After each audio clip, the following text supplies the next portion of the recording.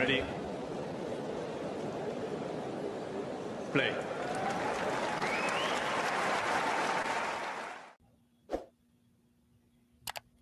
Cool. I'm really pleased to have with me right now Amy Lundy from the podcast or YouTube channel 3. That is right, isn't it, Amy? Yes. 3, a tennis show. Yes. Yeah, 3, a tennis show. And of course, it was kind of born out of this magical number that we've been having in men's tennis over the last decade or two regarding 3 titans of the sport. Of course, one is retired, one is sorely missed, let's say. But I think there's been a sort of evolution of the number 3. Am I right on that, Amy? That we've sort of, have we massaged it somehow to sort of fit some other way? I spoke to Gil about this a few months ago, and he said, well, there were 3 of us and a few other sort of possibilities with it, right? Definitely. And a lot of our fans have asked whether we should just call the show 1 now, as Novak has really ascended. We're going to keep doing the podcast just because I think the 3 of us have really good chemistry and we really enjoy working together. So we've got some format changes in the works, but we're not done with Novak's story or Nadal's story yet. And I'm still interested to see what Federer does with the rest of his life. And because of the arc of his career and his body of work, Roger still fits into the conversation. But the 3 of them, there really is a big drop off after that.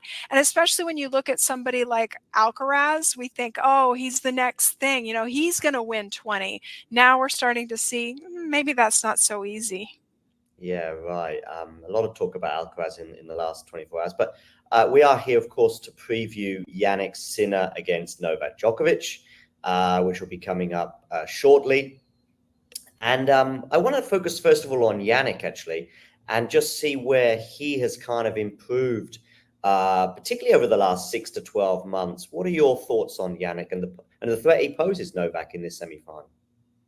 I did my homework for this question. I was looking at this very specific areas where he has improved.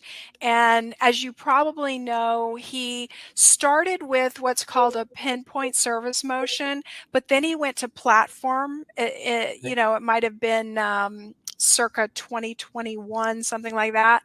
And this past year he went back, or last year he went back to the pinpoint. So that has really been effective for him because he's serving with higher percentages into the box. He's winning a higher percentage of first serve points won, but the big one is that he's really winning a higher percentage of second serve points won. Okay. And the gold standard is 50%. And in this tournament, he's well above 50%. Okay, that's good news. And I'm glad you mentioned this tournament, especially because, of course, we had a few tournaments at the beginning of the European winter, the indoor season, and Jannik was having a lot of success there too. As we built up towards the ATP Tour finals and then also into the Davis Cup. His opponent in this semi-final, and of course Jannik himself, came up against each other 3 times. Jannik winning a couple of them. Arguably the most significant of the 3, and certainly the biggest gap between the 2, though, did go the way of Novak. So even though that was a sort of 2-1 mini head-to-head, maybe Novak in his own way had the last laugh. What bearing do you think those 3 matches, though, will have on this occasion? It's really hard to say because one of them is at the very end of the year, the Davis Cup, and it's just sort of its own thing. Those matches were best of 3. Now we're talking Grand Slam, best of 5. This is coming at the very end of the tournament, unlike the victory that Jannik got at the beginning of the ATP Tour finals in the round robin portion. So, it's almost like it's not 2 different players, but it's really different conditions here. I think that there is a bit more confidence regarding outwardly, at least for me as an observer, regarding Jannik compared to, say, Novak. I do remember the build up to those ATP Tour finals, thinking for the first time in this sort of new rivalry, if you like, he's got a chance. You know, when I watch at the moment, in particular, players like Stefanos Tsitsipas, to a lesser extent, Daniel Medvedev and Alexander Zverev and a few others, Rublev in particular springs to mind. I go into these matches, particularly at Grand Slam, thinking, I don't see how this is going to be competitive over 5 sets. Taylor Fritz, to be fair, did bring it to some extent in the previous round.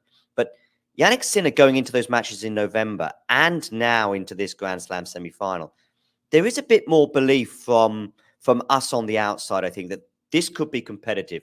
This is a 50-50, a 60-40, you know, and I've seen a few polls one way or the other suggesting that.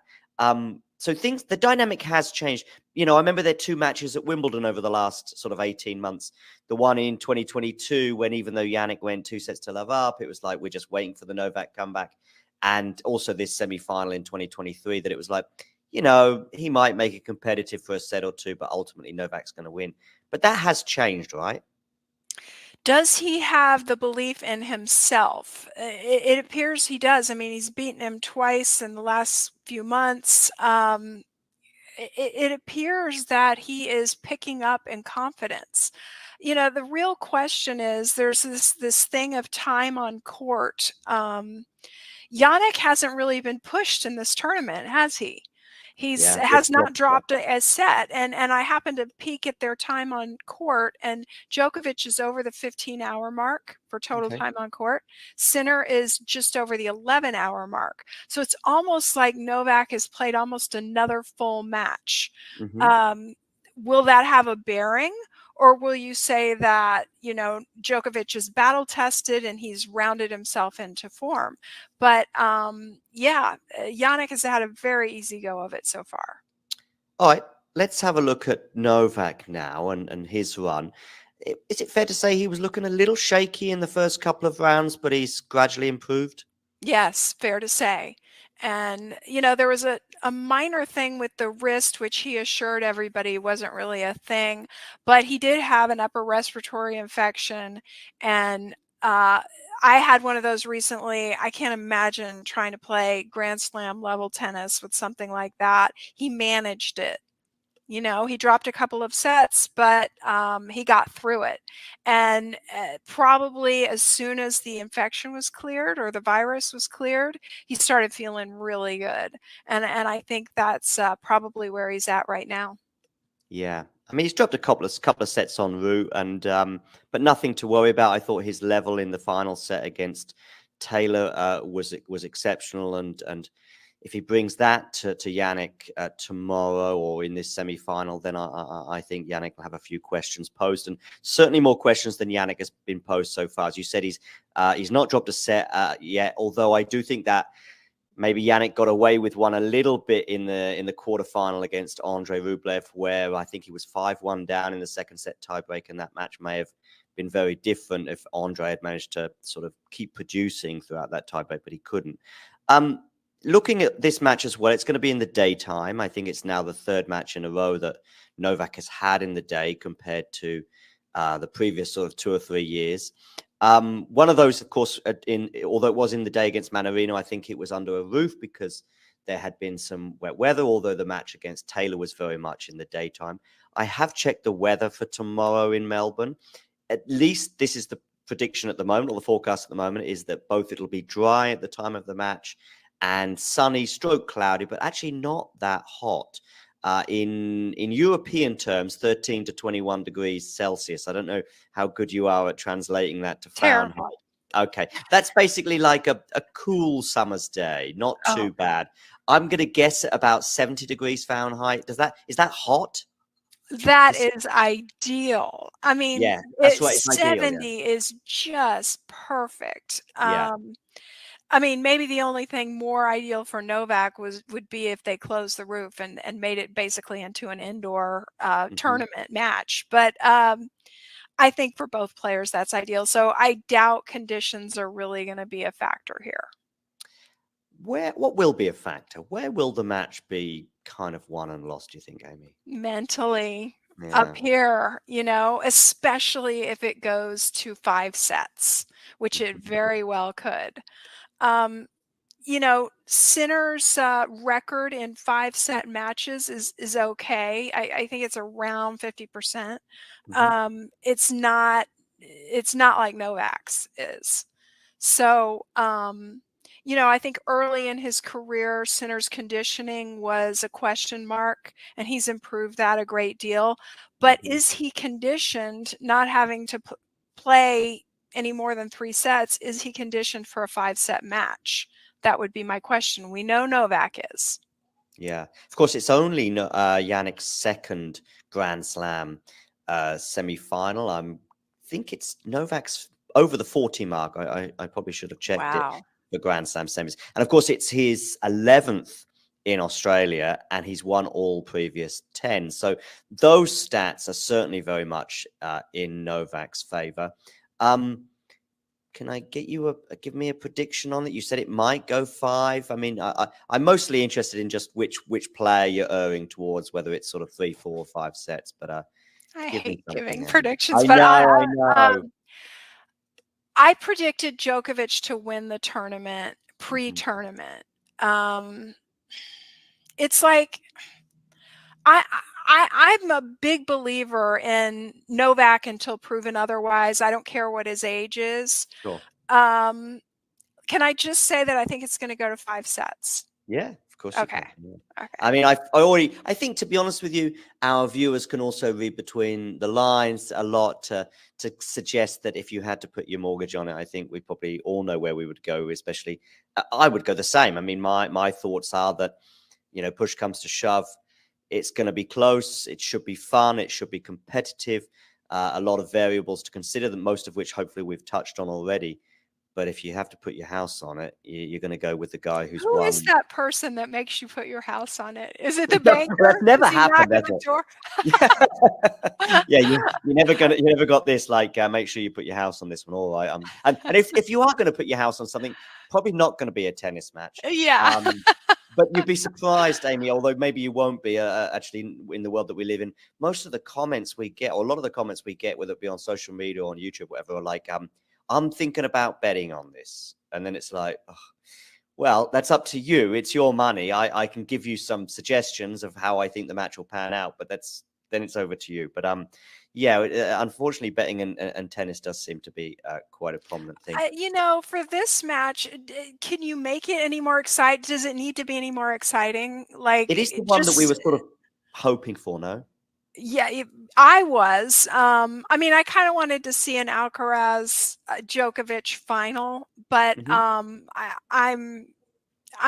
this feels like a final to me. I said that in my last podcast. It's just so funny that you said that about betting and stuff.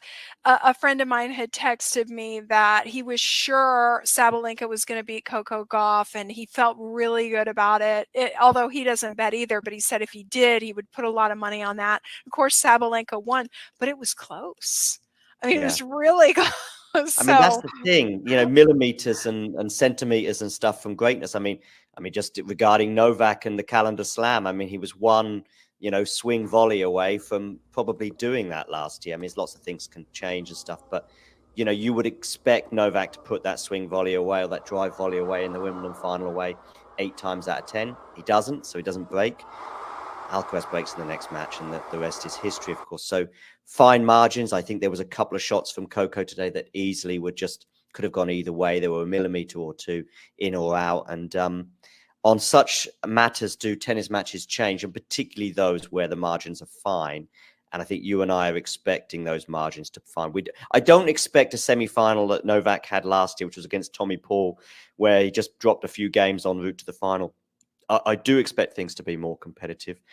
I think you're right about the final. This kind of feels a bit like the mini final. Arguably, the comparison with Coco and Arena is fair on that front too. Only thing is I think if Jannik wins, then maybe a bit more intrigue comes about the final, right? Yes, because he would be gunning for his first slam. Yeah, right. So, and it almost feels there's an air of inevitability to it. So it's like, when will this happen? Did you give your prediction? Did I'm you? going Novak. I mean, the house on Okay. it with Novak. Yeah. I mean, I Okay. predicted Novak at the beginning of the tournament, and I've not seen anything in the last 11, 12 days or so that's made me change my mind. There were those lingering wrist doubts that you touched upon at the beginning of the tournament, but they seem to have gone away. Novak has been pushed enough to make him battle ready, if you like, without spending an unbelievable amount of time on court. I think he's fine for 5 sets. There's all sorts of variables, such as within the match injury that cannot be discounted, of course, but they're just random and you can't predict or control them.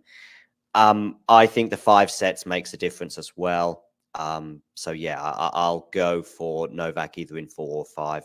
I think maybe we'll go to a 5th, and then to be honest with you, whatever the run of sets is, whether it's Novak with a 2 sets to love lead and then Jannik comes back, or all the variables, and then suddenly you're going into a 5th set between these two guys.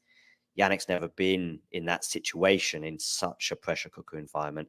Novak has been there more times than you and I've had hot dinners. So yeah, you've got to go Novak if you're pushing someone. But I would not be surprised if, in a few hours from now, we're looking at Jannik Sinner in his first final. And if he plays Medvedev in particular, I think that'll be an intriguing final because the head-to-head between those two has been very much in favor of Daniil, and now it's swung back the other way. And we're almost in a situation where Jannik would go into that final as a favorite. But that's for a couple of days from now.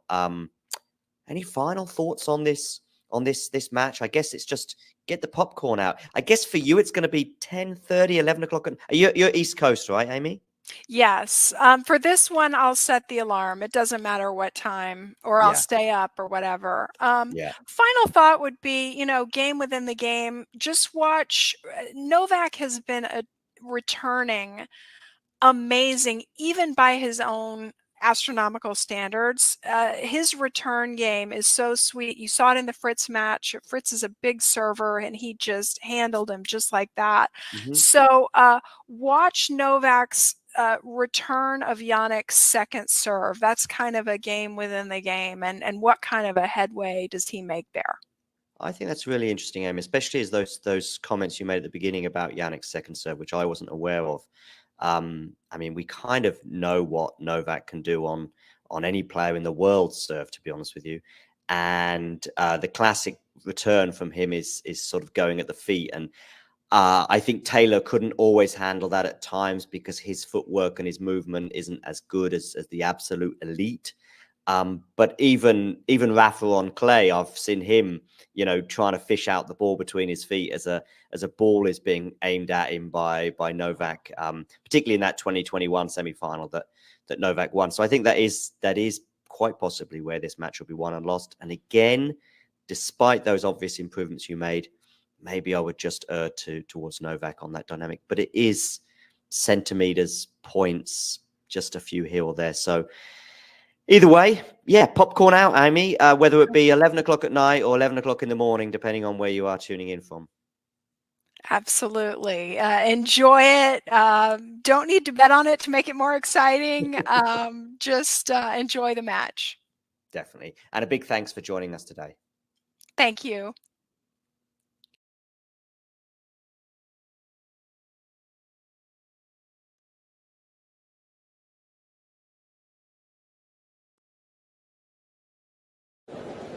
Ready? Play.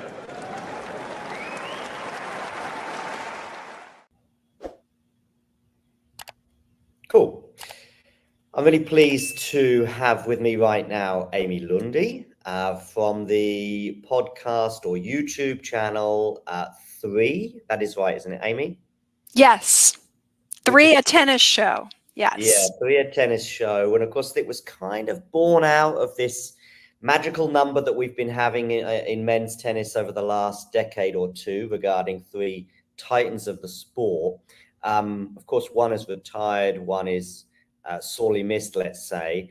But I think there's been a sort of evolution of the number 3. Am I right on that, Amy? That we've sort of, have we massaged it somehow to sort of fit some other way? I spoke to Gil about this a few months ago, and he said, well, there were 3 of us and a few other sort of possibilities with it, right? Definitely. And a lot of our fans have asked whether we should just call the show 1 now, as Novak has really ascended.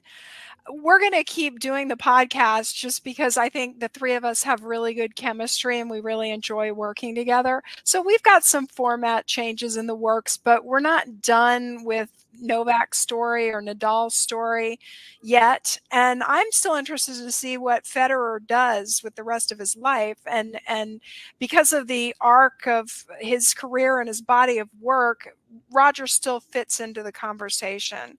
But the three of them, there really is a big drop off after that. And especially when you look at somebody like Alcaraz, we think, oh, he's the next thing. You know, he's going to win 20. Now we're starting to see maybe that's not so easy. Yeah, right. A lot of talk about Alcaraz in the last 24 hours. But we are here, of course, to preview Jannik Sinner against Novak Djokovic, which will be coming up shortly. And I want to focus, first of all, on Jannik, actually, and just see where he has kind of improved, particularly over the last 6 to 12 months. What are your thoughts on Jannik and the threat he poses Novak in this semi-final? I did my homework for this question. I was looking at this very specific areas where he has improved. And as you probably know, he started with what's called a pinpoint service motion, but then he went to platform. It might have been circa 2021, something like that. And this past year, he went back, or last year, he went back to the pinpoint. So that has really been effective for him because he's serving with higher percentages into the box. He's winning a higher percentage of first serve points won. But the big one is that he's really winning a higher percentage of second serve points won. Okay. And the gold standard is 50%. And in this tournament, he's well above 50%. Okay, that's good news. And I'm glad you mentioned this tournament, especially because, of course, we had a few tournaments at the beginning of the European winter, the indoor season, and Jannik was having a lot of success there too. As we built up towards the ATP Tour finals and then also into the Davis Cup. His opponent in this semi-final, and of course Jannik himself, came up against each other 3 times. Jannik winning a couple of them. Arguably the most significant of the 3, and certainly the biggest gap between the 2, though, did go the way of Novak. So even though that was a sort of 2-1 mini head-to-head, maybe Novak in his own way had the last laugh. What bearing do you think those 3 matches, though, will have on this occasion? It's really hard to say because one of them is at the very end of the year, the Davis Cup, and it's just sort of its own thing. Those matches were best of 3. Now we're talking Grand Slam, best of 5. This is coming at the very end of the tournament, unlike the victory that Jannik got at the beginning of the ATP Tour finals in the round robin portion. So, it's almost like it's not 2 different players, but it's really different conditions here. I think that there is a bit more confidence regarding outwardly, at least for me as an observer, regarding Jannik compared to, say, Novak. I do remember the build up to those ATP Tour finals, thinking for the first time in this sort of new rivalry, if you like, he's got a chance. You know, when I watch at the moment, in particular, players like Stefanos Tsitsipas, to a lesser extent, Daniel Medvedev and Alexander Zverev and a few others, Rublev in particular springs to mind. I go into these matches, particularly at Grand Slam, thinking, I don't see how this is going to be competitive over 5 sets. Taylor Fritz, to be fair, did bring it to some extent in the previous round. But Jannik Sinner going into those matches in November and now into this Grand Slam semi-final, there is a bit more belief from us on the outside, I think, that this could be competitive. This is a 50-50, a 60-40, and I've seen a few polls one way or the other suggesting that. So the dynamic has changed. I remember there are 2 matches at Wimbledon over the last sort of 18 months. The one in 2022, when even though Jannik went 2 sets to love up, it was like we're just waiting for the Novak comeback. And also this semi-final in 2023, that it was like, he might make it competitive for a set or 2, but ultimately Novak's going to win. But that has changed, right? Does he have the belief in himself? It appears he does. I mean, he's beaten him twice in the last few months. It appears that he is picking up in confidence. You know, the real question is there's this thing of time on court. Jannik hasn't really been pushed in this tournament, has he? He's Yeah, has just not dropped dropped a set, and I happened to peek at their time on court, and Djokovic is over the 15-hour mark for total Okay. time on court. Sinner is just over the 11-hour mark. So it's almost like Novak has played almost another full match. Hmm. Um, will that have a bearing? Or will you say that, you know, Djokovic is battle tested and he's rounded himself into form? But yeah, Jannik has had a very easy go of it so far. All right, let's have a look at Novak now and his run. Is it fair to say he was looking a little shaky in the first couple of rounds, but he's gradually improved? Yes, fair to say.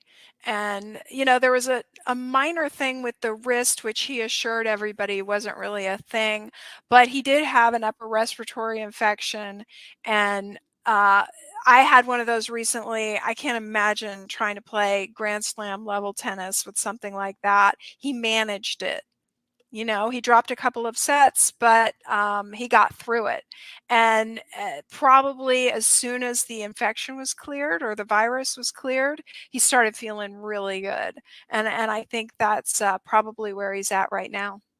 Yeah, I mean he's dropped a couple of sets en route, and but nothing to worry about. I thought his level in the final set against Taylor was exceptional, and if he brings that to Jannik tomorrow or in this semi-final, then I think Jannik will have a few questions posed, and certainly more questions than Jannik has been posed so far. As you said, he's not dropped a set yet, although I do think that maybe Jannik got away with one a little bit in the quarterfinal against Andre Rublev, where I think he was 5-1 down in the second set tiebreak, and that match may have been very different if Andre had managed to sort of keep producing throughout that tiebreak, but he couldn't.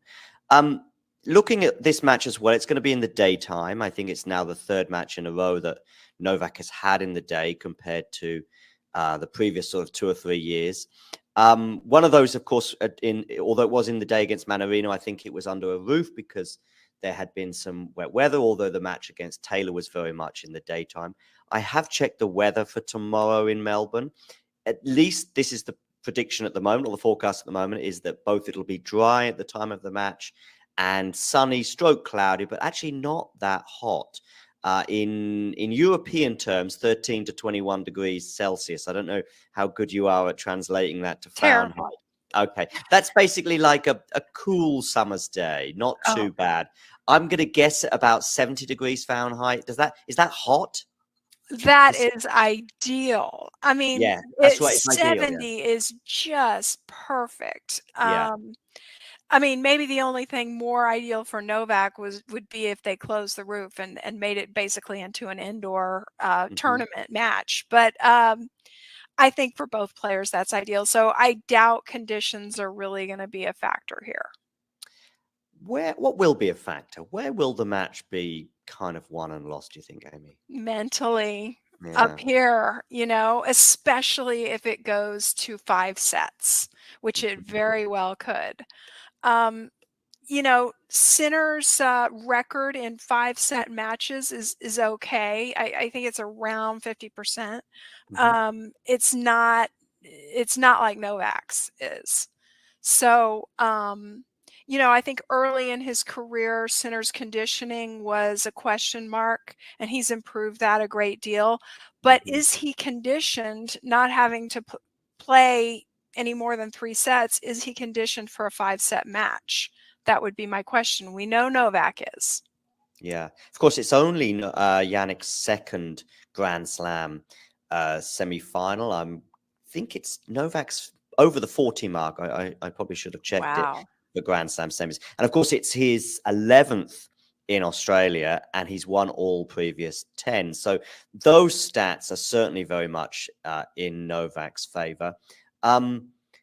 Can I get you give me a prediction on it? You said it might go 5. I mean, I'm mostly interested in just which player you're erring towards, whether it's sort of 3, 4, or 5 sets. But I give me hate something. giving Amy. predictions, I but know, I know. I predicted Djokovic to win the tournament Mhm. pre-tournament.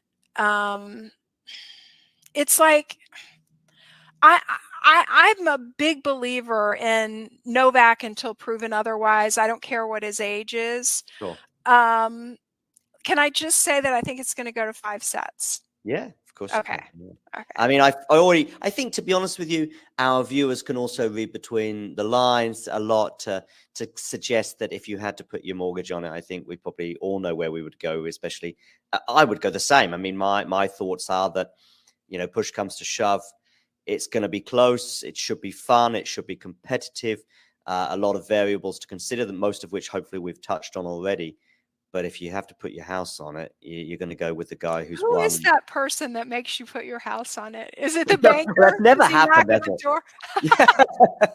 Yeah, yeah. You never got this. Like, make sure you put your house on this one. All right.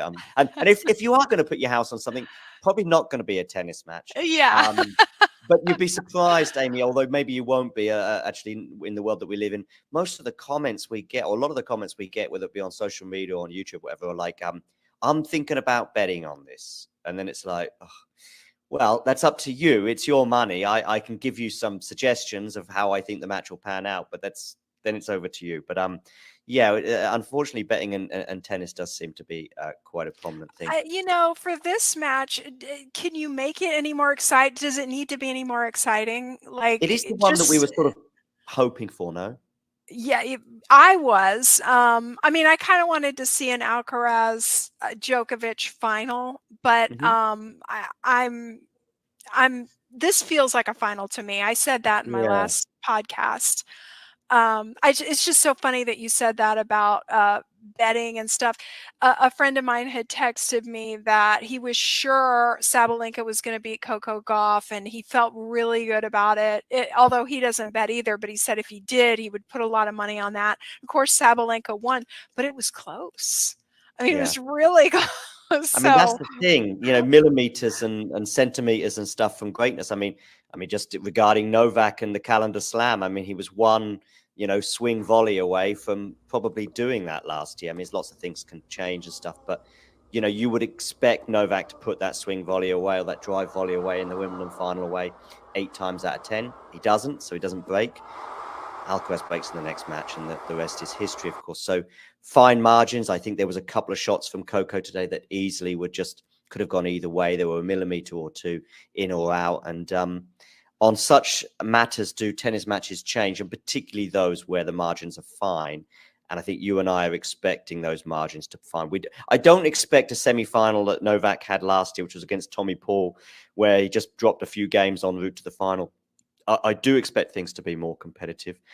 I think you're right about the final. This kind of feels a bit like the mini final. Arguably, the comparison with Coco and Arena is fair on that front too. Only thing is I think if Jannik wins, then maybe a bit more intrigue comes about the final, right? yes, because he would be gunning for his first slam. Yeah, right. So, and it almost feels there's an air of inevitability to it. So it's like, when will this happen? Yeah. Did you give your prediction?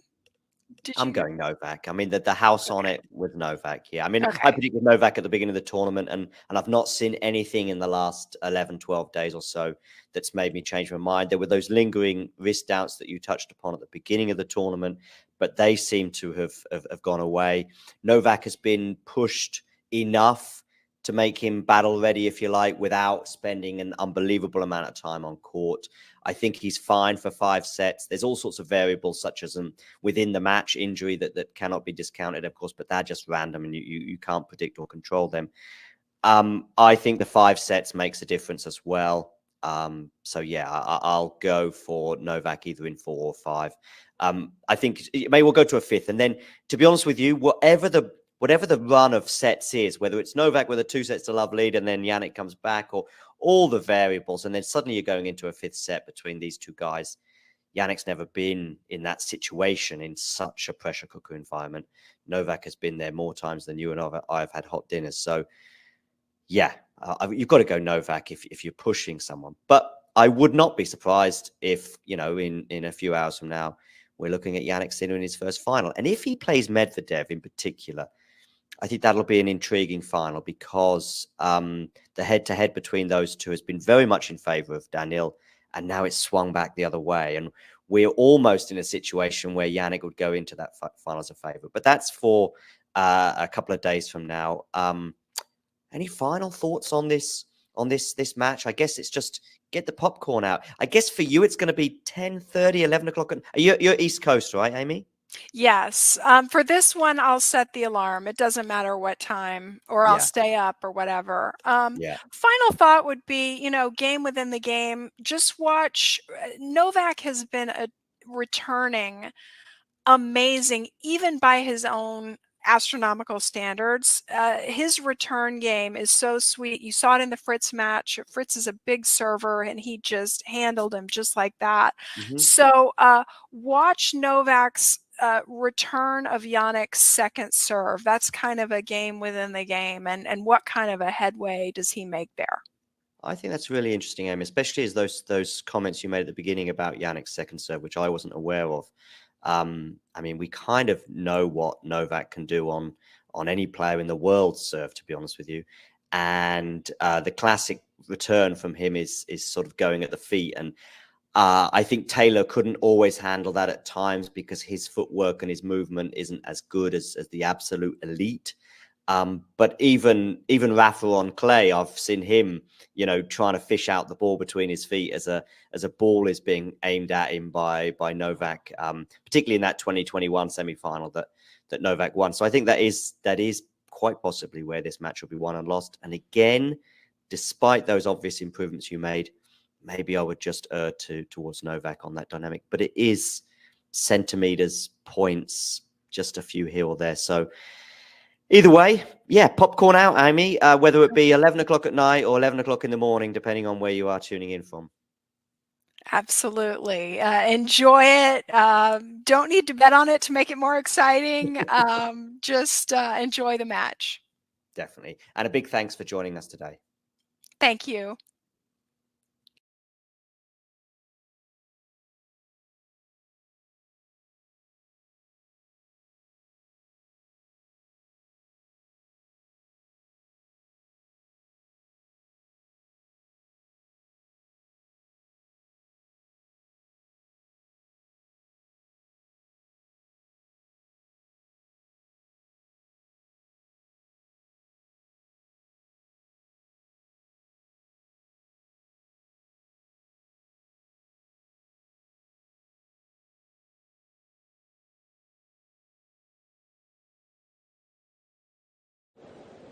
Ready? Play.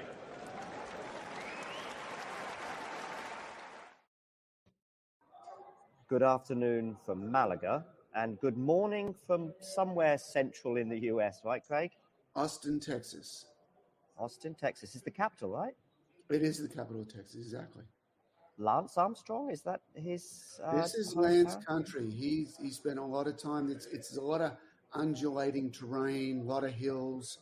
Great for biking. Biking is everywhere here. Are you a biker? My wife is. No, I was out on my bike this morning on my mountain bike, running my dogs on the trail behind my house. So that's about the extent of my biking. Craig, you're certainly an early riser, and I noticed it from your picks at Wimbledon this year as you were enjoying the early opportunities to taste and savor centre court. But we're not here to talk about Wimbledon. That's for the European summer. We're in the midst of European winter, although fortunately here in Malaga it's still pretty sunny. So let's get to Turin. You were there, right? Yes, I was. Yeah, for the almost the entire time. I came back Saturday and then did a report for the ATP on Sunday here from Austin. Got it. Okay. Let's begin with the final. I think we have to. The first question I have for you regarding the final is sort of where was it won and lost, especially thinking about the round robin stage and some of the differences between those two matches? Yeah, I was courtside, front row, right on the baseline for the round robin match between Novak and Jannik. And when Novak gets a little passive, when he's not quite, dictating out there on the court. He hits too many backhands. That's the MO. He always has. When I worked with him 2017 to 2019, I was always cognizant of the backhand to forehand ratio. When he's humming, he's looking for that runaround forehand. The runaround forehand has three benefits. It's upgrade, double, and freeze. The upgrade is I'm putting the forehand and the backhand as the sword and the shield. So when the ball is hit to his backhand, instead of him using his shield, he puts the shield down and picks the sword up. From the back of the court, it's about 75% winners from the forehand side. So certainly when he hits the runaround forehand, which accounts for the majority, the runaround forehand for Novak in the ad court has more forehand winners than forehands in the deuce court. So it's a big deal. It's a big deal to hit the runaround forehand. Secondly, you can double the target area. You can go inside in, inside out, much easier than with the backhand. The backhand sometimes is even inside out going down the line. And lastly is that you freeze the opponent so that when you do the runaround forehand, they can't tell from your positioning where it's going. So upgrade double freeze really makes the runaround forehand very, very potent.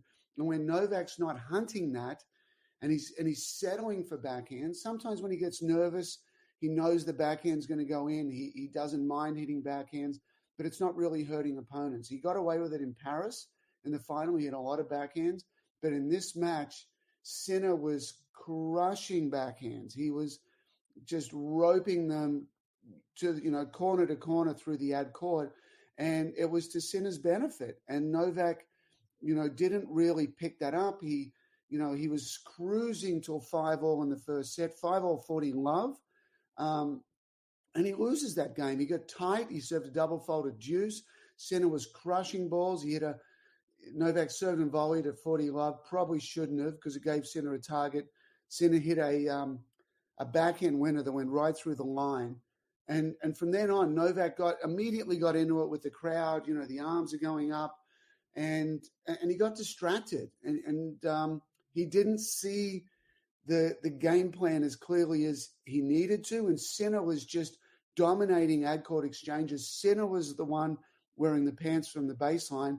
And because Novak was distracted, he didn't pick up on all of this. So for the rest of the match, he was, even though it's 7-6 in the third, it was one of those matches where it was just a matter of time. Jannik was always had the better strategy. Novak was having to dip into higher risk patterns at play. And, Jannik won. But in the final, he adjusted. I don't know whether he read my analysis. It kind of looks like the carbon copy of what he should do if he had read it. But he came out firing. He came out looking for forehands. He came out dictating with his forehands. He said he changed strategy. So we're going to assume he did. And why wouldn't you? Why wouldn't you make that adjustment? So he played much better and much more strategically in his favor in the final.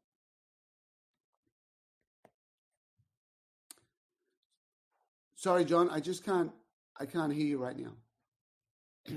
I put myself on mute, Craig, and forgot to take it off. Yeah, well, that happens to the best of us. Maybe that happened to Novak in his first encounter, and it didn't happen to him in the final with Sinner. What I was really interested in, it's great that we've got you on right now, because actually strategy was something that was mentioned quite a bit by both players in a way.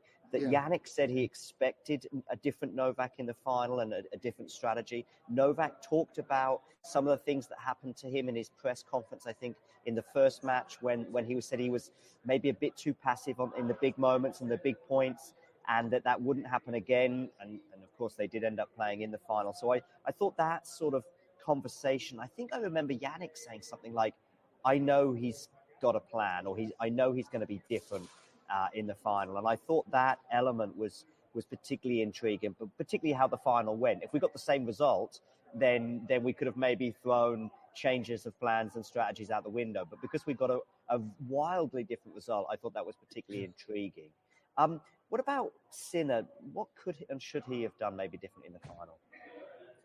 Yeah, and just before I answer that, going back to what you said, there's the other layer of that is it's a monumental achievement to beat Novak at any stage, especially in a year like this where he's dominating so much. I think he only lost 6 matches for the entire year. But to beat him once, congratulations. That's awesome. To beat him twice in a row, almost impossible. Almost impossible. So the fact that Jannik had won the first encounter, I think just in general, from a belief standpoint, from now Novak's got a lot more motivation. He's got revenge on his side. He's got the final. He's got his legacy. He's got, adding to his career. I think he's up to 98 or 99 tournament victories now. To beat Novak twice in a row is literally almost impossible. So Jannik had that against him. Jannik tapped out early and panicked too early in the point in the final. And I would give Novak a lot of credit for that, because Novak came out pummeling forehands. His average forehand speed was much higher than Jannik's. I don't remember exactly, but it was significantly higher. And so now Jannik's playing a little bit more off the back foot. Jannik's forehand historically is the side that can get loose. His backswing is quick. His backswing is quite big. He goes after it. He doesn't have a great defensive forehand. When he gets pushed into that corner, position A, out wide in the juice court, that's historically where he starts spraying forehands. He is improving in that area. It did get better, but he wasn't tested in that area in the round robin stage, because there was just so many backhand exchanges. But in the final, Novak made sure that he brought extra speed to that corner and extra pressure to that corner. And early on, I wrote about, I think, Novak hit, his first 11 forehands. I think he extracted 4, 5, maybe even 6 errors from Jannik's side of the court. And right from the start, Novak going up 3-1, it just had a completely different feel than the semifinal. And you just tell on Jannik's face, he wears, even though he's by far the strongest mentally / emotionally of the entire group, out of the 8 players, he doesn't get as upset. He doesn't get as mad. He doesn't get as frustrated. He doesn't slam his knee 8 times in a row like Rublev's doing out there. He does. He keeps the toys in the pram and goes about his business. But you can just tell on his face early on is like, this is a different deal. This is going to be much tougher. And Novak was coming at him, and that's why he couldn't dictate nearly as much as he did in the round robin, because it was much more of a forehand dominated match rather than backhand. Do you think with Jannik in that final that there was any difference as well in terms of expectation, in terms of the pressure that would obviously building throughout the week with every match that he was winning so incredibly? I think his backhand was on fire in the semi-final against Medvedev, but also Italy was getting a bit of tennis fever, I think, and the Carotto boys and the emotion within the stadium. And do you think that may have played any particular role, particularly as Jannik took a set and a half to settle to some extent? I mean, maybe we're taking away a bit from Novak in terms of his incredible performance, but just looking at Sinner, was he, pulling the trigger too quickly is something you touched on, panicking a bit too early in rallies? Was that a mental thing, do you think, at all? Yeah, we didn't see this problem up until the final. So it was a Davis Cup style crowd in there. The Italians have finally got someone that they can get behind. Certainly there was Berrettini for a while, but not at the ATP finals. He played a set and rolled his ankle, and Matteo's been missing at this event. So to have Jannik there, the Italians just went 8 droppings. It was unbelievable, the amount of energy in that stadium, and that's a good thing. That's a great thing for our sport. And it didn't bother Novak until he got down, until he was behind.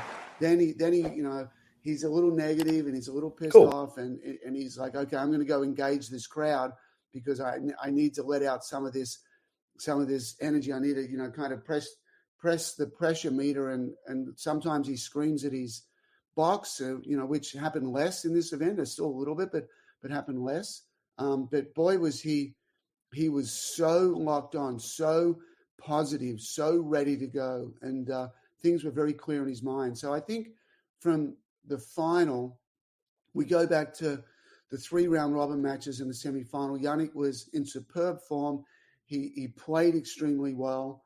And we just didn't see him kind of shocked and bullied around the court like we did in the final. So I don't think it was the crowd, because, Jannik had that for 4 matches.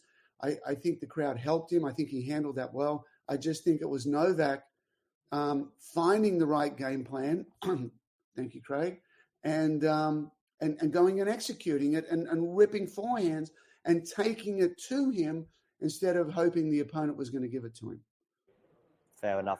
Let's have a quick look at 1 or 2 other players that did take part, at least, albeit that they got taken apart, or on one of these occasions got taken apart by Novak, and that's Carlos. Where does Carlos need to improve in these conditions, in particular, indoors in Turin, to take the next step? Yeah, I watched his first match, and he looked very, I say very average. For the number 2 player in the world, for how amazing he is, he set the bar so high, and the problem for Carlos wasn't this event; it was the lead up to this event. It was fractured. There was problems with injury. There was problems with plantar fasciitis. I just had it for a year in my right foot. I couldn't shake it for a year. Yeah, it's a horrible thing because it hurts like crazy. It hurts your movement. He also had a lower back problem. So at least, we know of those 2 things. There's probably 2 or 3 other niggles that he had. So his preparation wasn't good. And I would put down his not making the final. I mean, he's still, even though after that first loss, he still made it out, but he's just not quite there at the moment. The forehand's spraying too much. The forehand's too big. He needs, because he's off a little bit, he needs to defend a little bit more, and stay in the point and get his reps and make the opponent change direction under duress rather than him changing direction. So, I think Carlos did about as good as he possibly could with the lead-in that was just not ideal for him. What about Daniil Medvedev? Where does he go from here? I mean, actually, this time a year ago, the future and the immediate future looked pretty bleak for Daniil.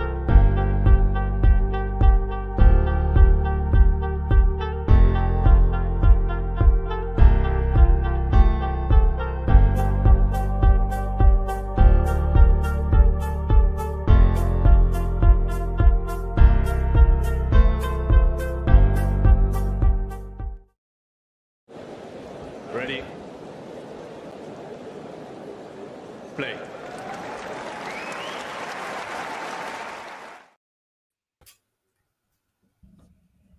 Hello. Yo, So the match has started. John, you are on mute if you're speaking. Yes, I realise that now. How are you doing, Vanch? All right? Yep, doing good. Really excited about this match. Cool. Yes, sorry for the delay, everyone. I didn't even know the match had started.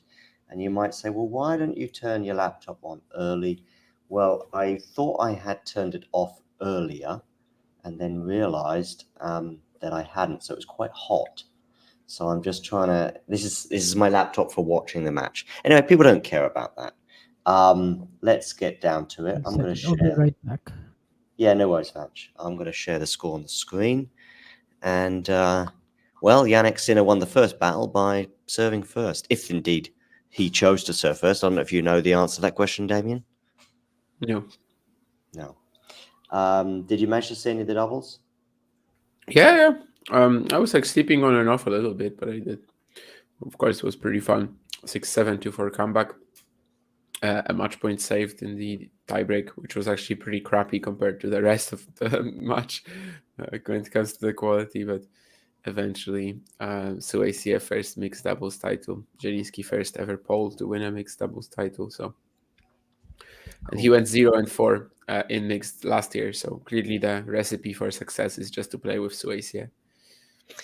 The subscriber count, by the way, Damien, that you were sort of touching upon earlier, and it was like, oh, we're like one away from 5,400, which is a nice number. Shall we stay live until we get there? It was about 6 hours before we went past it. I mean, if you had stayed live, I'm sure it would have been less, but it just made me chuckle. And then it went up 20 in the last couple of hours, basically. But yeah, it was there. I remember seeing it still at the exact same number that it was. But now we are Well, at 5,424, and in fact, yeah, we've just because gained it went. one in the past second or so. Oh, we just went up another one. We actually Yeah. went down one and then back up one a little while ago. But that's good to know. We got the next one. Anyway, listen. I don't know if you know who won the toss out of Sinner and Djokovic to serve first, Vanch. I'm just guessing that Sinner chose to first serve. I don't know. I didn't catch the warm up. Don't worry, me neither. Yeah, me neither. Good job, everyone's here First for serves. some special. Ghosty already making me laugh with the decibel comment. Vansh indeed has that tone when he's speaking about something he's excited about, and he doesn't sound like he's excited. He's excited at all. Seriously, I give it away, don't I? Yeah. Dominic, And, good to see you here. Go on, Damien. Oh yeah. I just wanted to say I have the same tone probably a lot of the time. Yeah, Dominic, predictions. Honestly, I don't know. I just don't feel like a Sinner is going to win. The No. more I sort of approach the match, No. Djokovic is a monster here, 20-0 in the Australian Open semis and finals. Every one of them was at night. But I don't think it's a big deal. And the Novak fans on Twitter who are freaking out about it should probably just take a chill pill because, well, there are actual things that the tournament and tennis gains from that, and that's giving women's semifinals the spotlight. And also making the rest for the finalists the same ahead of Sunday.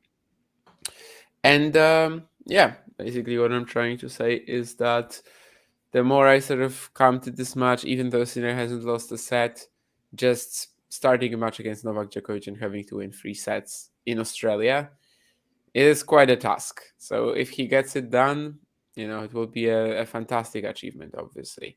It's just definitely not something that I can legit say that I expect from him. Sean, coming to your point here, I think in the last 4 months from October to now, it does feel a bit different until the last 48 hours. Funnily enough, I would say that building up to this match and that build up in a way has been over the last 4 months with those 3 encounters in November and even the form that Jannik showed before that. Did make me think that when they play in a Grand Slam, it's going to be different. And seeing the draw, it was like Sinner should get to the semis and obviously Djokovic too. And everything Sinner has done really has been impressive. However, I don't know. I just started to feel more doubtful as I watched that Rublev match unfold, which was maybe the closest 3-set match in the tournament. I mean, I haven't seen every single one, but it was super close. And really, each of the 3 sets could have gone the way of the Russian. And yeah, I mean, Jannik is making a decent start of this, that's for sure. But he could be up a set and a break, Sinner. When does it change, Vanch, that you sort of go, I think, because I'm presuming your prediction, Vanch, is a Djokovic win. Yeah, I have Djokovic in 5. Yeah. Because I think so. When does that pendulum change, Vanch? It's difficult, I know, because it depends on how the match goes. But if we just look at the black and white thing, if Sinner is up a set and a break, do you change your mind? Not really, no. But 2 sets, maybe. That's sort of the...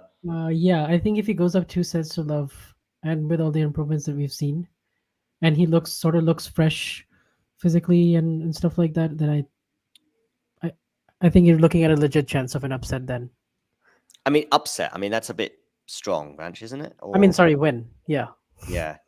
I mean, but it's still an upset, like because Djokovic losing in Australia is going to be an upset no matter what. He's 20 when he gets to this stage. An upset is an upset even if someone is favored by 1%. Right. Yeah, I guess. I mean, and I don't think Djokovic is only favored by 1% as well. No, I think it's 60-40. Does that sound about right? Yeah, okay. I guess so. Yeah, guess so. There's been lots of polls. Hopefully it's a 60-40 because there's also that universe where Djokovic wins it pretty easily and we are going to be disappointed with the match. There's probably not a universe where Sinner wins this easily, although if he does, maybe we won't be as disappointed because then it's a story. But does Three- the fact that this is like during the day and it's not hot, it's like maybe 70 to 72, 73 degrees Fahrenheit, but there is a little bit of wind. Does that maybe kind of play into it, like help Sinner a little bit? Just 1 second, Vanch. Damien, I think something might be happening. There's a break point, if that's what you're talking about. Exactly. I mean, yeah, it's a 5-set match. It's the second game. I mean, yeah, I know, but I mean, if we can't get excited at this moment, because it might be the only moment we get excited.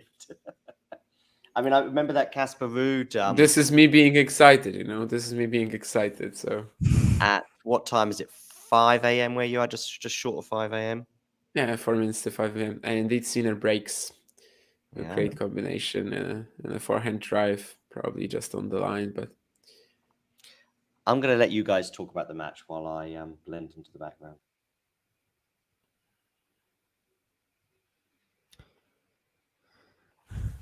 I guess also when I was thinking about this match is normally, Uh-huh. there's something that Djokovic has a clear edge against when he plays other players, right? Like if he's playing against Rublev, he's playing against Tsitsipas, there's weaknesses that he can exploit, even though they're Yes. in the top 8.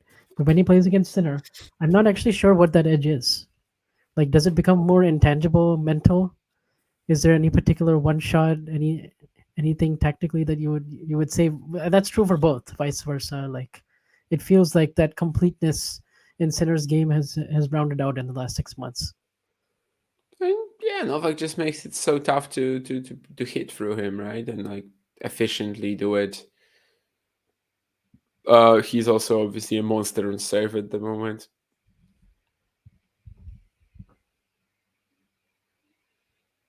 He's Novak, That's why he wins these matches, I guess. I guess the question for makes- me is like if it is 5-all in the 5th set or something, or if it is a 4th set tiebreak and Sinner has that put away volley and forehand, does he have that clutch gene to not falter in that moment? Depends on the type of the put away, I guess. No, okay. I mean, that's just an example. It could be an overhead, Yeah. could be a put away, it could be a forehand. Yeah, no. I mean, any shot like that, but there are put aways you cannot miss even if you're nervy, and there are put aways you can definitely miss whenever. This is a good start, though. He's also become a lot more comfortable moving forward, of course, and Yeah. the serving has improved a lot ever since he moved back to the pinpoint stance, because he went, in 2021 he went from pinpoint to platform and then went back to pinpoint in the summer last year. I think it was after the loss to Altmaier actually that we saw that change. Seems to have been more effective.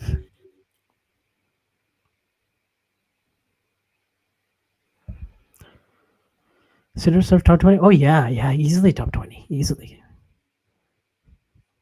a top 20 serve. Easily a top 10 serve. Top 10 serve, really? I mean, now, yeah. I wouldn't have said that earlier, but if you're saying that like his serve, let's say, is deserving of a top of that sort of good quality for a top 10 player, yes. Yeah. But I think we'd find better servers still. But it's like maybe on the verge. Yeah. Anyway. Yeah, but like top 10. I don't really have the energy to argue about it, I guess. I don't also like actively care, because if you put it 12 or 8, I don't think it makes a big deal of difference. So I'm just gonna say sure. Yeah, I mean, it also depends on how you look at it. I mean, if you want to isolate just the serve, which I guess what we're talking about is just the serve, right? Just isolate that one shot, forget about that. Yeah, I think it's in the conversation for top 10. Of course, I did definitely want to isolate just the serve. Yeah, 3 games still have up now. Sinner, this is a pretty hot start, while Djokovic has definitely not like zoned into his game yet. And there's just been a few sloppy errors, and not much really that he's done to hurt Jannik so far.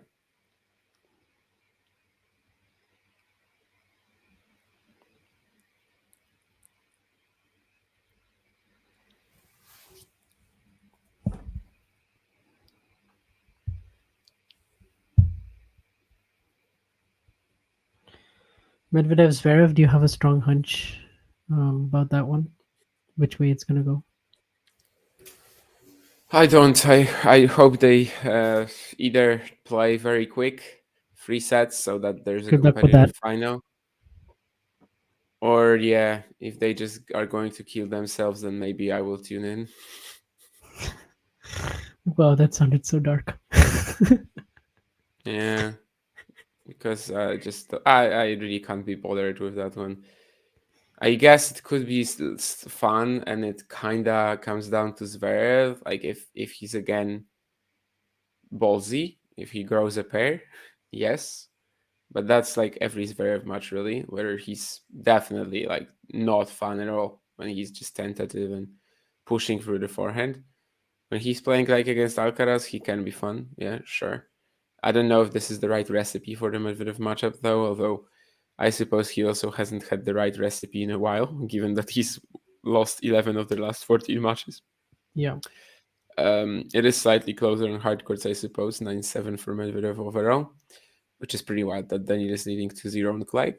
But yeah, what I'm trying to say, I guess, after all, is that this is kind of a well, I do have this like suspicion that this is a bit of a run for Zverev, where numbers, stats, they don't matter. I mean, he's been like so tough to just put away recently as well at the United Cup and here. So I wouldn't be surprised at all if he actually pulls it off here.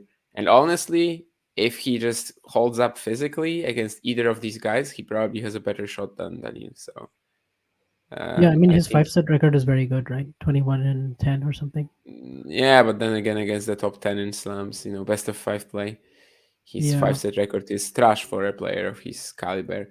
But True. of course, he did improve it with the Alcaraz win, which right now it makes it like slightly better. It's like 3-14 or something, or 3-13. And yeah, I just basically think that if Zverev is going to hold up until the final in good physical shape, he's got a better shot of making the final a match than Djokovic or Sinner. Than Medvedev against Djokovic or Sinner, of course, is what I'm trying to say. Okay. Well, also like the matchup, it couldn't be more different than it would be against Carlos, because Medvedev is going to take a really deep return, but he's going to get a lot more returns back in play. He's probably going to miss less from the baseline. He's not going to give Zverev much pace, which Alcaraz really fed into that. Really fed Zverev in a way that was not tactically smart a lot of moments, because Zverev was just able to be a bit more bold and also just redirect a lot of those shots that Alcaraz was throwing at him. But I think Zverev might have a Lots of harder that time. coming at the backhand as well. Yeah. Yeah, backhand to backhand, Zverev just like had this huge edge the whole time. Whereas Medvedev is going to be a bit more unpredictable, because he kind of holds it a little longer, and then like he might take it down the line when Zverev is least expecting it. And actually, even forehand cross to forehand to forehand, Medvedev has sometimes been the more bold player in that cross court as well. So, but if Zverev just like lets go and he's like, I'm just going to go after this forehand and I'm going to accelerate and not baby it, then he has been coming forward well and he has been finishing well, but Medvedev also has those passing shots that dip really low. So I don't know. To me, it's like just a poor man's version of Djokovic Murray. You know what I mean? Like it's not so much. Djokovic Murray is also not a matchup I ever enjoyed. So there you go. Yeah. Makes sense. Oh, but Djokovic is pressing here a little bit. Just missed that forehand inside out. Fairly routine.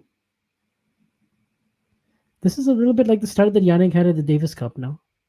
Won the first set 6-2, of course.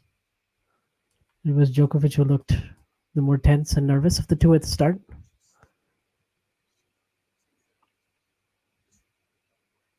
I thought you were going to say this is a bit like the Wimbledon final. No.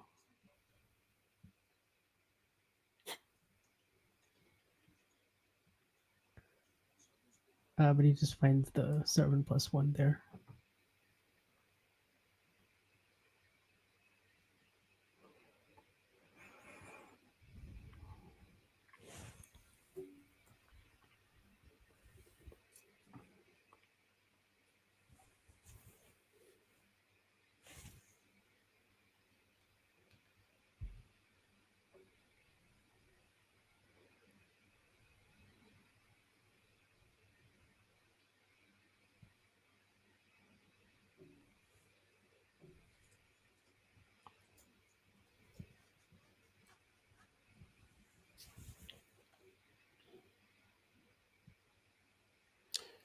Yeah, I mean, like Novak has definitely like barely gotten into the match, so it would be good for Sinner to run away with the set, since you basically have to use that to your advantage. But it will be hard if he's hitting drop volleys like these. Yeah, that's a couple of really good points. Djokovic.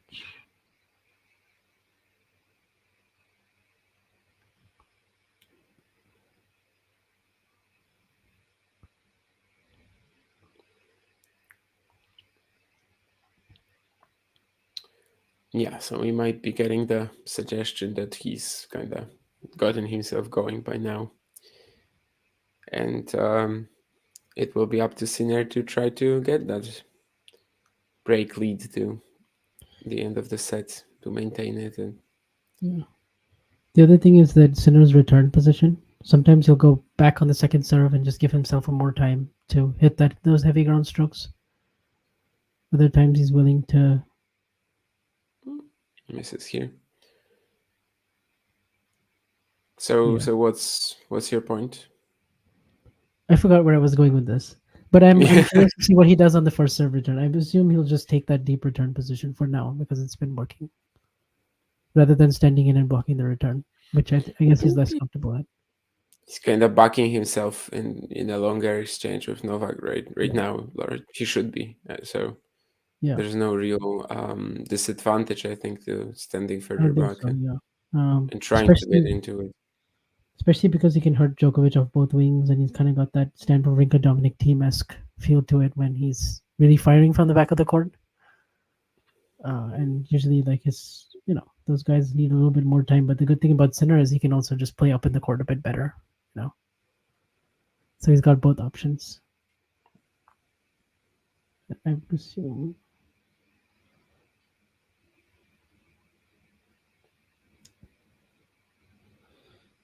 Who's also the forehand drop shot has gotten so much better. Yeah, doubt there will be much space to use it though today. Yeah, he won't be as reliant on it as, let's say, Taylor Fritz was.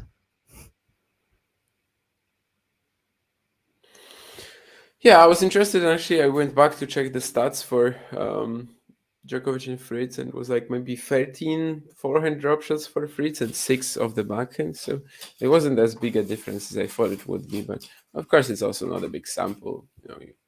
During the match, you basically hit if you hit 10 drop shots during the match, that's already pretty high. So. Yeah, they weren't always successful, but I was glad he tried it.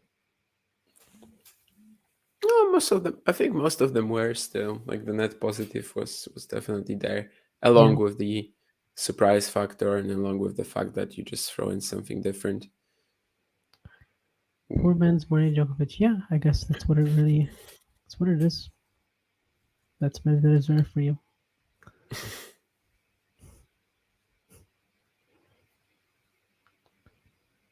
Just not as good,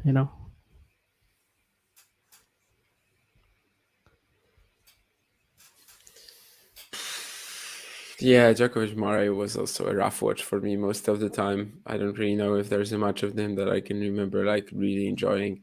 Maybe the clay swing in 2016 when we had the clay ray peak version. That was some of their best matches. I think the French Open. The French sucked. Yeah, but like Madrid, Rome, that was some of their most enjoyable matches to me. For me, it's sort of that 2012 U.S. Open to 2013 Wimbledon stretch. Yeah, but the finals were like the U.S. Open was, of course, pretty dramatic, but the wind was huge and the quality was poor. And Wimbledon 2013 was awful. Like, Sure, yeah, but Novak it's more just the story, right, of Andy winning it for the first time, and I mean, yeah, but Novak had a total no-show until the third set. When then of there's course that you had one to. I game. always just remember it for the last game, because even if the rest of the match didn't deliver, Yeah. well, the last game did, right? So. There's one game, literally. So But then we also had the like match itself was very disappointing. you had the Shanghai match where Djokovic saved those 5 Yeah, match yeah, points. yeah. I thought that was a good one, and then you had some other like their World Tour Finals round robin. You had some good sort of. Oh, maybe the moments in World that Tour stretch. Finals actually. The World Tour Finals final as well is the one that I enjoyed. That was a big story, of course. Playing for number one in the last Yeah. match of the season. Oh, there we go. Sinner went to the forehand drop shot there, but missed it in the net. But yeah, right idea. Just Yeah, would have won the point if it goes over. Yeah. Yeah. I don't mind it 30 love, but you can also just always ask yourself if in these conditions, if you hit from this position, if you hit one more forehand, aren't you winning the point as well? You probably are. Probably.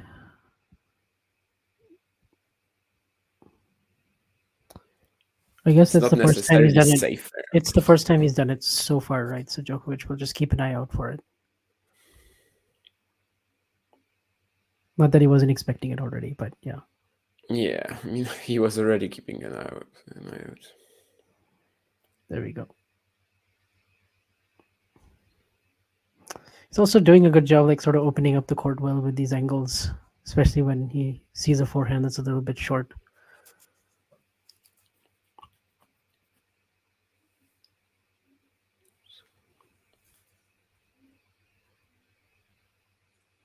Also getting a little bit more shape on it, the forehand.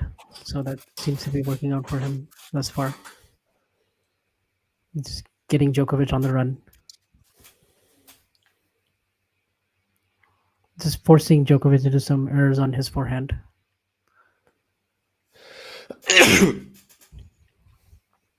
See if that ever hits him back and like That was well. Ghosty. What Ghosty just said in the comments. That was me during the Miami final against Medvedev, where he just had no success on the drop shot, like 0 for 9 or something crazy like that.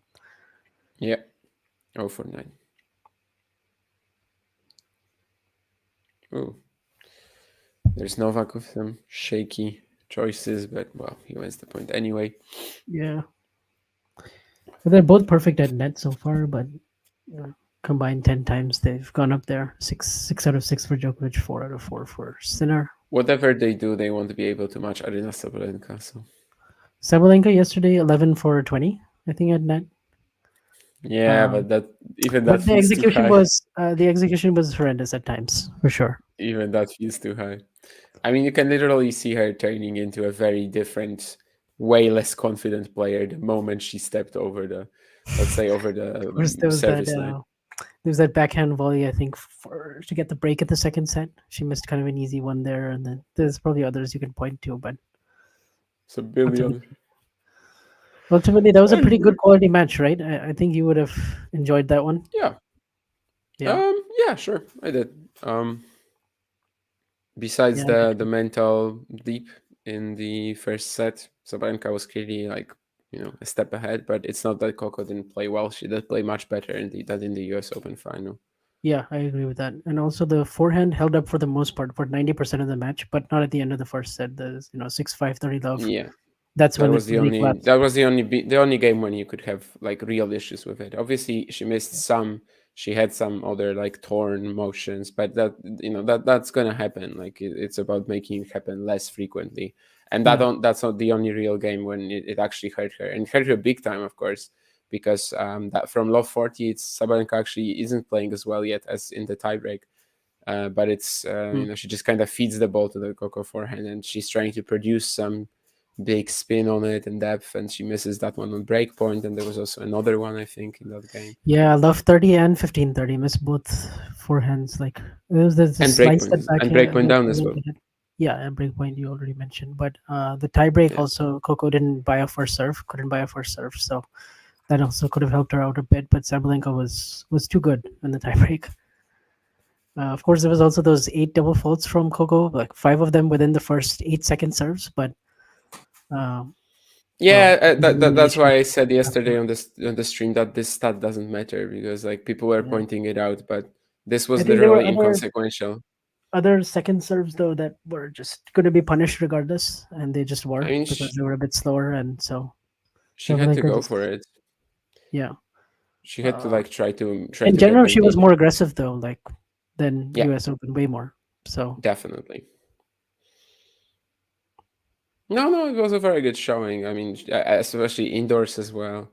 yeah, It indoors. The just moment I wasn't heard it easy. was indoors, I'm like, "There's no way Coco is winning this now," because I mean, See, Sabalenka's not that much before I better. heard it was indoors, I was already saying that there's no way she's winning. But well, she did Well, sort of I just think I prove gave that her she is more able of a shot than you did, to but pile up the pressure. yeah. She Well, she did actually, I had show her that in the she's able final. to pile up the pressure on Sabalenka in some way, at least. But yeah, this was always like Arenas to win or to lose, and Yeah. after she managed to combat the demons of the previous semifinals, previous finals of the Grand Slam stage. Yeah, but And then Djokovic still with some, Yeah. Djokovic still with some sloppy +1 errors here, love 30 down. 11 and 4 Might, stairs so far for Novak, by the way. 3 for Sinner. yeah, might just lose this set 1-6. We'll see, but yeah. Mm. Then he'll need to be, from the get-go, just very much more focused in the second set if he indeed goes down here. Usual tactic to draw. Yeah, I mean, I've heard some people say that he just likes to go down a set for fun, but obviously that's not true. Yeah.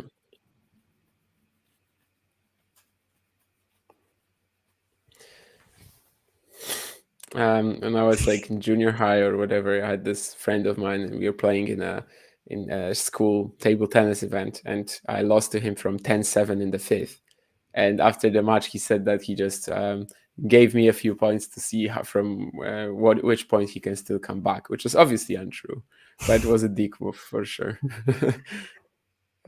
Djokovic not able to put away that backhand volley. Yeah. So 2 break points again for Sinner, and yeah, set that was a smart will pass. be Because he went- basically done if he. yeah, he forced Djokovic. Yeah, that's good stuff. But still, I would have expected Novak to sort of put that one away. Yeah, I don't think there was much smart about it, to be honest. Like, he was just reacting to whatever was at his legs and got his racket on it. But well, Yeah, I went once I saw the replay, I was like, yeah, it's more of a Djokovic error. yeah, it's just a reaction from Sinner. Like, there's not much thought going into it. Come back from 10-7. Like, I mean, the game is 2-11, right? So Yeah, the game is 2-11, so yeah. so I lost 12-10. But back in the day, I used to be a massive pusher, so I really like had zero ability to hit through How my do you push in shots. ping And pong? You have to yeah, go for your I mean, shots. not really. I mean, why? You can't play defensively? Like, I was just playing Oh, okay. uber You mean like just defensively. just letting the other guy smash it and you're just blocking balls and Yeah, but then if there was nothing coming to me, then I had issues with some players who were 10 times worse than me, because I wouldn't be able to attack. But that was actually the tournament that sort of told me I have to do something about it. And a year later, I was already attacking a lot more. But anyway, 5-1 Sinner, as Djokovic just hits another sloppy error. So like, yeah, this has been a very poor set from Novak. Sinner, to his credit, just started, in the Sinner way of recent times, in the Sinner way of this Australian Open as well, which is just perhaps not doing anything spectacular, but just playing his stuff. And then Novak will try to wake himself up here a little bit. That was more of an angry return. That's that's why I said that he was gonna try to wake himself up, because this was a bit of a frustrated point. He has to find something to sort of get himself going now, because I mean, his first serve has been bad. He's 43% first serves. Yeah, and he's just missing too much off the ground.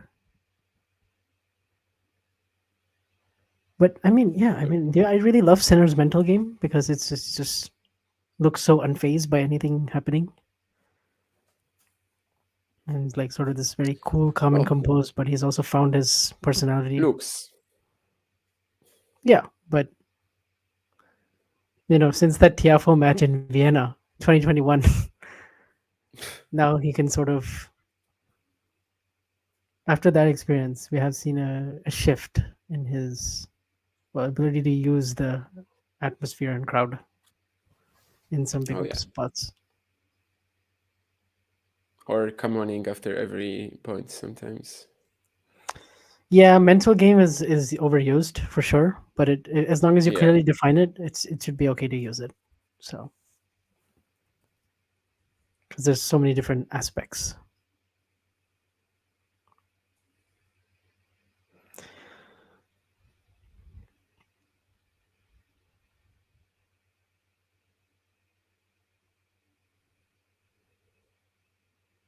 Oh wow, Djokovic actually got his hand on that return, got it back deep down the middle, but then missed the next shot.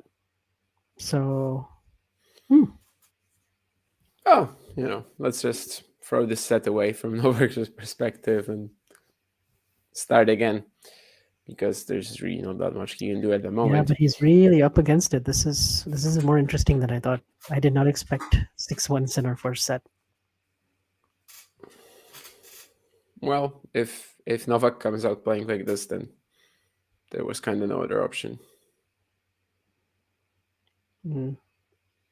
This is the most one-sided set Sinner has won in this rivalry.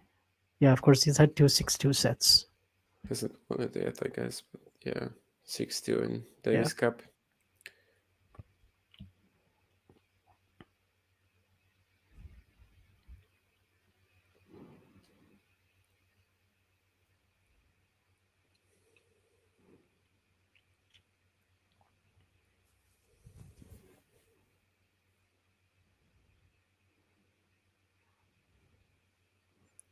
Oh wow, first set Sinner.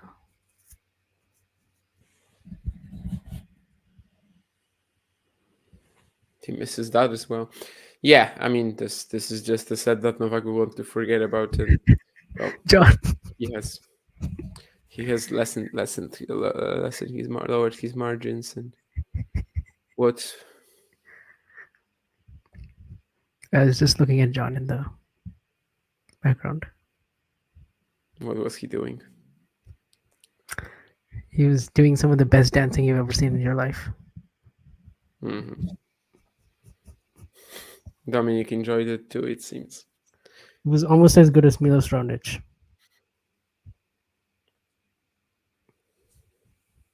Unless if you know what video I'm referring to. I think I have a vague memory of it, but yeah. Yeah, 5 winners, 15 unforced errors. Djokovic, 0 break points, of course, generated. There was, it really wasn't that close, It was just Novak spraying as hell. And that's it, really. He has to forget about the set. He has to somehow get himself going. He's going to be starting the second set, which should kind of help just get him on the board and try to put pressure on Sinner this time, because this set really wasn't it. No.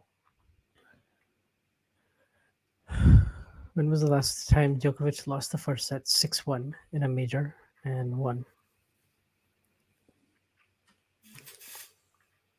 Jensen Brooksby. Yeah, No, actually, you're right. It's just a guess, obviously, but No, that's the one. Yeah. In Australian Open, it was Wawrinka, 2013, fourth round. yeah. Actually, in that one, he was down 6-1, 5-2 and still won. I haven't fallen asleep yet, but it makes it.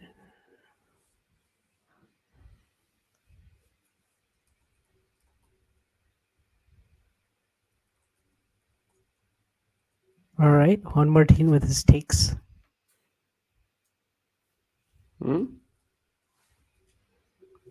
He says if Sinner has to sustain this level for at least 2 hours. Del Potro will now be a live tennis Twitter. Yeah. Sure thing. Why not?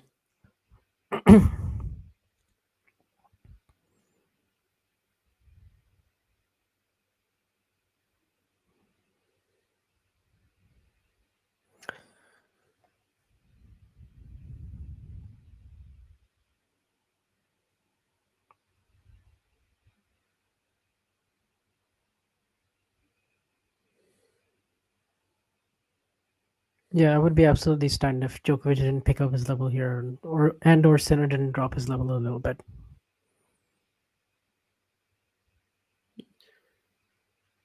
I don't think Sinner has really been asked for that much yet, so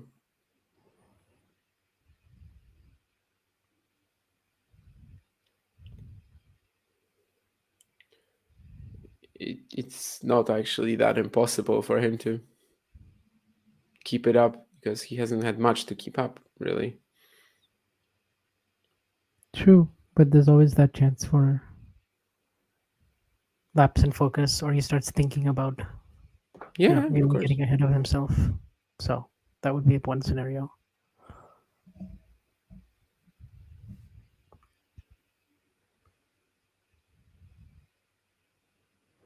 Maybe it's the wind. We know he's sort of uncomfortable in calibrating his ground stroke sometimes with the wind. Yeah. Like mostly we've seen it at the US Open. There's that match that he played against Ferrer. Well, both Ferrer and Murray in 2012. And, probably some others too. No, yeah, there's a lot more recent examples as well, yeah. 2019 against Team Roland Garros. That's one that comes to mind.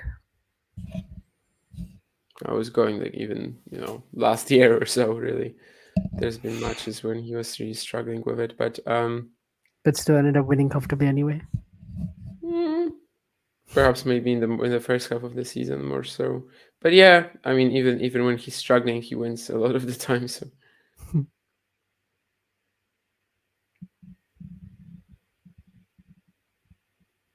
yeah, the 2019 French Open semi-final day was definitely pretty crazy when it comes to the wind. The Federer Nadal match as well.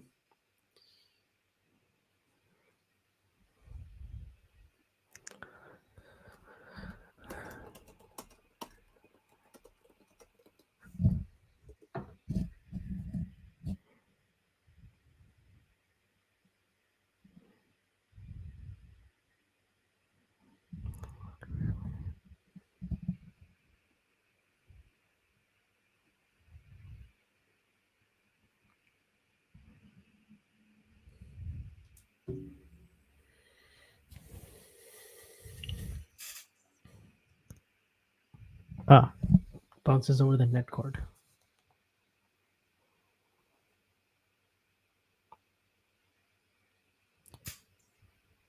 Yeah, he's also a little bit flat emotionally. I'm assuming he'll get something going, maybe pick a fight with somebody in the crowd, or some time violation will come along, and just something to sort of really get his juices flowing, competitive juices. Yes. Dominic said that he's hoping nobody in the crowd upsets the Joker. I don't know who you're rooting for, but if you're rooting for Djokovic, you should actually hope that Yeah, you someone should hope does. that because Unless then, you're rooting for Sinner, that's why you're hoping that he that no one upsets him. Then yeah, of course. Yeah, it is a bit of a walkabout performance, but that's when he sort of this set piece where he gets to change that really. And we were talking yesterday about the advantages of serving first, and I think this is one where it's like super clear that this helps you if you're Djokovic here, that you can just be first on the board if you hold, and then eventually try to get yourself into the match somehow. Of course, this game it might be tricky, even that we've saw that net cord and then a quick another quick point for a Sinner as well, but.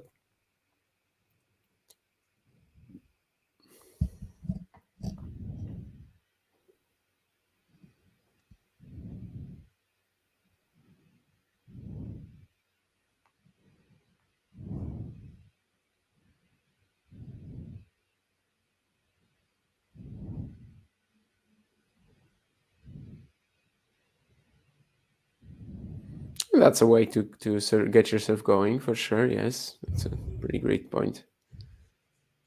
They're both averaging That's 80 it, miles per hour on their forehand. yeah, it does feel like Novak had to go for it a lot here to actually get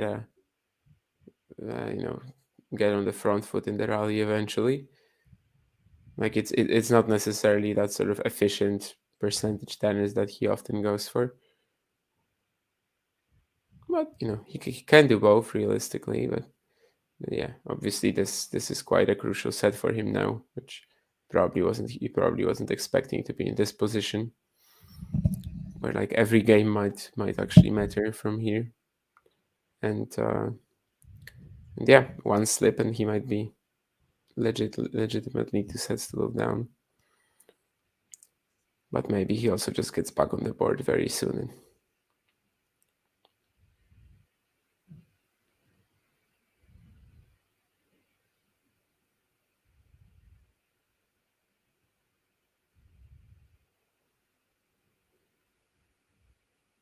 Oh. Did I see Sinner just slice his cross-court forehand? Slice his cross-court Oh, forehand. sorry, backhand. Sorry. Yeah, you He did. sliced his cross-court backhand, right? Yeah. And then Djokovic tried to go down the line with it and missed in the Yep. net. Yeah. Okay. Cool. My scene sort of froze right as Sinner was moving. So Yeah. Sinner sliced. It was like definitely like a decent position to reset, and Djokovic tries to go for what he usually does off the ball. Yeah, just yeah, redirect it down the line, redirected down the line. Yeah. but just netted it. And that's 1 game all as well, with a big serve from Sinner. So he manages to hold as well, keep up with Novak in the second set, and yeah. But this looks marginally better from Novak, definitely. Maybe not even marginally. Yeah, a little bit, but he has to get a better read on Sinner's serve because so far he's barely over 50% on his own service points. 13. I mean, in the first set, he was barely winning points too, not in the first place. So like stats are, Yeah. for now somewhat irrelevant, I think. Yeah. On return, yes. On return, yes. On serve, probably not so much, but on return, they actually are relevant. Since a lot of these points is just getting. Well, I don't think he's had to finish off even many times. It's like getting a lot of 3 points, really. This time the net court does not go over.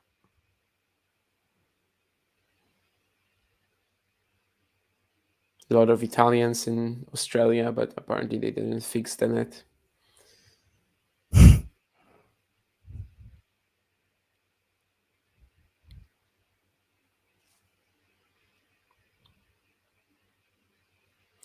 Oh, there's some moaning from Djokovic at least after winning this point, which is somewhat interesting, but it is a reaction of sorts.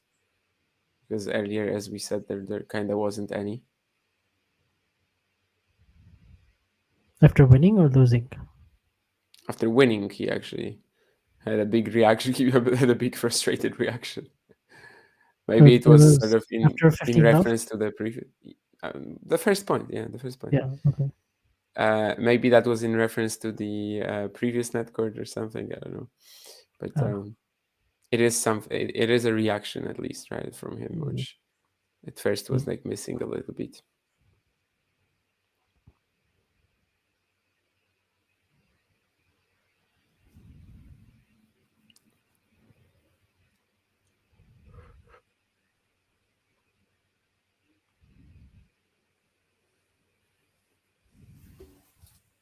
Oh. Well. Djokovic was just really off balance.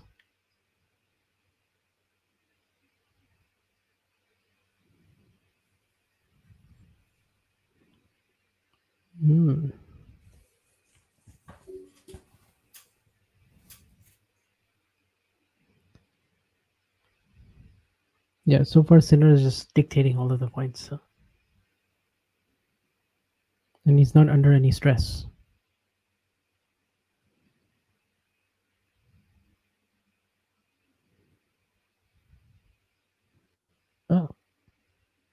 Well, that actually was a good serve, but Sinner like kind of got out of the way and managed to get the return back in play. He got something on it, but Djokovic missed the next ball, and so far he's serving below. He's serving in like the low 40s. Yeah.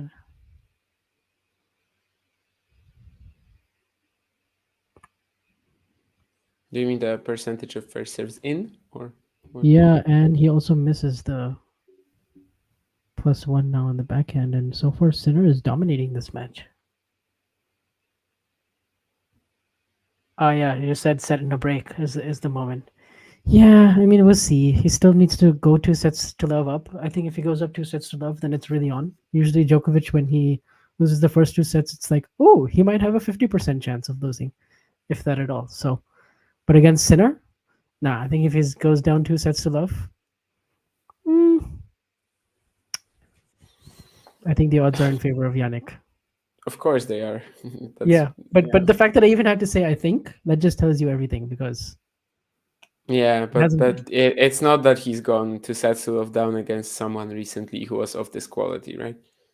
I mean, no, but like it's when he went always been down Musetti, it's always been Jere, it's always been Sinner last Sinner time. at Wimbledon, but that wasn't Sinner of Yeah. this quality. That's what I'm trying to say. Roland Garros final. Yeah, that was the closest, I think, and but that wasn't too comfortable. Anderson 2015 Wimbledon. Yeah, Terry, but 2023 Wimbledon, that's not the Jannik Sinner of today. 2022, sorry. That's not the Jannik Sinner of today. So what I'm trying to say, it's not the post-puke variation, which is expected to be like his well, I don't know if ultimate level of evolution, but definitely the variation that's going to stay with us. There is a delay, Dominic. It won't start until basically 4 hours from here. It's not before 7:30 p.m. Australia time. You should pose this question to Grigor Dimitrov next time you meet him. Which one? That how do you feel that you played a role in the post-puke Yannick Sinner era? That you sort of kickstarted it. I mean, he wasn't holding his hair back. He didn't give him the bean. So I guess he was more of an extra there. Well, yeah, but he was part of the occasion, if you like. So yeah, he was sort of he was at the proceedings, but he wasn't like taking part actively. He was just there. Yeah, he witnessed it firsthand. It was as if I asked you, Vanch, how do you feel about seeing the Alcaraz, like being active, taking an active part in the Djokovic Alcaraz Cincinnati final? Dimitrov was more than a spectator. I know, I'm joking, yeah, but he kind of was though. Like what happened after is not Grigor Dimitrov. There was a score in the third set. Who cares? Anyway.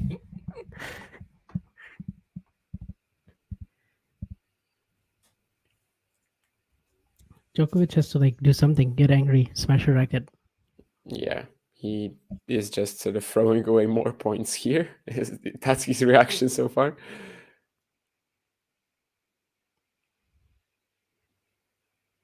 Get mad at someone in the crowd. Yeah. Maybe someone in the crowd calls him a moron or something, and then then that person is really stupid because after years of doing that person is a moron. Yeah, and also just what an one idiot could because say. you're just if you want Djokovic to lose, well, that's not going to help you. You shouldn't go to the stadium then. You don't pick up the tickets. You watch at home. Everyone watches at home if they want Djokovic to lose. Actually, that should be Djokovic's warm-up song. Do you have a good warm-up song that is sort of? No. So what's Djokovic? Yeah. It should be "All I Do Is Win" by DJ Khaled. For obvious reasons. Oh. Well, Sinner just continues to dominate. There are some very weird storylines coming out of this match. I mean, one way or another. Either Sinner wins it in like 6-1, 6-2, 6-2, which would be hilarious. Or maybe Djokovic once again against Sinner goes down 2-0 down. You figure, this will okay, so be- this is not Wimbledon anymore. This is not 2022, and then he wins anyway. Maybe Alcaraz Zverev type scoreline where he just goes up and then 6-1, 6-2, 6-3. 5-3. Sinner starts pushing through his forehand. Djokovic comes back. He wins the third set tiebreak when Sinner approaches the net 9 times. Then in the fourth set they go. In the fourth set they go sort of toe to toe until he finally pulls away. Yeah, of course. There's also the chance that the exchange Novak breaks will at the still start of play the quad. fourth. The exchange breaks at the start. Oh yeah, of the they fourth. breaks. Yeah, that's true. That's true. Yeah. And then Maybe it's 3-4 Djokovic still. 40 love. And yeah, anyways. And now I'm just describing the Alcaraz Zverev match.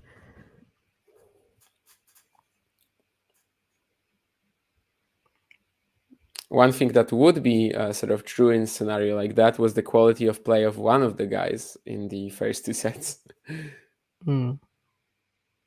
Although, of course, Novak is still, the door is still open for that comeback in this set. We'll see. 3 more holds for Jannik if he can just keep doing that. Doesn't even have to break Djokovic anymore. As it seems that Novak will hold now 40-15 and a big serve. And yeah, it is 3-2. Right. Time to go on the Twitter to see what are some of these takes coming out of this match so far.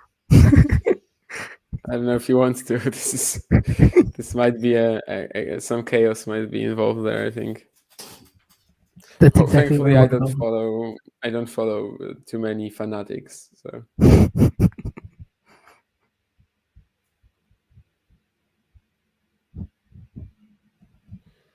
yeah, I mean, this is actually I don't know who's tweeting of the Tennis and Bagels account, but this is more or less what we said, that this wouldn't feel like the deficit against Tsitsipas or anyone really, recently who's gone. that's probably Andre.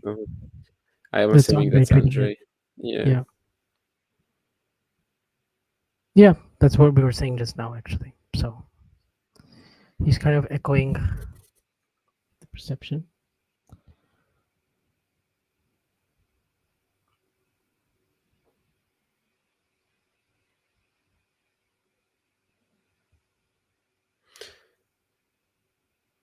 Yeah. I guess one fanatic that I'm following apparently is Juan Jose Vallejo, and he says that he might move on to playing Minecraft at this point because he doesn't have much more to say. Well, okay. Well, yeah, he used to write for, what was it? Changeover? Yeah. Yeah, something like that. I know Owen is a massive fanboy of his, so that's kind of all I know. And the guy is like really interested in Djokovic matches only. So Djokovic, he loves that rivalry. Yeah. I don't know why I'm really. He's the kind of guy are you talking about Owen or are you about Juan Jose? Because both. Well, both, actually, but yeah, Owen. Like they're the kind of people that would do 6-hour podcasts on Djokovic and all. Yeah, on one match of the Djokovic Nadal rivalry. So I don't really know why I followed that guy, but well, anyway. Oh, well, okay. I do, but well.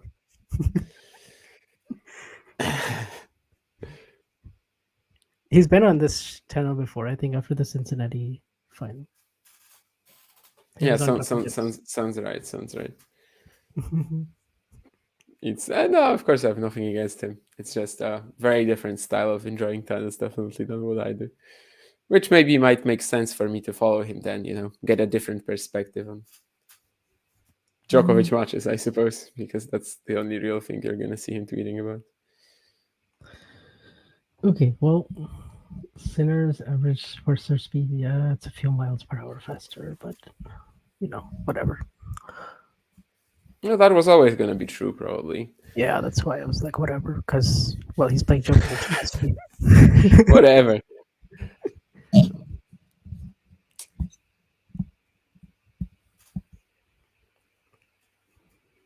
do you think was Zverev's average forehand speed when he played Alcaraz way more than the other rounds? Because it had to be. Definitely. Do you actually have the stat or No. Okay, I didn't but know it if I was was probably a actually big supposed to guess, but mm, it's possible for him to be at like 125-ish kilometers an hour, I think.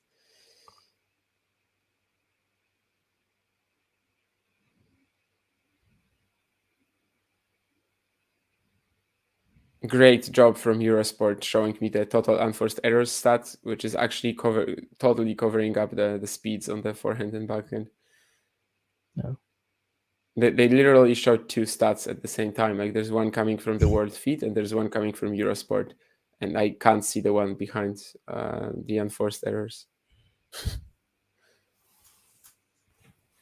More good serving from Jannik, very routine hold, 2 games away from opening up that lead, which indeed would not feel at all like that Tsitsipas, Sinner, Jere, Musetti type of leads that Djokovic was able to overcome.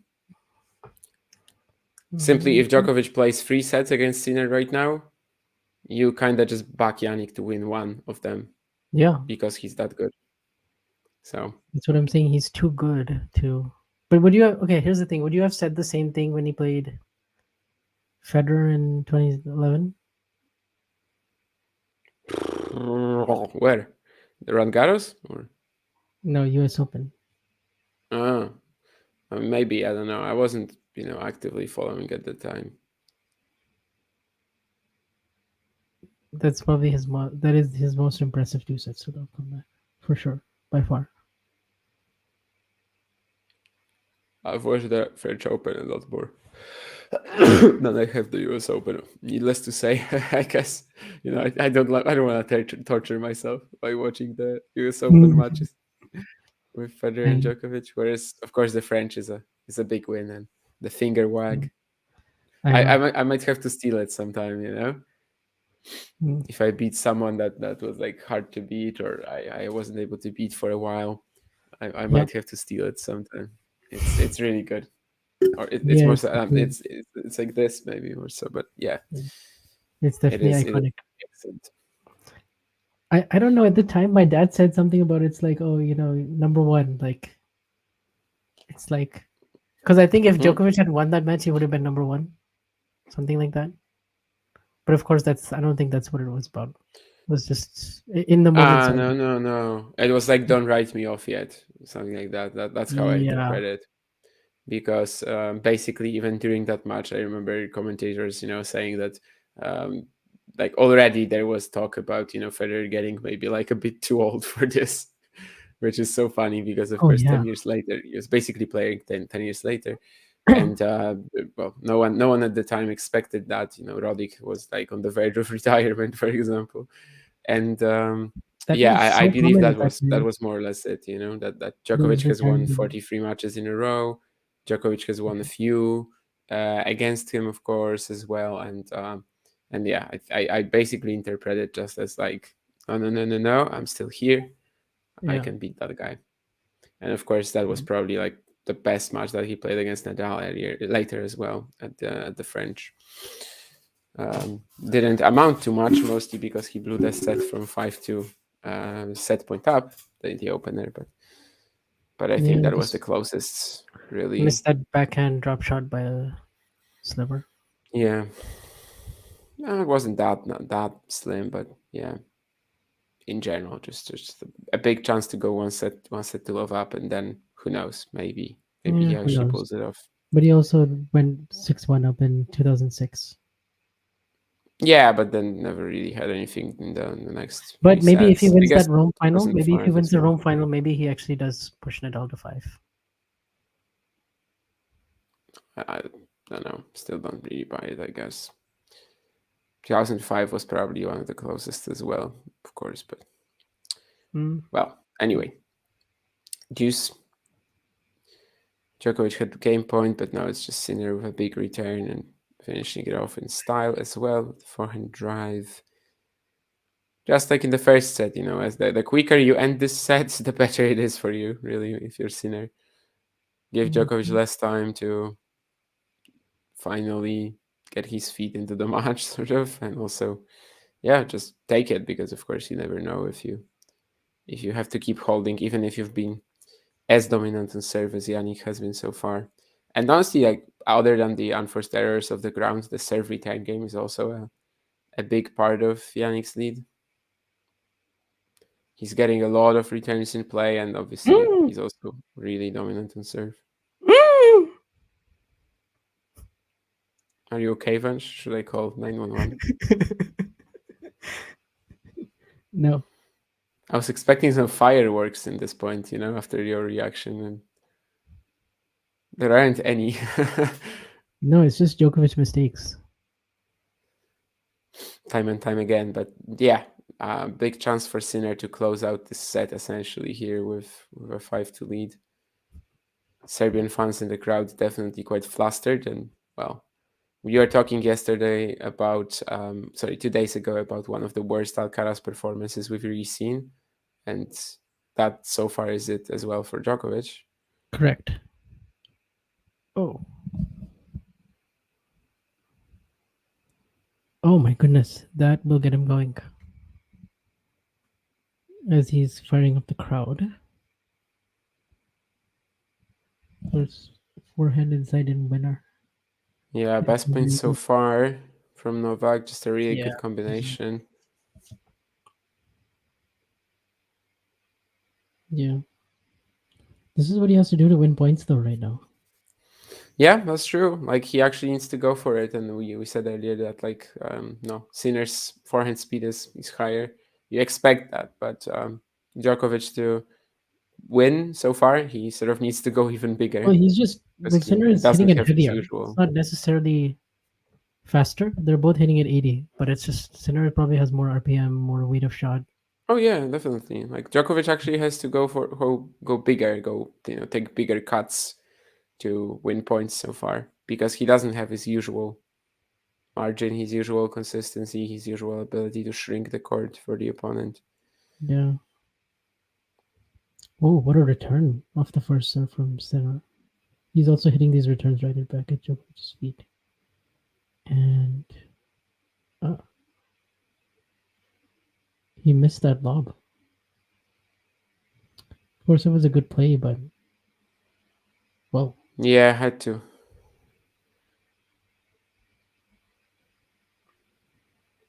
It's basically a point for you if you make that lob, regardless if it's 1 meter away from the baseline or on the baseline, but he misses it.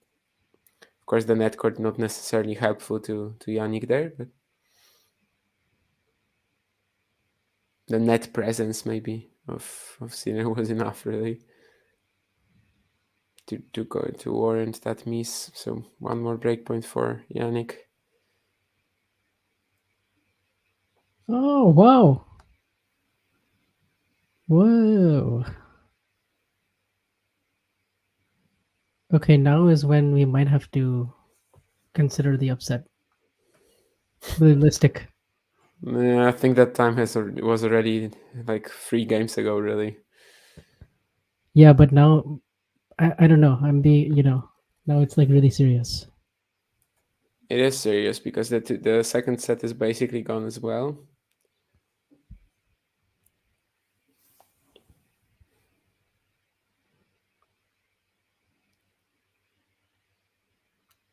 Terry you with that Djokovic has woken up 2 minutes ago, but there was a moment when we thought that it might be the case, but not anymore.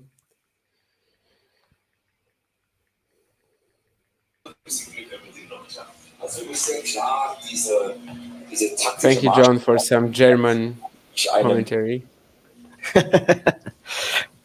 Who's this guy in blue who's won a competition to play in the Australian Open for a day?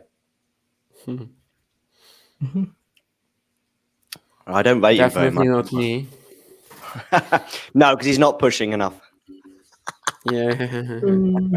I heard your table tennis comment earlier. I used to be, John now looks if I really defend, happy. it's because I want to. This is the happiest I've ever seen John look. Let's see in a couple of hours when Novak gets this done in 5, all of this will be rammed down my throat, I know. Anyway, I'm going to go backstage again because I just want to say hello.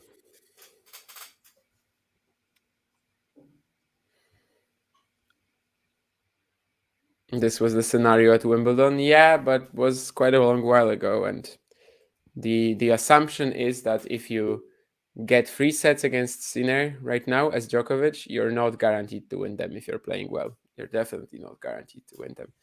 And this would more or less just force him to win the match in straights, sort of restart and win the match in straights against someone who's also going to be like very confident. And having those 2 sets to love lead. Of course, if he gets there, because he still needs to hold, he has to win one of the next 3 games. So perhaps it's not a given just yet. But yeah, the unforced errors of Djokovic all over the place, and also the serve return game of Sinner very strong so far.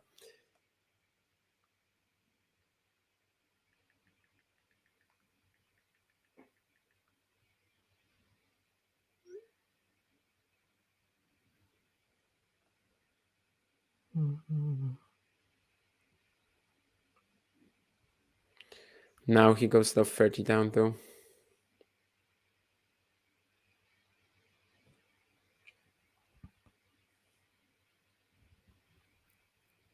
Sinner still has to really concentrate here, because it's like, I'm sure he wouldn't have envisioned this before the match.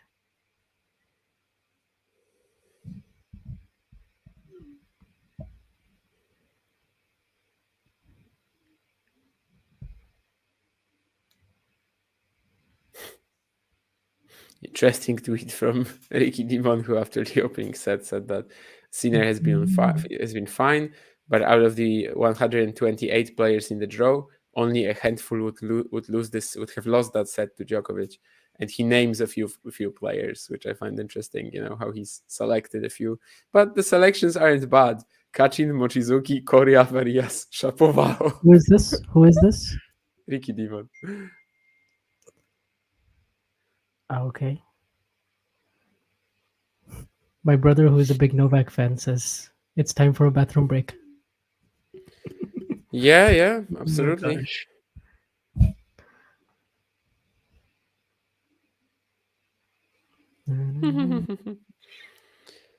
Paviji having some meltdowns as well. I don't follow him, but I just entered.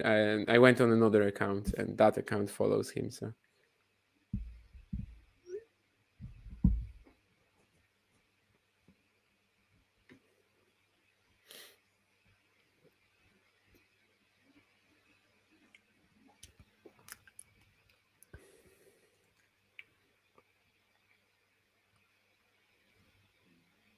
But yeah, Pavi says that Djokovic hasn't been right all week, which is total BS. But well, it's Pavi. What do you expect? Yeah, I mean, I guess he wasn't watching against Echeverry or against. You mean watching Manarino, tennis? right? Why would he do that? No. I mean, he's watching the Djokovic matches because you can see he's referencing some stuff.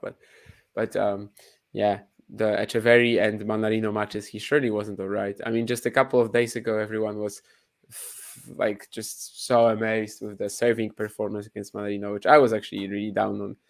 Not that I was saying it was poor. I was just saying, it was Manarino who was dead after 3 games. So I really gotta praise it. But he was still good in these matches, against Edge maybe even more so.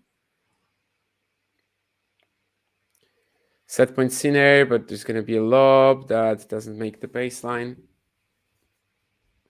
Again, as I said earlier, just close this out as soon as possible is what Sinner wants to do.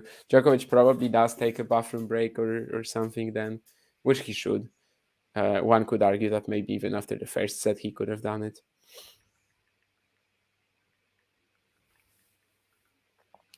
Try to reset himself the match, reset Sinner as well, give Sinner time to think.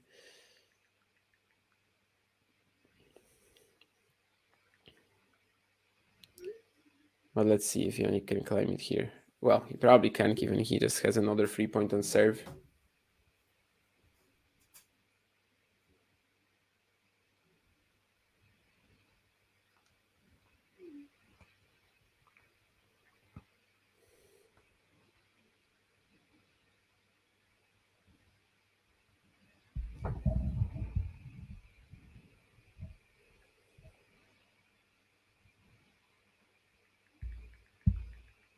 And that's the set. So still nothing really happening for Novak. Sinner very strong on literally serve return. And yeah, 6-1, 6-2 for Jannik. So now is where we see what Novak is made of again. I mean, we've had the chance to do it about 1,000 times already in his career, but now we see if today he also has it in him to actually produce a fight back here.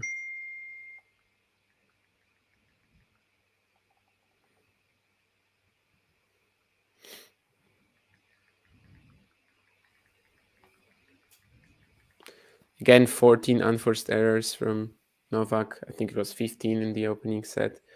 Sinner, just 10 winners, 8 unforced errors in the entire match. But yeah, not dropping too many points on serve. And just sort of doing what he has to in this matchup on a given day against this individual performance of Djokovic.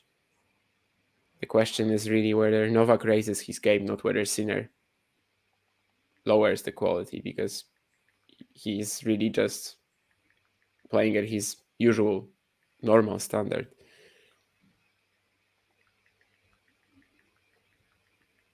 Which has been very impressive at this event as well, because he's like, yeah, he's not playing anything special and winning in free all the time. And he might even win in free today, which would have him in the final without dropping a set, actually.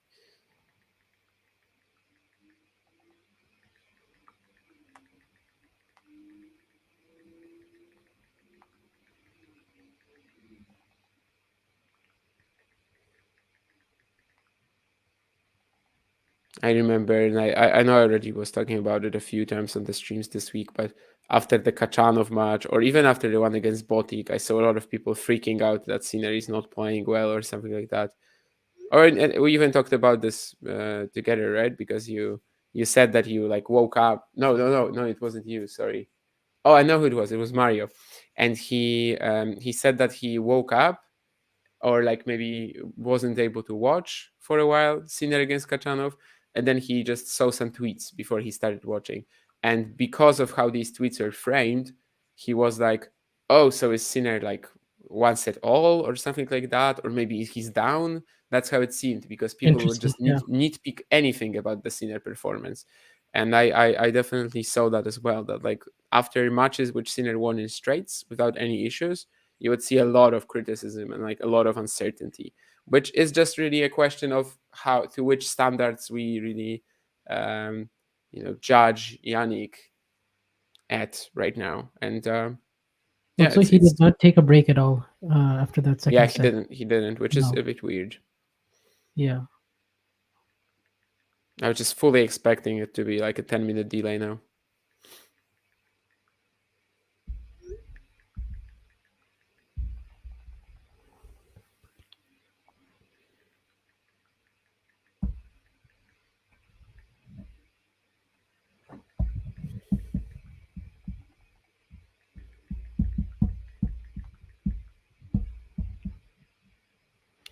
I wouldn't say, maybe this is a bit of a stretch, but like not taking the toilet break here is like a bit of a no-show in a way.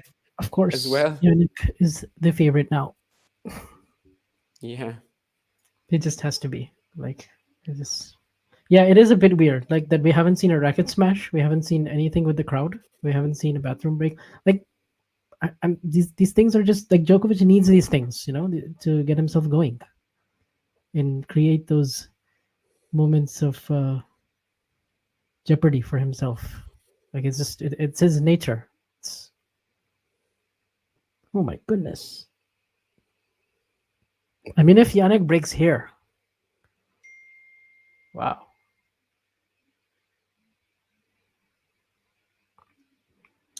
Peter says Djokovic has a 45% chance.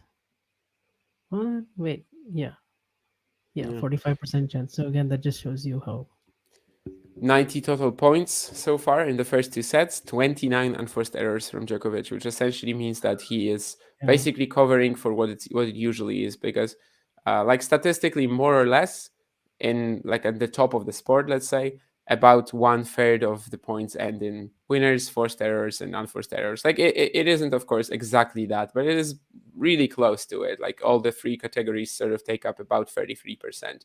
And Djokovic is basically covering up for everyone's for both him and Sinner's unforced errors. Let's say that. And then it's really hard to win like that if on every third point you make an unforced error, which essentially also means that you're gonna make like almost 2 per game, more or less. In fact, Djokovic, I think, has made more than 2 per game, right? In the first two sets. Well, no, actually, almost. I was right the first time. Almost 2 per game. Yeah, I mean 29 is a lot. 29 in 15 games, so it's almost 2 per game, and it's on 33% of total points. So it's basically impossible to win like that. And coupled with Sinner being very strong on serve and really good on return as well. And that's why I also don't think that Sinner really has to maintain anything crazy, like any crazy standard here. Maybe of his returning and serving, but he really hasn't been like made to come up with some unbelievable quality. Look at that point, though. I mean, Djokovic was just desperate to find the finish. Yeah. Wow. I see now. Yeah. Really bails himself out with the drop shot, and then that's not gonna be enough. Breakpoint Sinner. I mean, we're just sort of extending the lead, moving the goalposts. At first, we said that a set and a break up, maybe then Djokovic 2 looks sets. exhausted. Now it might be one more break, and yeah, this rally, like literally, he was exhausted, and that's why he went for that dropper. There's no other explanation really.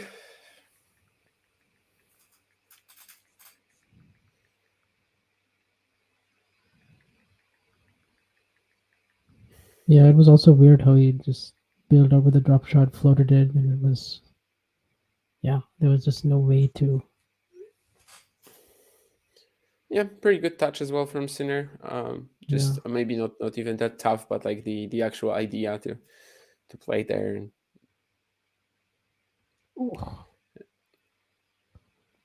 What is going on? And he looks so off balance hitting these shots. I mean, Sinner just has to be ruthless right now. Yeah. He's defending really well here, though. Oh. Misses the on-the-run pass. Cross court. Take a screenshot it's again one of of that the best point. points of the match. Take a screenshot of that if Djokovic comes back. 1-6, 2-6. Love all 30-40. I've really gotten tired of that crap. Like You mean people just literally will post that he won this match? Novak Djokovic won this match. And then whoever. I know. I mean, it was fun the first time, but now it's just really it's getting really old. Yeah, that's why people do it as a joke now. Like if it's 6-0, 5-0, 40 love, and you post he won this match. Yeah, that was funny. Yeah, he won this match when he's like really ahead and you post. Yeah, that I enjoy. Yeah, that's funny because you sort of just have a new twist on that. But people will just, I guess, be once again surprised with some random comebacks. Of course, this would be very different. This would actually be huge because of the stage, because of the names that we have here. So this obviously isn't quite the same story. But if I see 200 tweets like that, then I'm gonna be irritated anyway. Sinner looking to join Federer and Nadal for beating Djokovic at Davis Cup, as well as ATP Finals and Grand Slam. This is such a random stat bunch. The Davis Cup makes it just so random because you never know who you're going to play, and it's impossible to qualify even This is I know. Are you behind the account Opta Ace? No, I need to come up with a one-word thing at the end of every. Yeah, Stat. exactly. You need to add something crazy. Shouldn't have gone for the drop shot there, Jannik. Carrot.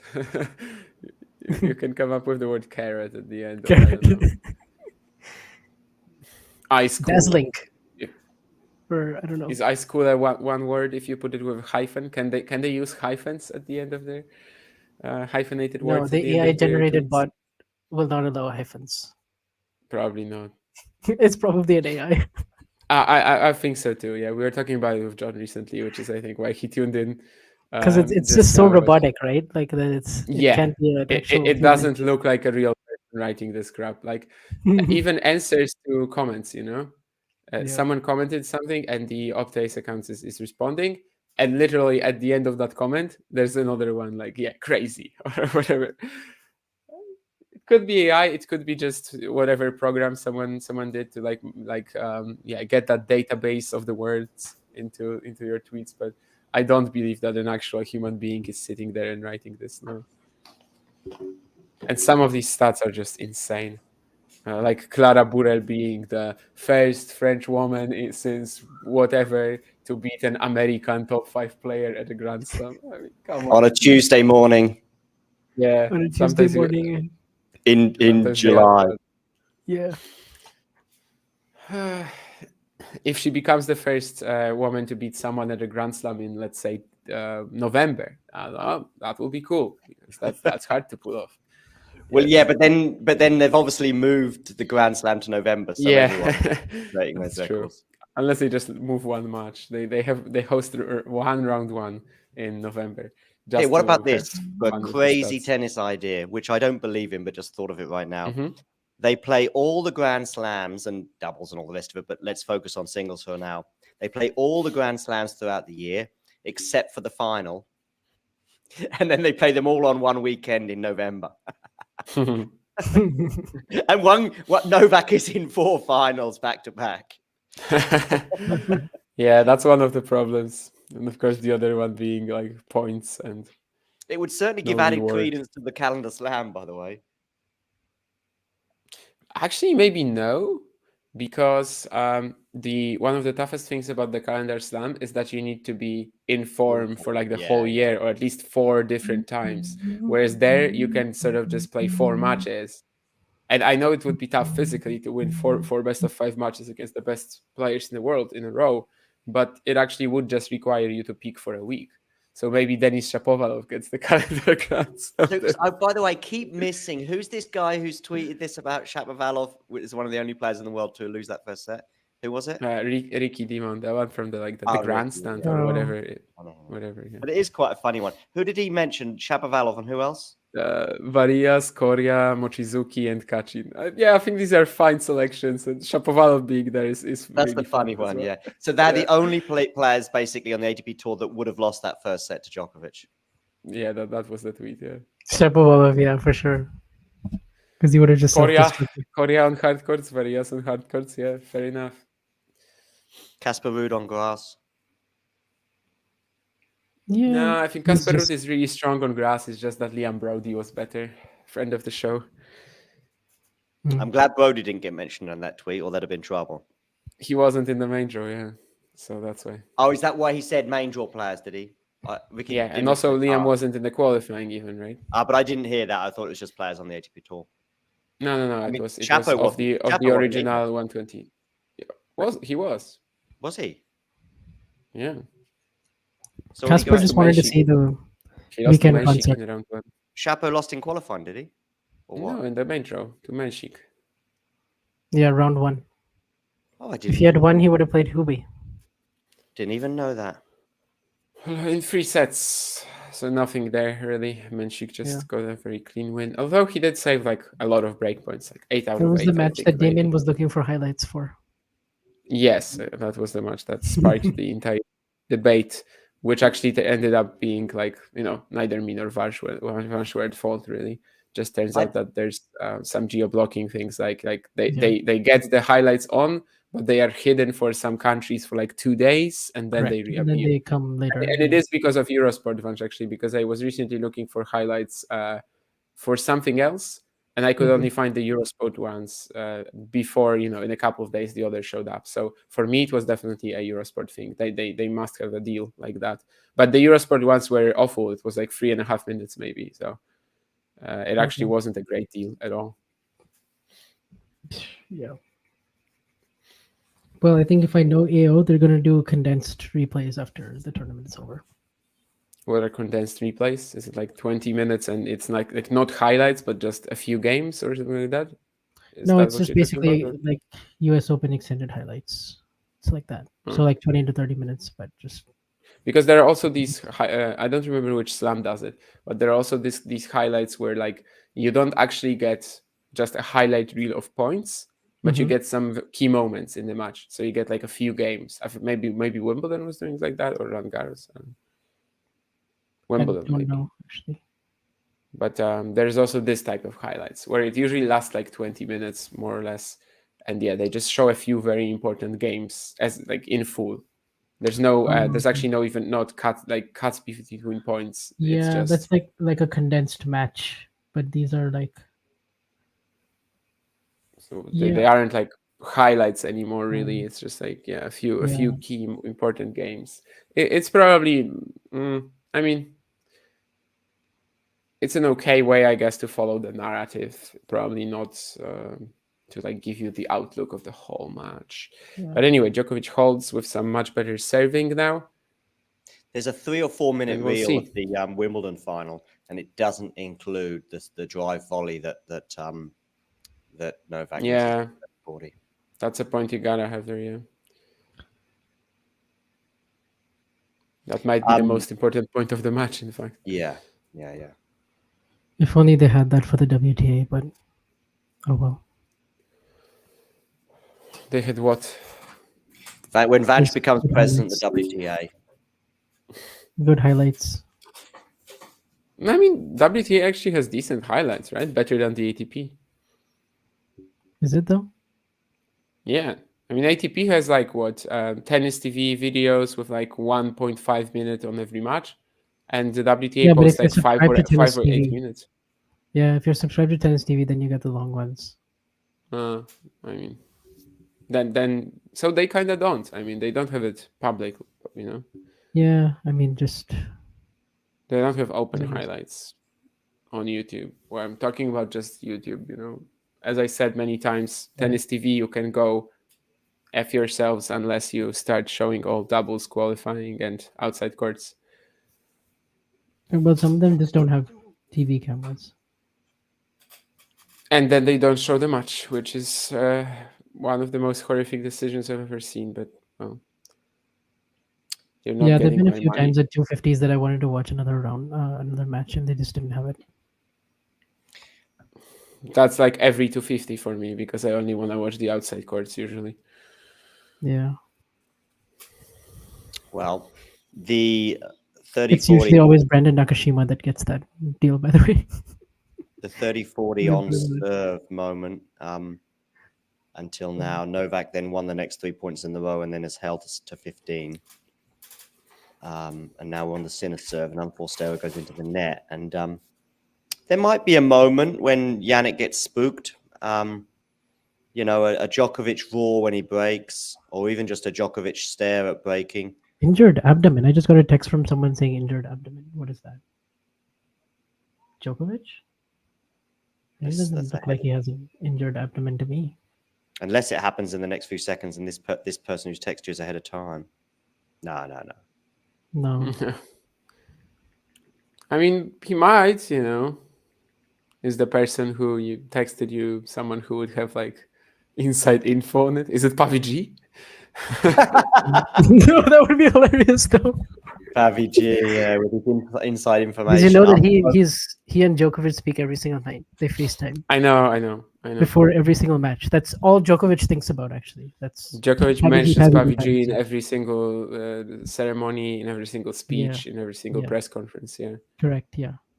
Somebody did, and he doesn't mention him as his biggest fan or something. He mentions him as his mentor, best friend, right hand He man. mentions PUBG more than Sabalenka mentions atmosphere.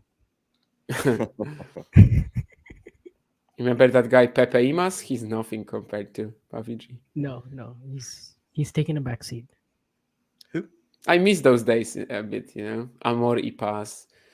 And, Yeah, but that was just weird. Like Djokovic was just not himself. Like that was yeah, he was in a very weird headspace back then.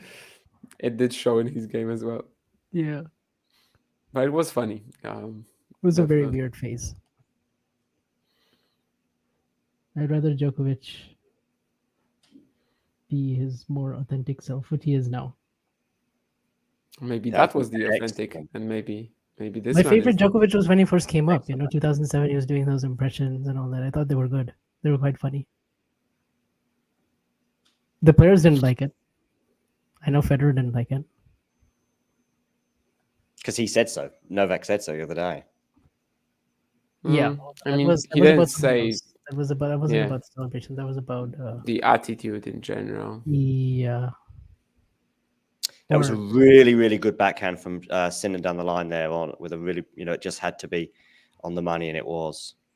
15-30 point, yeah. Pressure points won, the most important stat. 17-14 Sinner. You Oh, see wow, he how was in close that it rally, is? Djokovic.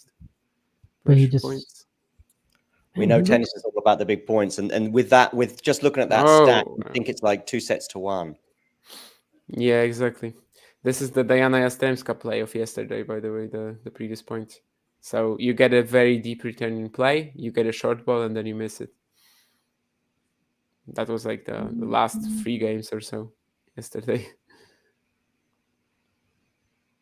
Vance, you going to play that piano behind you later? Sure. What would you like me to play? Great Balls of Fire. Oh, that's hard. Yeah, I know. Harder to I'm sing than to play, probably. So I'm just thinking of the you Top might Gun. just play, you know. Oh, on the flight just don't over sing. here. On the flight over here, I started to watch the second Top Gun, but I didn't. I got to about half, probably about a third of the way through, and then switched over. Yeah. What does that have to do with the piano? Because Great Balls of Fire is a song that is played in the first Top Gun. It's like a seminal moment in that film. Oh, I don't remember it. I only remember the main one. You know, the guy who dies in a plane crash. Of course, Tom Cruise's mate dies in a plane crash, but like the night before, they're drinking and having a.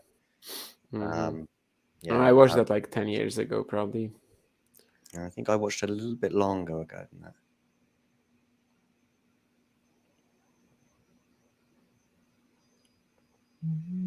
Well, you do have a bit of years on me. Anyway, you might have watched it in the cinema, you know. You were there on the premiere of Top Gun. Yeah. First date. I was at uni. That was around the time when you were born next to Lee Harvey Oswald in the same hospital. Yeah. In the 30s. Do they speak Spanish in Brazil still a little bit, or is it all just Portuguese? I mean, everyone else speaks Portuguese, but I tend to fuse a bit of Spanish when I talk to them. Is it like fairly similar? Like, can you understand? Yeah, they can be. Yeah, about 50% is very similar, and 50% is very different. So words and phrases will often work. Sentences less so. But the basic grammar, like that, or maybe more so, the syntax is very similar. Yeah, but when grammar's not when you're communicating at the it's not the most important thing. It's a long way away from the most important thing. But you're right, grammar. I copy Spanish. But by the way, my Portuguese speaking is very limited, but my comprehension is not too bad. Yeah, I remember starting like trying to learn some Portuguese, and it was literally just Spanish grammar, but I had to learn some words. Of course, by now I don't know anything. It was just like 10 days on Duolingo or whatever. But at least what made it really easy was that it was just really swapping the Spanish words for Portuguese words, and then you just use the same syntax. Some comfortable holds here at the moment for Novak. I mean, he's not held yet, but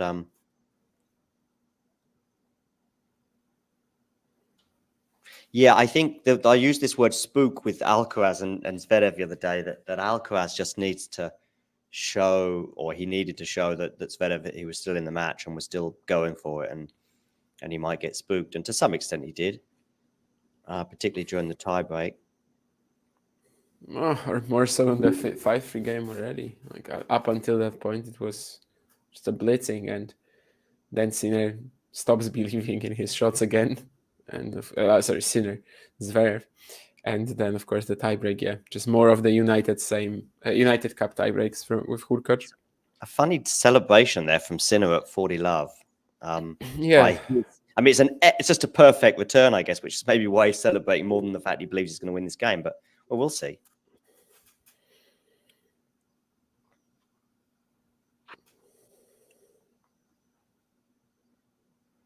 you gotta keep going. It's just 2 points.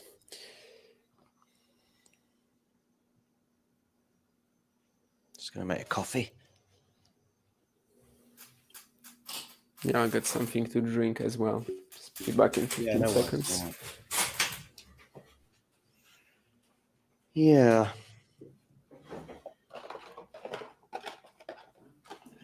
Do hit that like button, and if you are new to the channel, do subscribe. The first 2 sets, I think, if I understood the German commentary, were done in 1 hour and 11 minutes, which is kind of insane. We need Vanch back to tell us the last time that Novak lost 2 sets in 1 hour and 11 minutes. On a Friday in January. On a Friday in January, never. In general, Vanch is back. Sorry, Vanch. You can talk, by the way, Vanch, and we can hear you, but we just can't see you. Yeah, we can hear you. Oh wait, I think you have to add me. Yeah, you're there. No, I mean, basically, just when you were gone, you're still there, but I just put that revolving image just to make things interesting. Anyway, you're fully back now, but we can always hear you pretty well until you take yourself away. Well, you did remove me at the same time, however. Which is that a hint? Should I take it as a hint too? Oh, hang on, Vanch isn't back. I thought he was back. Sorry. I mean, he's back. We can hear you, but I want to. Because you removed me. That's why. That's why he got it. Yeah. If that's a hint, John, I can. Gonna be still watching, but I have to go and just get some dinner really quickly.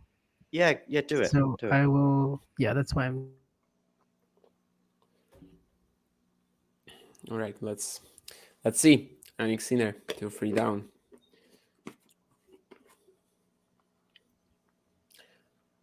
I'm honestly I don't believe anymore in Djokovic winning this. It's just too much, 2 sets to love down against someone who's playing like Sinner is at the moment. I mean, listen, statistically, you've now got to beat Sinner 3 sets to love, basically. Yeah, basically it's a new match and you have to beat him 3 sets to love, which is more unlikely than not. And also, given the fact that you had 2 horrible sets, that probably isn't increasing your chances either. Since you've also not had a break. I know we sort of should be excluding the first 2 sets, but you've not laid a glove and you've not had a break point yet.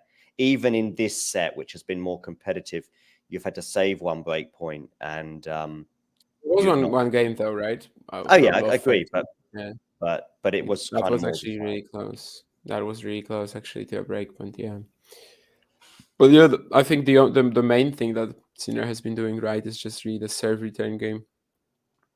And otherwise, Novak, is just unable to compete with him. Can you get to some info on bookmakers right now? What they're saying? 60-40, 70-30. I would assume a much bigger edge for Jannik. Bigger than 70-30? Yeah, probably. I think so. Let me see.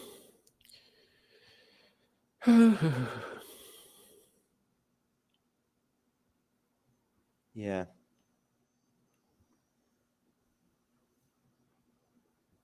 So Sinner's actually upping his first serve points 1 percentage in this set, believe it or not. Oh. And he's held. He's just holding so easily. I don't even know. Not one game. Has Jannik been to deuce? Maybe he has, but And I'm not sure. Actually, he has. You know when? Last game of the second set. Yeah, of course, when he was trying to serve it out, yeah. Yeah. Yeah, in fact, he went to love 30 at that point as well, I think, in that game. Yeah. So let me calculate the odds to percent because I don't generally know it. If I'm right, I think this will be over about 83% Sinner, but I have to actually put it through this to be sure. Yeah, 86% Sinner even. That's what my bookmaker is saying. Your bookmaker. You got your own personal bookmaker. The one that showed up on Flash Score, basically. But I did use it. It is probably my most common, let's say, when I was betting a little more frequently than right now.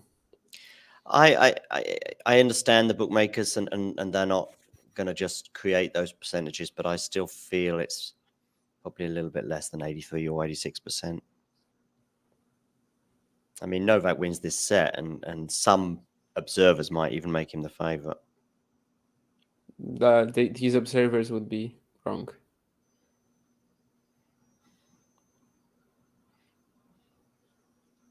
Pavi G might be making Novak the favorite right now, and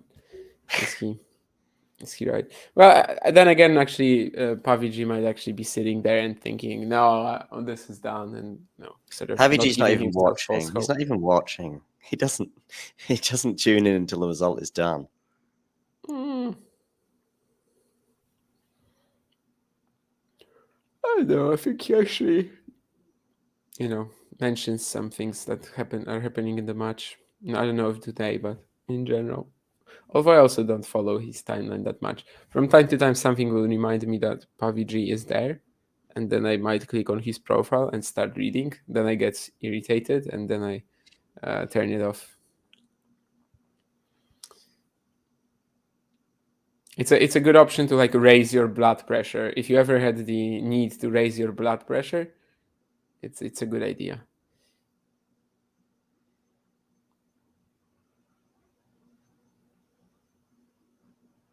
Although most commonly you're probably going to want to lower your blood pressure, especially with age. So it's not recommended then. Most people do, yeah. Maybe that time will come for me as well. I feel a Nurlan time as well. I feel it in the waters. Nurlan will come? Yeah, just feel a Nurlan moment. I mean, he's in, I think Turkey or somewhere out that way. Anyway, yeah, Turkey. Yeah, he said Turkey last time. Yeah, so he's sitting in the minarets of Hagia Sophia and watching the match. So it's either Hubba 7 or Hubba State in the morning there, and Djokovic is in a bit of bother here, so he'll give us some hot take. Yeah, that's true. Nurlan could wake up around right now. Yeah, and the first thing he thinks of is us, I'm sure. It could be, honestly. I think Nurlan does seem to have I don't want to say an obsession with talking tennis and Mio and stuff, but he does enjoy the show and probably thinks about this a lot. Jerry Lee enjoys Lewis, his position on the show as well. Jerry Lee Lewis is that who sings that song, Great Balls of Great Fire? Balls of Fire, yeah. Jerry Lee Lewis, yeah. It's very hard to say this when you're drunk, or if you're not drunk, if you're just tired. Jerry Lee Lewis. It's like a tongue twister. Mm.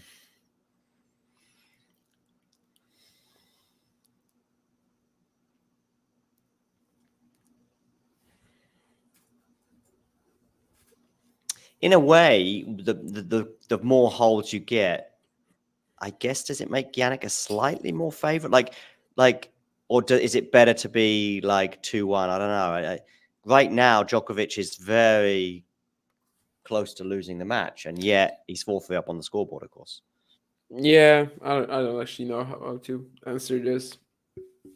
Certainly, the fact that Jannik will be serving to stay in the set does matter. Should be serving at least to stay in the set in a couple of games if they keep holding. But at the same time, yeah, as you said, he's just very close to winning the match. He's actually 3 games away, not 6 games away. So So I guess it maybe evens out. I don't know. You know, just let's see what happens, and he could lose his serve here, but Yeah. Also, the fact that Djokovic has actually been holding, that also kind of yeah, and he's holding quite well now after that first somewhat game. back into it, and yeah, it's not a given that Sinner will just keep dominating like the first set, 2 sets. So, but suddenly, if it goes 4-all, love 30, or even 4-all, love 15, and you're yeah, like, he's just already so close to losing. Yeah. But yeah, more errors off the ground.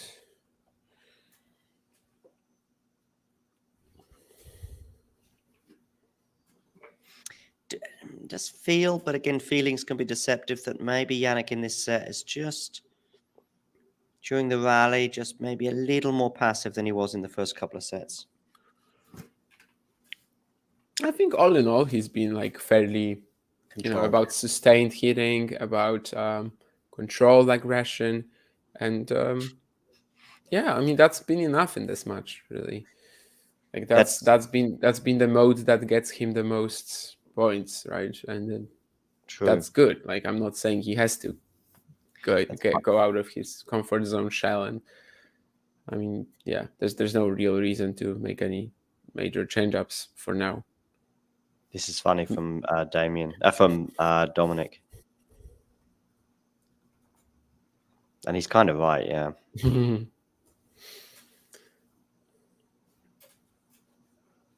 Ooh, Jannik.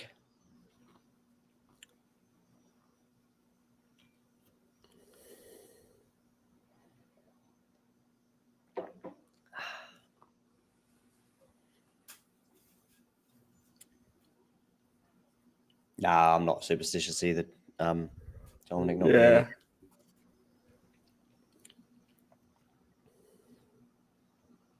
I asked Caroline Garcia that once if she was superstitious, hadn't he? She said not at all. And I said, so you've never insisted on using the same ball, like after a good shot or a lucky point? Oh yeah, I've done that, she said. Oh, okay. You should talk to Damir Jumhur. Who? Damir Jumhur. He's very superstitious, is he? He always plays with the same ball that he won the point with. And I think he taught Nerman Fatic, his best buddy, that as well. I think it can become a distraction in the end. It's a good... I don't know. I mean, yeah, but after every point, you're going to see him just waving to the ball kid from on the other side of the net who caught the ball to get him the ball. On a work experience about 10 or 15 years ago, a news agency in London, a guy I was interviewing, like very low down the English tiers, football coaches. So this was like 4th division, 3rd division, 5th tier, as we call it. And he gave me this good tip, which I enjoyed. He said, you know what's really good fun with these guys is that just ask them about superstitions, you'll often get some funny ones, like I always sit at the back of the bus, or I always insist on not doing my top button up, or whatever. And yeah, I enjoyed that tip. Not doing my what? Not doing my top button up, maybe on my shirt, or whatever. So this is the coach of a team, or and this is quite far down the pyramid. I mean, you're not going to get Jose Mourinho to give you too much, or Pep Guardiola. Interesting, but Pep Guardiola doesn't eat on the day of a game, or at least traditionally doesn't. But that's not because of superstition, just because he's so anxious. What if the game starts at 9 p.m.? Well, I was going to say in Spain it must have been nuts, because they do start at 9 and even 10 p.m. sometimes. Maybe he was eating some, breakfast or like something light, but then just maybe he then doesn't include the rest of the day. Yeah, maybe I should short out. All right, so here we are at 4-all, and we are, potentially going to get to love 15, which is that sort of inflection point I highlighted. No, it's not going to, because Jannik's put his backhand in the net. So it's 15 love.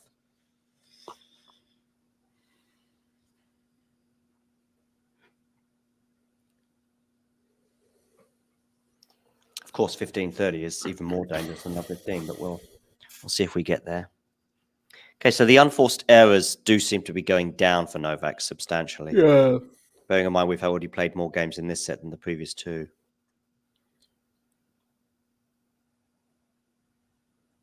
Oh, that's a second one in a row from Jannik.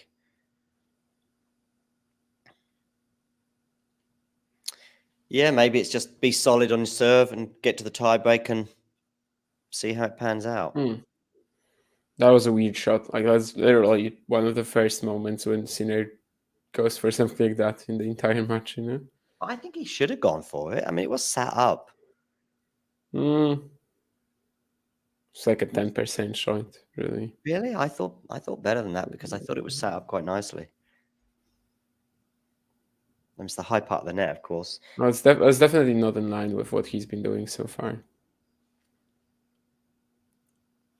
But of course, these things might have to be altered pretty quickly since Djokovic is playing a little cleaner now. So it's also a fair assumption that he's not just going to give you the match right now. That you might actually have to start slamming some balls as well yourself.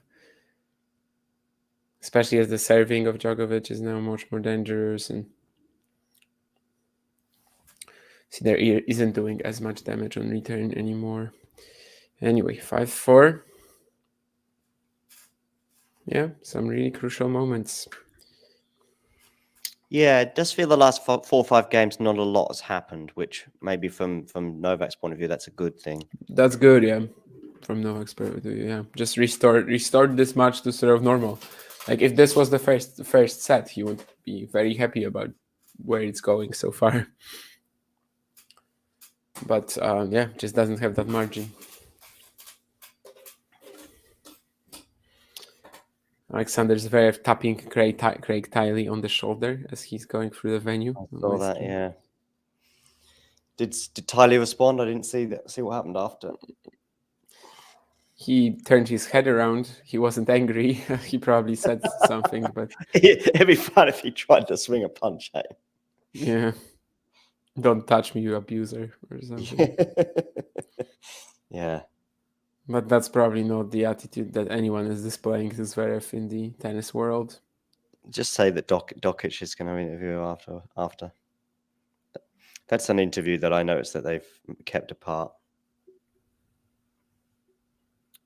The way Sinner has played is amazing, according to Ashley. Wait, so Djokovic is going to interview Zverev? No. No. That's something that they've obviously kept apart. Yeah. Oh, Jannik. It's 3 shots into the net now.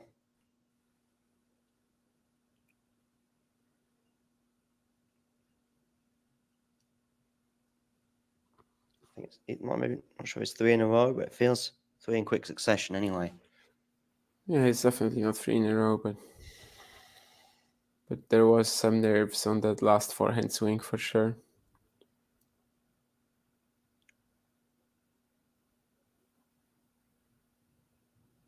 That return. Novak maybe let him get away with that a bit because I don't think necessarily Sinner made the right choice with that shot, but anyway, 15-all.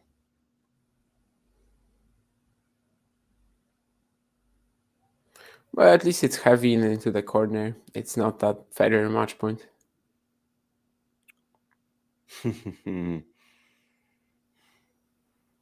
Federer could have and should have done more with that, right? I guess is what you're saying. Yeah, it was not as close to it was not as close to the line. It was also like the Jannik shot here is much heavier. Federer takes it like a bit more half volley-ish. Of course, on grass it's perfectly fine most of the time, but like the placement on it is not.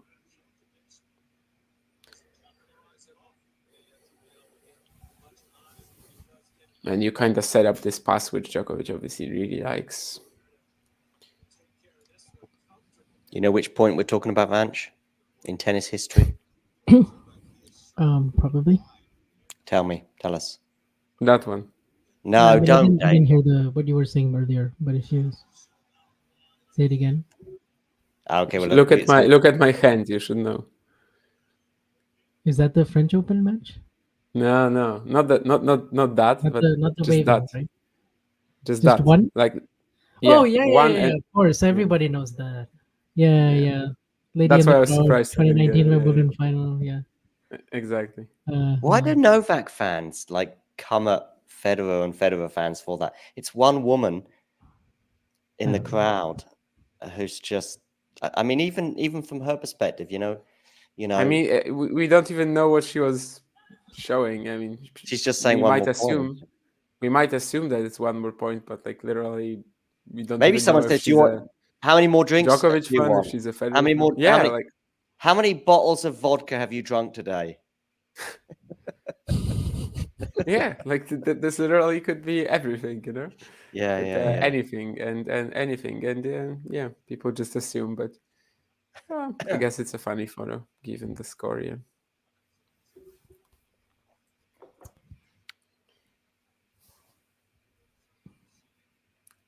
It's risky, to be in a crowd of a tennis match like this, because you just make whatever gesture and you might become a meme forever in the tennis community.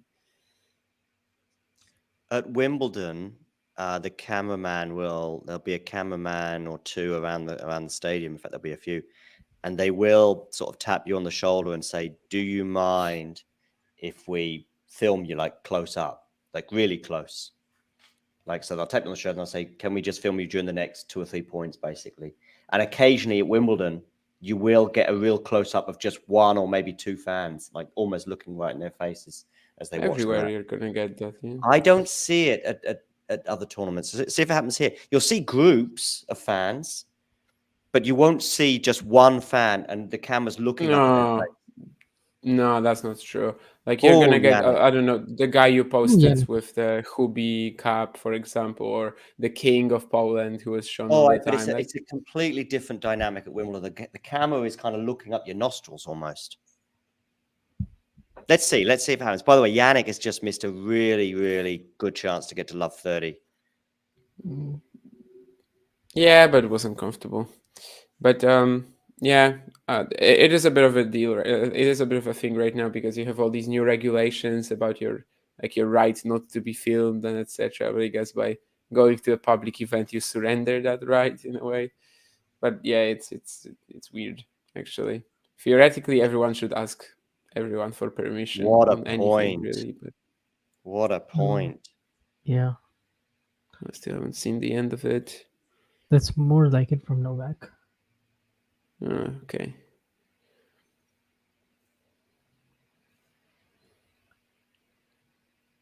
Yeah. Yeah, I think just before you came on, Vansh, we said that like if this was the first set, Djokovic would be happy with where he is.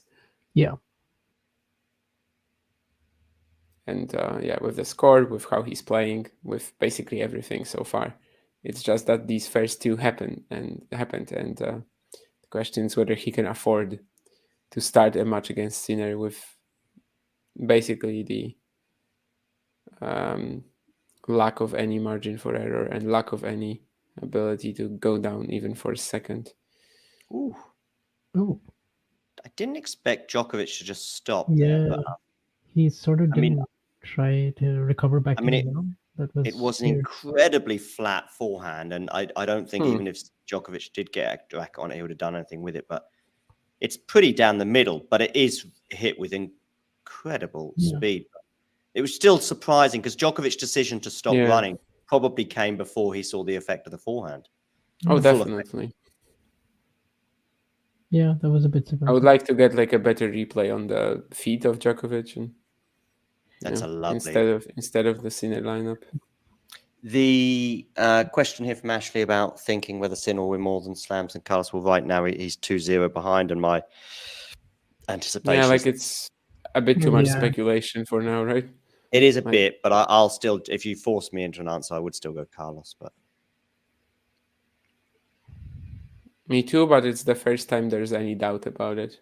The last 2 or 3 months or so, obviously. and that doubt could well be influenced by the next couple of hours.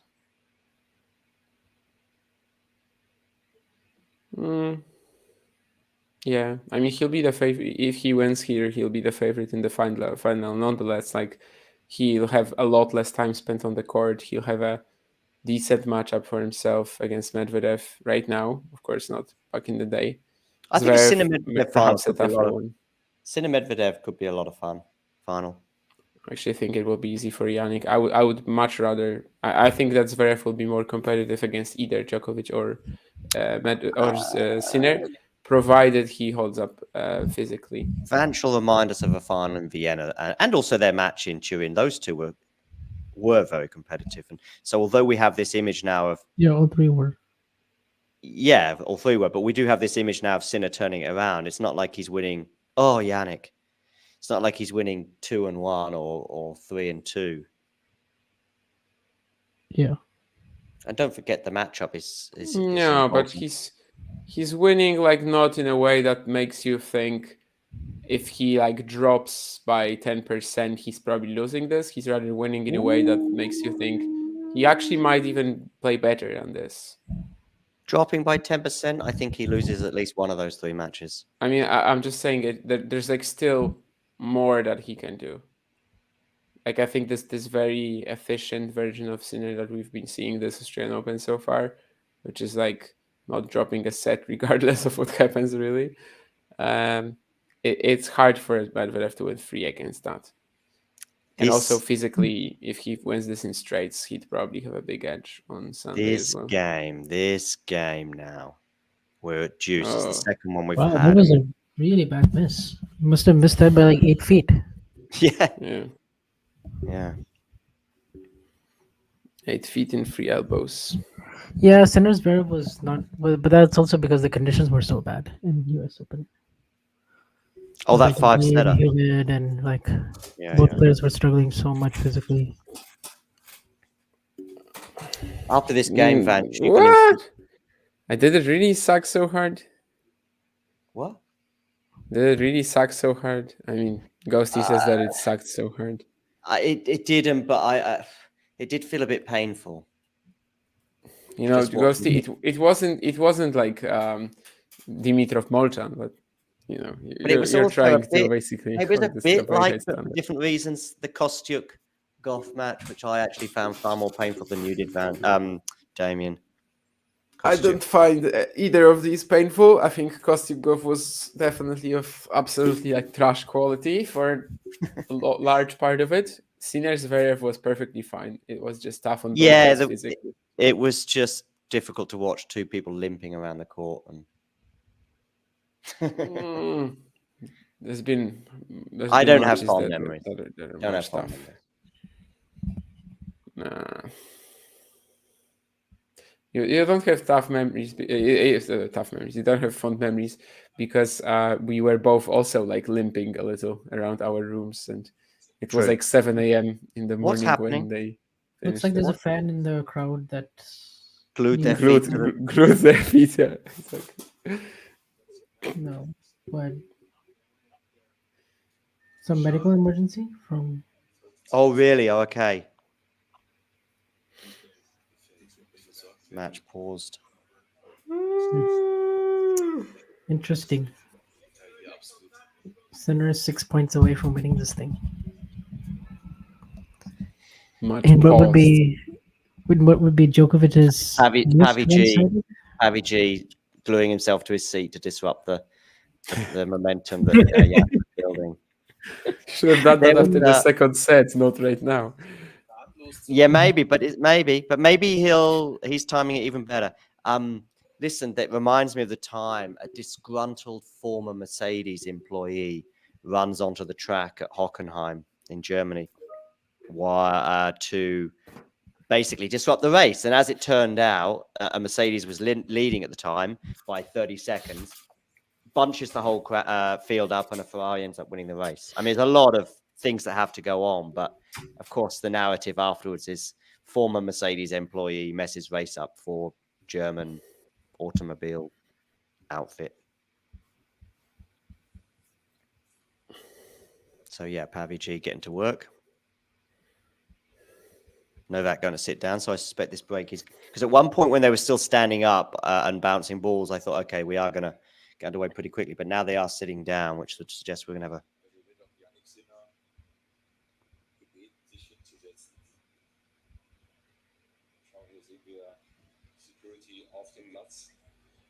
Okay, there is a security issue.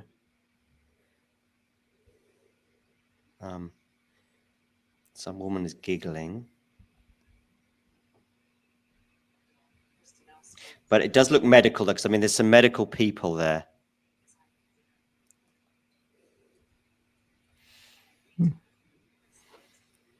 Somebody faint or something? I don't know. Could be. During the US Open, by the way, in that semi-final, our numbers peaked during the hour-long break. Oh, People really? are probably wondering what's happening. Or So was something it like just that. you and Damien? Who else? It's Damien and I, yeah. Nice. Damien, The night I was- shift of the US Open. Night shift, yeah. I was in deepest, darkest Portugal myself. That just reminds me, when's the next time Mukova is going to play a tennis match? Oh, Mukova, yeah. Hmm. I understood Kova. Yeah, I didn't quite get it. I had to. I'm think sick because literally anytime someone says something, I apparently think of Alexander Kovacevic or any other Oh yeah, random Kova. tennis player. Yeah, I was like, Kova? I mean, he played the Australian Open. You're already missing him.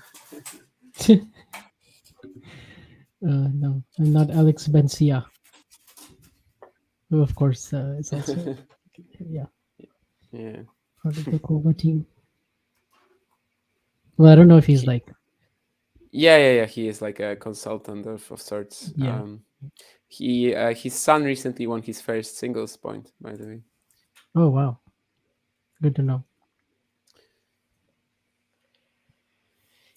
Yeah, it does seem to be a medical thing. Someone is being carried out, I think. But he's standing at least. Oh, they're getting the trophies out.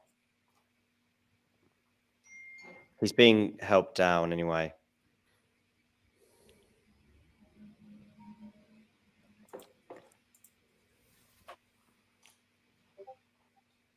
And it does look like we're about to get underway again.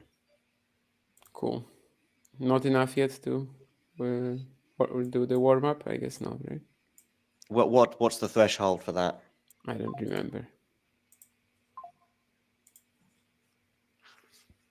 There's like a first threshold, I think, for a 1 minute warm up, and then the next one is for like the full. But I don't remember. So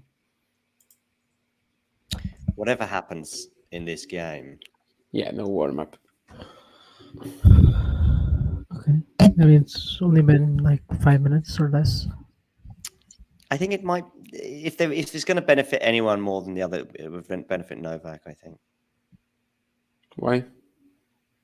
Just because of the inflection point. He lost the previous point. It's a chance for, Sinner's sort of moment was then.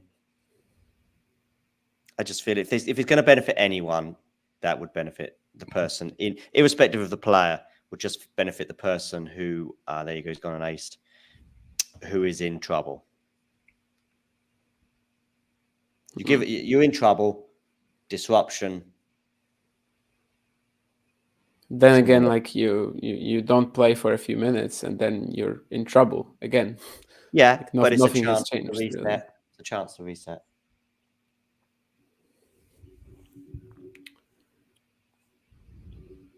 I think a disruption's not the worst thing in the world if you're in trouble. It's like the rain delay at 2-2 in the 5th set at Wimbledon 2008. Oh, I mean, it really depends, but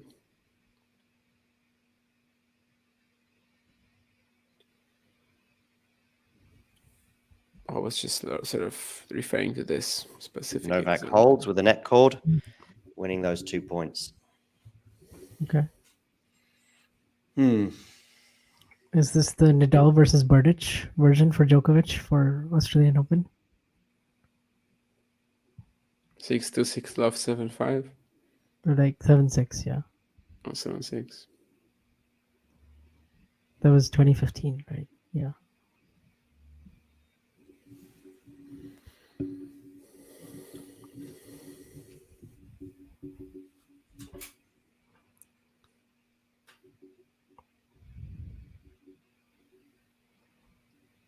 So,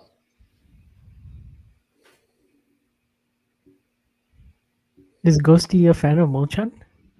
he's a fan of the Molchan-Dimitrov match and by proxy, Molchan. Yeah. Molchan, Precise. Trevisan.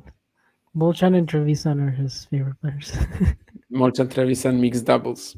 For very different reasons, though, Vanch. Okay.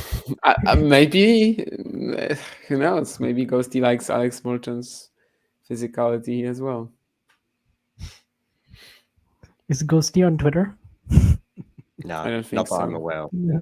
Unless he Yeah. really is Pavi G. Maybe he's Pavi G. And after all, That would be, yeah. He'd be delighted to have been mentioned a few times on this stream already.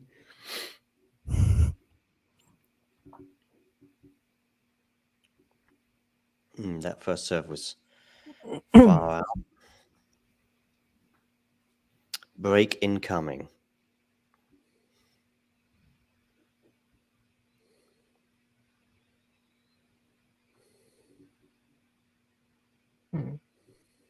Novak goes long, just long.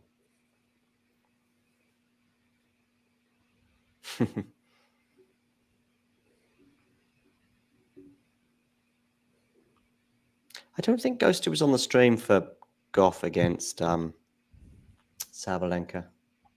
I mean, it would have been an awful time for most people in the US.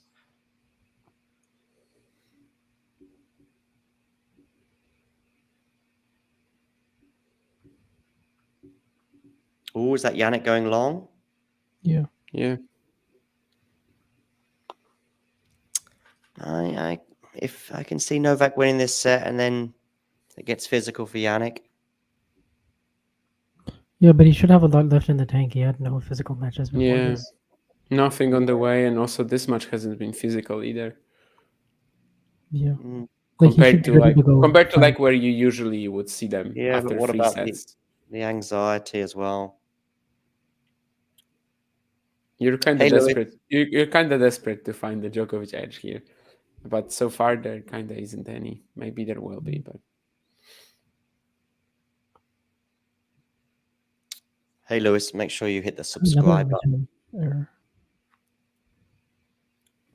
Wait, actually, was that a second serve by Sinner? I think It it was, was, right? yeah. Yeah, that was a pretty good second. pretty What good. was the speed on that second? 177. Yeah. I mean, pretty good location as well. I don't know what 177 is in miles. Must be at least 225. 110. Oh, sorry, yeah, 170. yeah. Sorry. Has to be about 110 maybe. I don't know, Yeah, something. 110 is what I was thinking around that. So, Because 200 is 125 or thereabouts. yeah. Okay. I had to do some quick Fahrenheit and degree arithmetic today for Amy Lundy, who wasn't sure what 13 to 21 degrees is in Fahrenheit. I use Kelvins. You know. That's weird. No, I don't. Of course. I know. But it would be pretty funny if I did. What's Kelvin? Fahrenheit, I just know the main, like 0, 32, yeah. and 100 to 12. That's more or less. I know that I think 20 I is know how to 68, count. John. Because What? 68 is the easiest to convert. Like 68 is 20. Oh, okay. So that I got a bit lucky because my ballpark was 70. Okay, And yeah. So 70 is like 21. Exactly. And that was a very close to the figure I was looking for. So it's like 50 to 70, what you were looking for, basically? I was looking for 13 to 21 degrees. Yeah, so like 50 to Yeah, 70. 55 maybe. 55. Yeah, but thinking that this was afternoon, I was looking closer to sort of 20. Yeah. And she said, "Oh," and as soon as she responded with "that's perfect," sort of conditions for playing tennis, I thought, "Okay, yeah, I've got that right then." Yeah. I don't know what it is, but is the wind really this big of a reason why Djokovic is missing all these ground strokes and returns as well? Not Like, really normally he's missing so all sharp that on much in sets in set 3, right? Yeah, And third set has been better, but Yeah. Like again, if this is the first set, Djokovic is going to be enjoying himself right now. Yeah, It's just not the first set. He's this is just the really first limited his margins. Yeah. yeah. if this is the first set, we're heading towards a Djokovic win. Well, I don't know if a Even Djokovic win, but it's a match that's close. It's a match that's 50-50 so far, and Yeah. I would say if the first set was 6-all, 1-0 on the having held serve, I would say if anything he might even have strengthened his hand. that sounds wrong to me. Like if Jannik is just keeping up with him, then the edge has definitely lowered, because that's not maybe, how maybe, but like that's how it has to work mathematically, simply. yeah, mathematically, but we're not talking just in solid maths, are we? Wait, what happened in that point, guys? My stream. Sinner should have done better with a backhand into the net. Oh, so just routine? Yeah. Yeah. I mean, it wasn't a put away of any sorts, but yeah, it is an unforced error, just neutral ball. Okay, so Djokovic has the mini break. But I feel like Sinner is going wide on his serve so much. I don't know what the splits are on his like serve location on the first serve, but it must be like 65-35. Like it must be more to the wide on the deuce, right? More slice serves on the deuce side. On the deuce side, yeah. On the outside, I think he's going T a lot. T and body, right? Yeah. Yeah. Okay. Yeah, Novak could have done with that one landing, and it was close. Yeah, he's blocking them, but he's just not quite, connecting on them. It's like not quite. But I think the rest of his game is pretty much back. So off balance on the third shots though. Jannik gets it back on serve at 2-all. As you said, he was slightly off balance there, Novak, and he goes along with the forehand. That was like a Brandon Nakashima forehand. He's just sort of.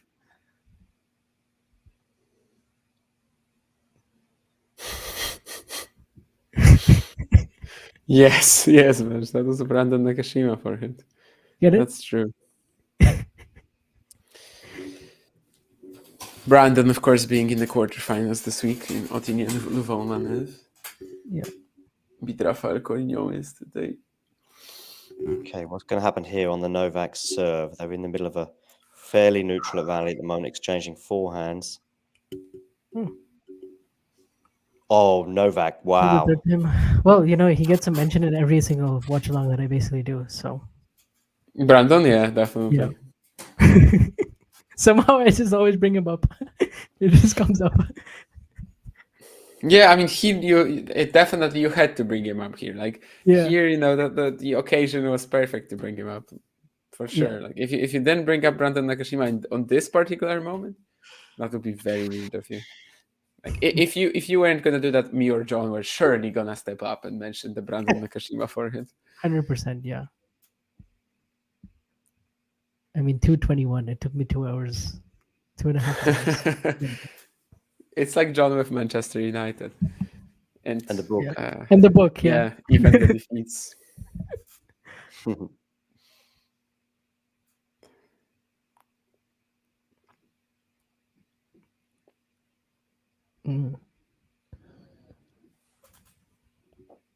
Oh, Jannik. A little Novak swing of the racket now like this, almost Jannik-esque. At the change of ends, the Serb has a 4-2 advantage. Yeah. Of course, Sinner was Exactly. 5-1 down against Andrei Rublev in the previous round in a tiebreak, winning the next 5 points in a row. But of course, Andrei Rublev and Novak Djokovic have very little in common other than that they both play tennis. They both won Monte Carlo. They were both at the how was it called? Adria Tour? Yeah. Was Rublev on the Adria Tour as well, was he? Okay. Yeah. They were both in the final of the Serbia Open. Yeah, Rublev won against each other, yeah. But also not only, I guess.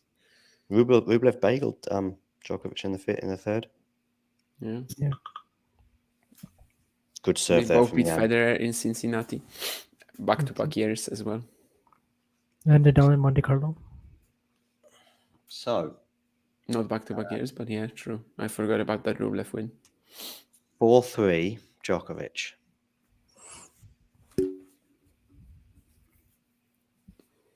And Medvedev in the 2022 ATP Finals edition. Like everyone in a deciding set tiebreak. Yeah. Yeah. Okay. All right, that's enough. Yeah.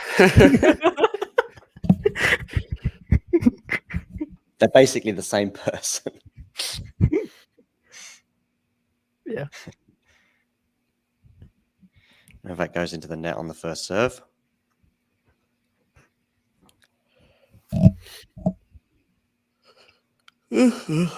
Somebody crossing their fingers. I feel like she's a Novak fan. Both Djokovic and Sinner fans are now in shambles, maybe. So Yeah, right. Man, neither guy wants to win this tiebreak. Novak errs now 4-all. yeah, it's a weird point because like Sinner really had the initiative. He kind of gives it back, and that's when Novak makes the error, right? That's literally when. But yeah, that's kind of been the plan, I guess, for Sinner. Not go for too much. That's why that one forehand was really surprising to me. Cahill looks nervous. I'm not saying it's not understandable, but he does He's look just nervous. like getting out of his chair and He was the last one to sit down. Team Yeah. Gary. this is actually a really big moment in history. Woo! Vanch here building up like the assassination of Kennedy. the landing on the moon and the extinction of the dinosaurs. Excuse me, but now it's on his racket. Yeah. There we go. Is there a third shooter on the hill? Yeah. This is the moment of truth. By the way, I just mentioned 3 things in history. 2 of them happened within 6 years of each other. The assassination of Kennedy and the landing on the moon. And the other one happened 100 million years ago. Yeah, within 6 years. So for 100 million years, nothing happened. Nothing. Well, Jesus was born. That's pretty important too. Yeah, I know. But in the timeline I gave, the 3 examples I gave. Yeah.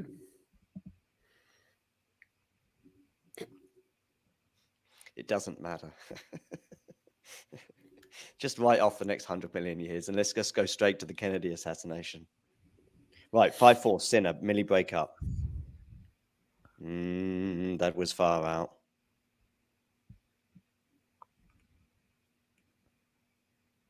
Oh, Oh. wow. My, oh my. Yeah, it's like the point a few games ago, right? The one where Djokovic went long with the lob. No. February 2007. The one where Sinner has a forehand push, like exactly the same. It's like too short to be comfortable, and he actually throws it out. So this time he played it really safe, and then has nothing to do really on the next ball. February 2007 didn't drop a set. But I don't know, before that, I'll have to check. Well, not Federer, Nadal, or Djokovic, but yeah. Otherwise, maybe someone back in the day, but Match point or definitely set Federer, point? 2007. Gonzalez had. We some have a set match points. point. We do We have a match point, yes. Yep. We do. Okay. It's not in his serve, but still a match point. What are the Carota boys doing right now? I actually got an email. I emailed them and they emailed me back. Oh, wow. A day or so ago. Are you wowing because I got an email off the Carota boys fan? Yeah. That might be the best moment of your life. Right.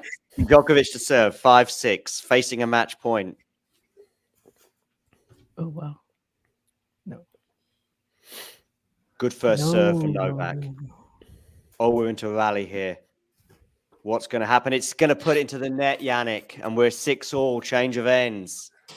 Very much a neutral rally, that. Ghosty, why didn't Sinner run for that one? He had absolutely zero chance. Like he was still sort of leaning forward on top of the net after the previous shot.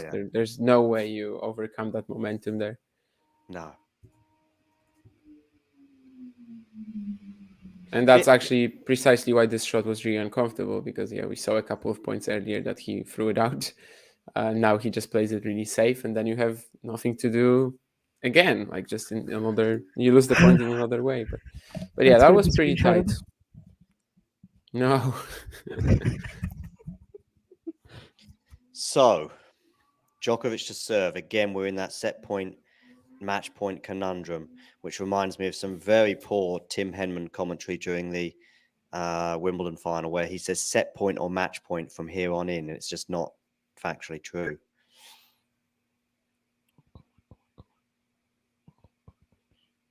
Ooh. No, that was a strong approach, though.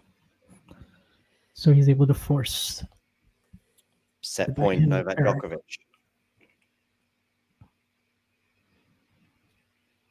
Jack Draper could have run that one down. I don't know. That's pretty random, but okay. No, Jack Draper, if anything, would be even in more trouble. He's Yeah. way less clunky. Way more clunky as a mover for sure. I mean, it's one thing to run it down, and then it's another thing to have the control to No, but he's not even running that down. pass too. That's just No. I think Djokovic is talking about the lob earlier. the lob. Yeah. Oh, the lob. Okay. Right. 6-7 now. So we've got a set point here for Novak Djokovic. Jannik will be keen to get a first serve in. He doesn't get it, of course. Fourth set incoming, my friends. Fourth set incoming. 200k an hour that first serve was. What's going to happen on the second one? Ooh. Backhand return. Now on the forehand of Novak. Feels like Jannik's in trouble and it's gone long. And Novak Djokovic does indeed seal the fourth set. All right. What are his odds now? Someone go with the break. That juice break. live bet. What are his odds? That juice breaking play, I'm telling you. At 5-all. Live odds. Let's look at it. Now we're back into, and now Novak takes the bathroom break. We're now into sort of 70-30 territory. 60-40.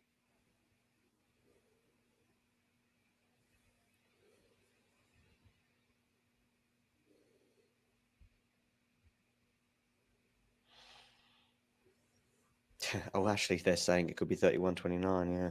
Well, anything but 8-6 in the end. That match point as well.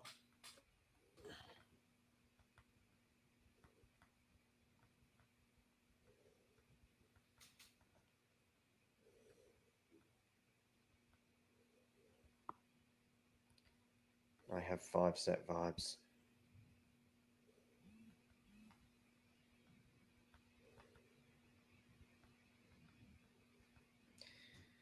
So some stats are emerging. Unforced errors from Jannik Sinner, 15 in that set to 13 of Novak.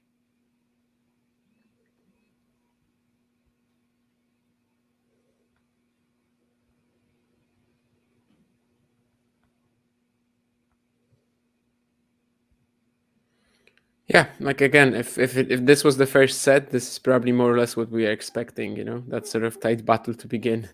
It's just that this wasn't the first set.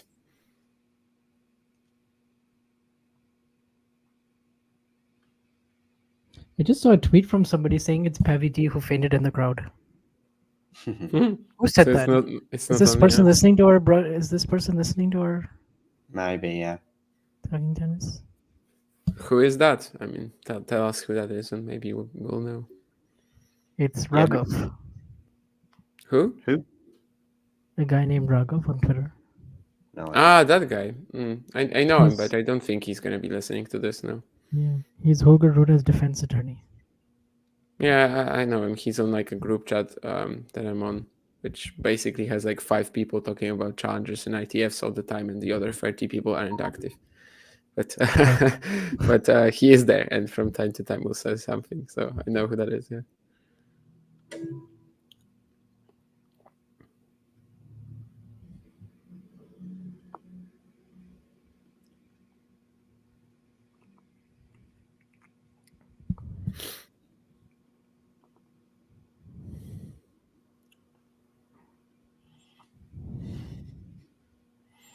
Jannik looks pretty chilled.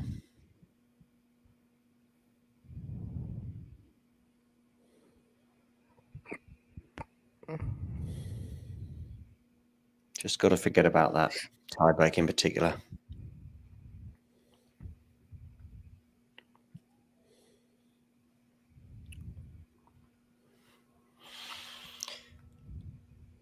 Jannik's first serve percentage points won is still pretty impressive from that set alone, 89%.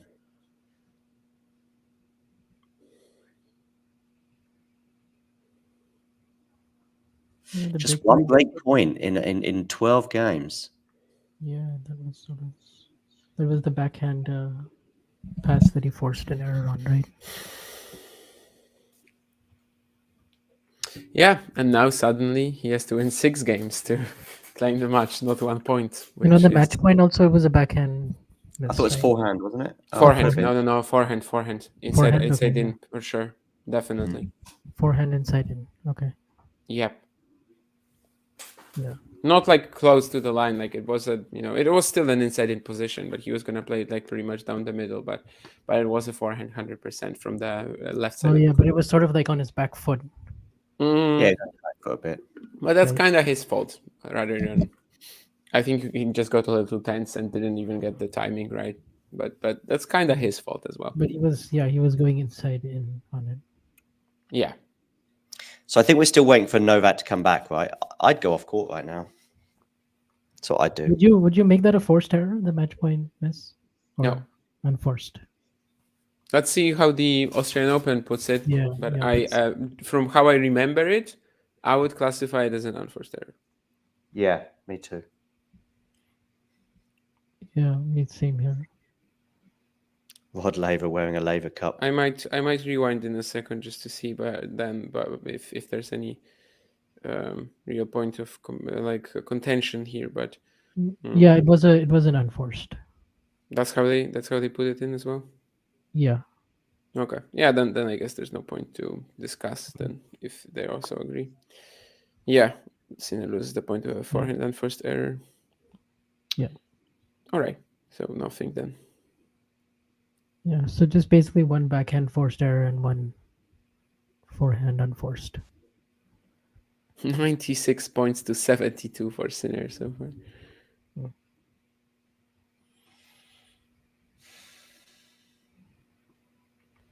In the tiebreak, definitely shown the first serve percentage wasn't really there for Sinner.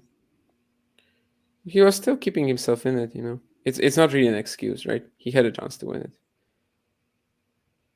Nothing special, but he had a chance to win it. Yeah, he also had the 5-4. He had 2 serves on it. I mean, he didn't win both points, just one. Yeah, he won just one. He lost that one with the lob. I think was one of the ones. Yeah, that he the lost. lob was the first. And that was really close to like just being a point for Jannik when he had Djokovic on the back foot. Djokovic slices, but yeah, the ball was just pretty short and uncomfortable. Is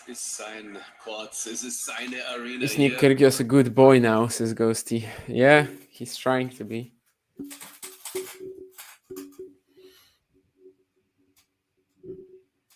What was that photo about Greece, by the way? Did you see that? Him and Tsitsipas? And Kokinakis?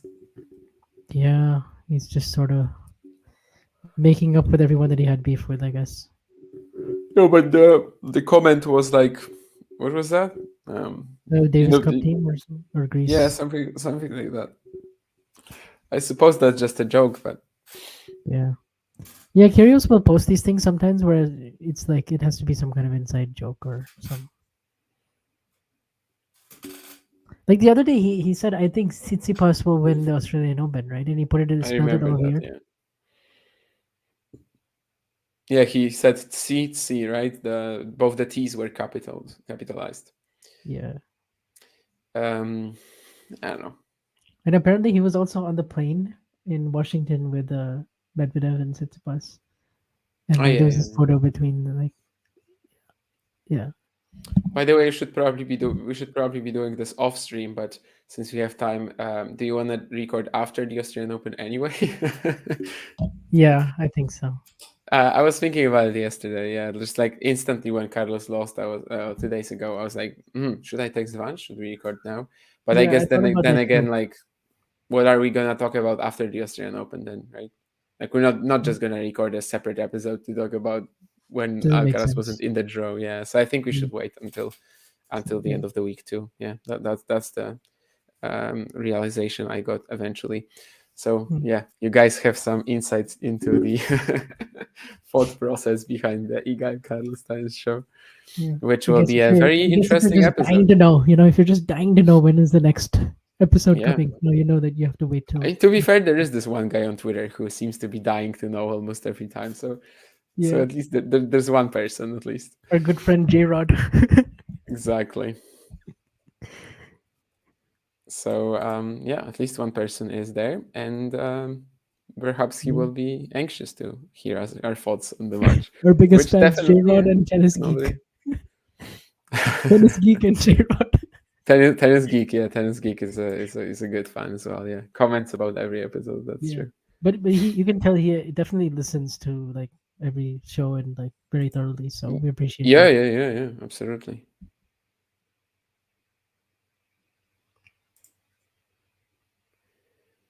Perhaps not the best Australian Open for the Gan Carlos Tennis show, but as we said, like it doesn't really It was matter. our worst if they major win or so lose. far, but it gives us a lot of things to talk about. Yeah, even if they lose early, it's still a lot of talking points. So if they like maybe had a year where both are really struggling out of the top 10, like that could actually be, why did we make this show? Why did we actually start the show in the first place? But that's probably not happening ever. Sean, maybe 5.5K by the end of the day. I like your thinking. You guys know what to do. If anyone watching is still unsubscribed.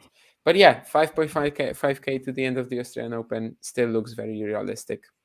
6K would require like a massive audience on one of the streams. We'll see. Anyway, Jannik Sinner with a very quick hold to begin the fourth set. We are back, ladies and gentlemen. He needs to keep his nerve. He needs to be steady, and we'll see. I know I maybe overused this a bit, but I do think serving first is an advantage. I don't care. I don't care that the stats don't show it, or like barely show it. Yeah. Federer served first in the 2014 Wimbledon final fifth set. That didn't help him out. 2014? Yeah. I don't think so. He gets broken to end the match at 5-4. Oh wait, no, not 2014, 2008 maybe. 2008 he has a breakpoint at 4-3. Yeah, so that would make sense. Yeah, 2008. Not 20. 2014, I'm pretty sure he's definitely serving second. He served second, yeah. But 2019 he also served second. Yeah, because the breakpoints he had later on at like 11 all, these are breakpoints, not match points. Yeah.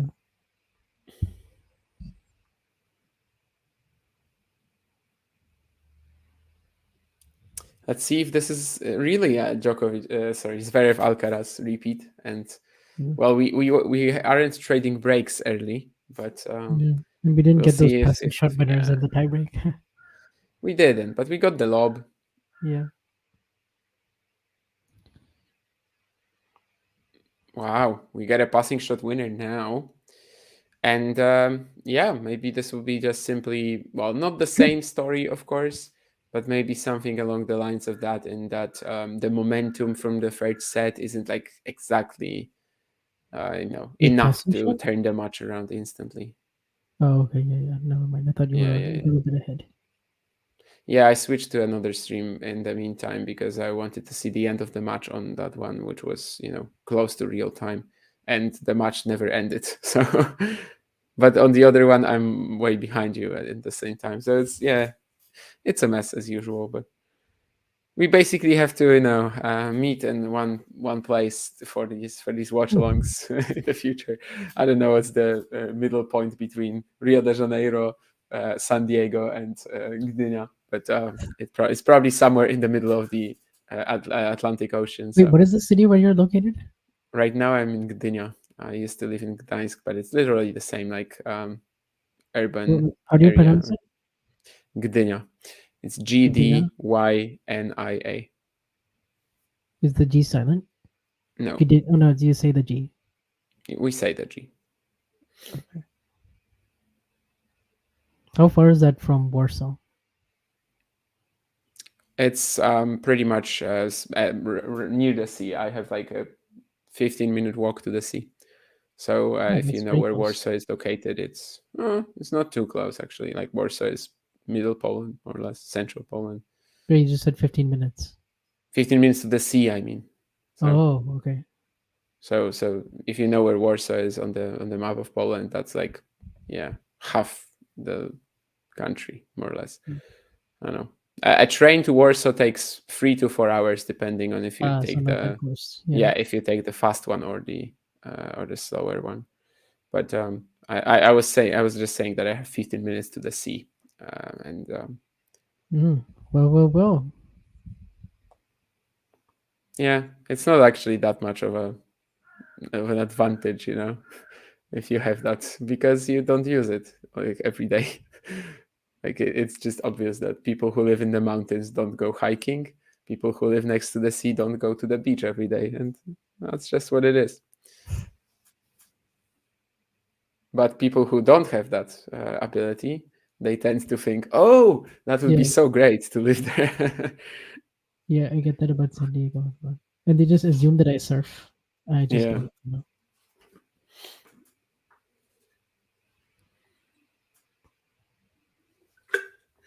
But you sort of like take it for granted. Oh, At least I definitely. do, and it's like, oh. Yeah. In my hometown is not next to the sea, but it was like we live like 200 meters from a lake. And I remember everyone saying, "Oh, it's so fantastic! You can see the lake from your window." Well, right now just barely, because they started building more houses. But like, are you going there every day? And we're like, Yeah. no. We're basically, whenever a guest comes around, we Yeah, when I take guess them there. comes and But you take them around, yeah. exactly, but that's literally the only time we use that lake. Yep. Or like the area next to the lake.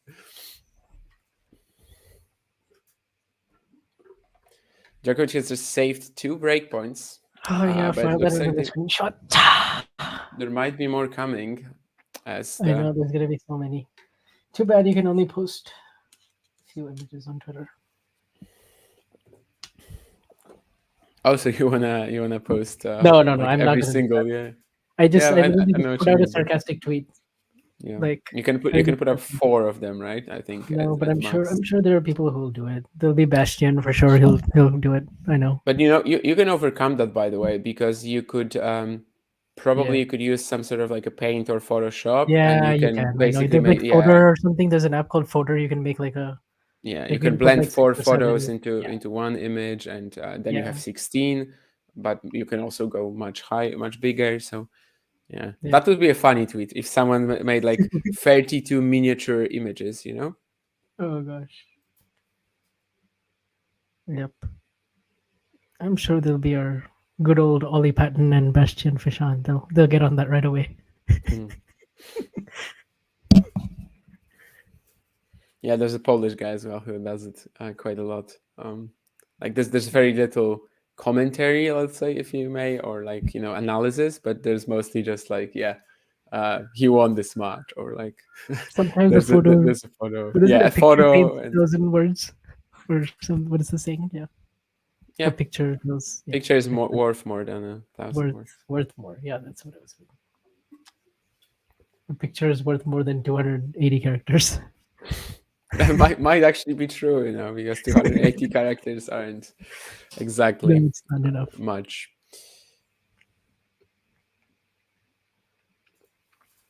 Well, that's quite a gutsy hold for Djokovic, for sure, given that he had to save 3 breakpoints. Although I guess all 3 of them were like pretty quick serve points.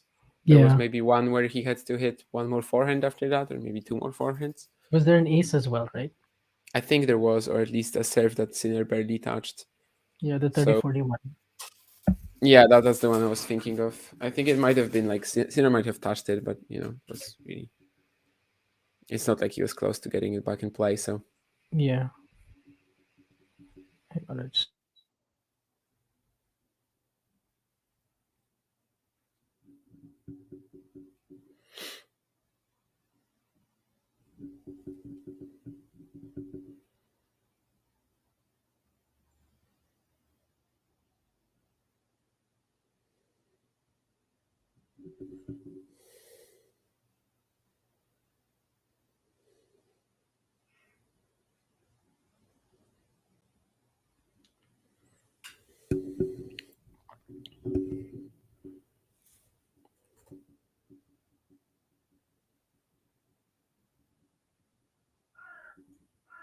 Oh, Vansh has disappeared apparently. Anyway, let's catch that next game. Then there was a backhand unforced error from Djokovic. Now Jannik the same on the forehand. I also saw the stat on backhand unforced errors in general, 21 and 12 to Djokovic, which of course is somewhat surprising given he might have the best backhand in history. I see that there's enough light in Poland already at 7:30 a.m. that I can turn off the light in my artificial source of light in my room, but I will do that, of course, on the changeover. Don't wanna pay too much for my energy bill. Although I still do feel like actually the Australian Open is seriously going to increase my energy bill, because most of the time during the night you're not going to be sitting with your light on, and I'm doing all these streams middle of the night, and I want you guys to see my beautiful face, so obviously I put on the light. And yeah, then I might actually have to pay a bit more for energy. So you see, that's no. I mean, I would probably have the light on anyway. And there's also the laptop working. And actually, during streaming, I only have the laptop. But when I'm not, there's usually two screens that are going on right now. So I guess it's not the streaming that does it to me. It's just the Australia, and it's just the Australian Open and the time zone difference. In anyway, Sinner 30-15. Djokovic, after that gutsy hold again, sort of just finds himself in a nice position if you forget about the first two sets. But of course, they cannot be forgotten about, since anytime Sinner gets closer to wrapping up a set here, the pressure will just pile up on Novak. We'll see if he can handle it. That's another sloppy error. And yeah, all in all, I mean, Djokovic definitely isn't playing a good match. So it's more of a battle of will for him against himself, realistically, you know. Well, not himself, because of course Sinner is doing way more than enough to keep adding that pressure as well. I mean, he's such a good server at the moment, such a good returner too. Some of these first serves that were coming back at Novak, you know, full speed at his feet. And Jannik has also been playing like a much cleaner, right, version of let's say his game than even usual. Lots of good like sustained hitting, which is precisely what he's been needing so far. Just one tight forehand when he was match point up, and we'll see how important that will be. Djokovic with this backhand drop shot here keeps himself in the game.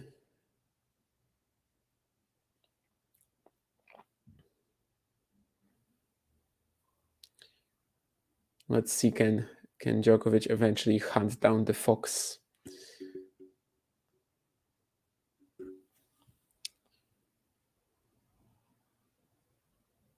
It's sort of again in that Alcaraz-Zverev territory where Alcaraz was, after two sets, he basically was playing like one of the worst matches of his life. But once he wins the third, suddenly he's like fairly close to the best win of his career, and like one of the best wins. And it's the same for Novak here, really. Like he plays a horrific couple of sets, but then suddenly he finds himself on the verge of like one of the more impressive comebacks victories of his career, which of course for him means a lot more because he's been playing for ages now. Let's go Jannik. I get to watch the final with my sweetheart, and I want it to be a good one. Right. Your sweetheart as in Jannik, or your actual loved one? No, I guess your actual loved one. So yeah, it's gonna be cool then. Sinner Medvedev, Sinner Zverev. I guess you'd probably prefer Medvedev then to be in that final. I will turn off that light that I was talking about and be back in 15 seconds.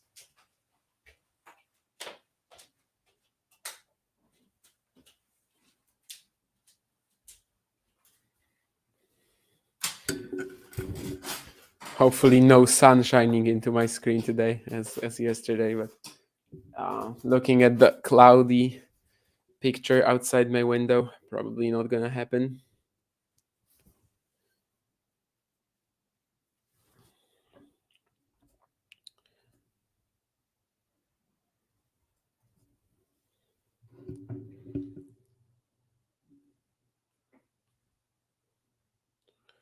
I think there's also I haven't been checking up on that, but I think there's also the women's doubles second semi around this time. Oh, and actually Kichenok and Ostapenko will be serving for the match. So they might be the rivals for CM Mertens tomorrow. No, actually on Sunday, I think the women's doubles final is on Sunday, I think. But yeah, tomorrow I think will be the men's doubles, and then on Sunday women's doubles. So if Kichenok Ostapenko holds now, it's going to be Kichenok Ostapenko against CM Mertens. Suecia, of course, having already won the mixed doubles today with Jan Zieliński, first Polish player ever to win a slam in mixed doubles. Yeah, and tomorrow we already know that on Rod Laver Arena it's going to be Zheng Sabalenka 9:30 a.m. my time, so 7:30 p.m. Australia time, and then the men's doubles final as well between Boleli Vavasori and Bopana Ebden. Anyway, back on the court, Novak about to serve in the fourth game of the fifth set.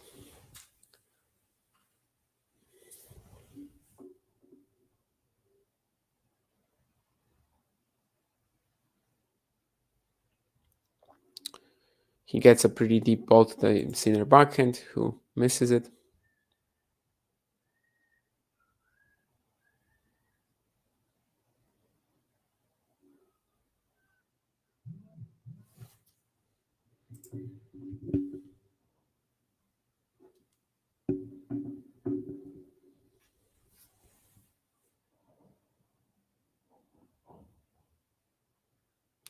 That should be a very good serve from Novak as well, yeah.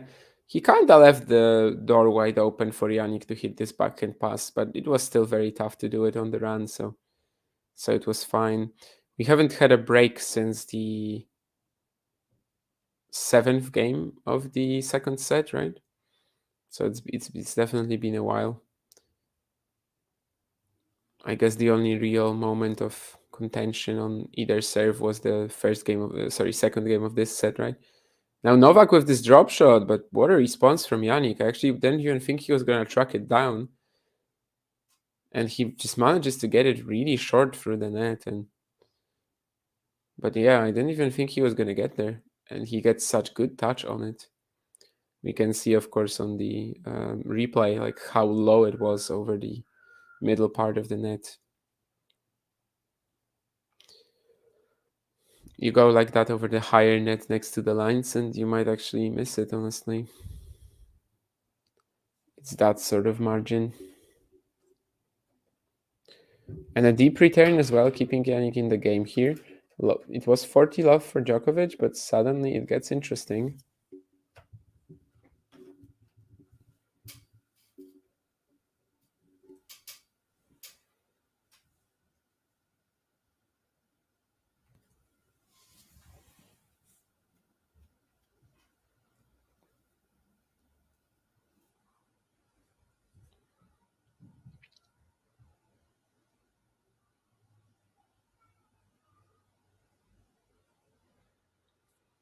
And especially if it's going to be a second serve for Novak now.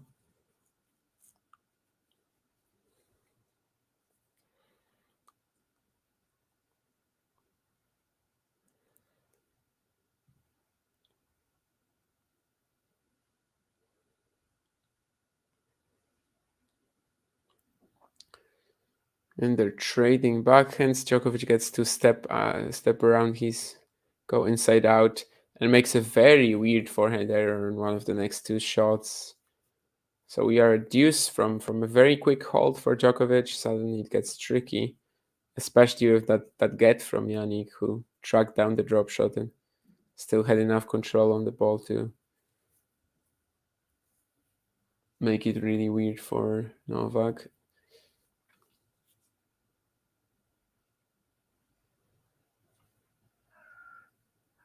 Deuce now, and suddenly this might get pretty tense.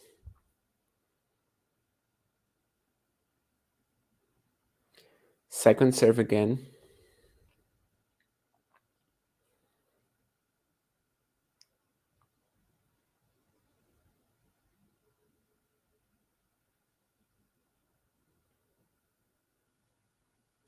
And it's a double fault. So for the second game in a row, Djokovic will have to save a break point. Last time it was 3, but his serving actually improved drastically once that situation came around.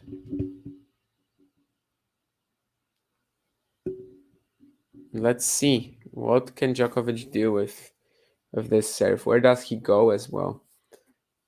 Probably like a more T-ish body serve. Yeah, it is exactly that, but Sinner gets it back in play. Most of the time he's in a rally, he's going to win it recently, but let's see. Yeah, Djokovic goes backhand down the line and it's long. So again, it's really not about killing the point right away for Sinner.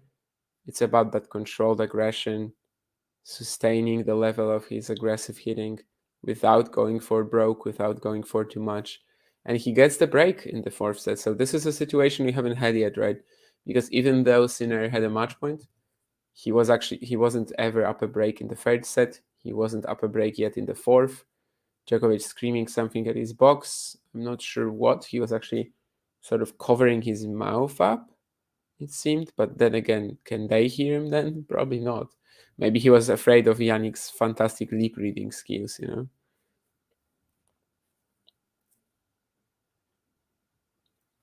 I guess the best tennis players could be ventriloquists.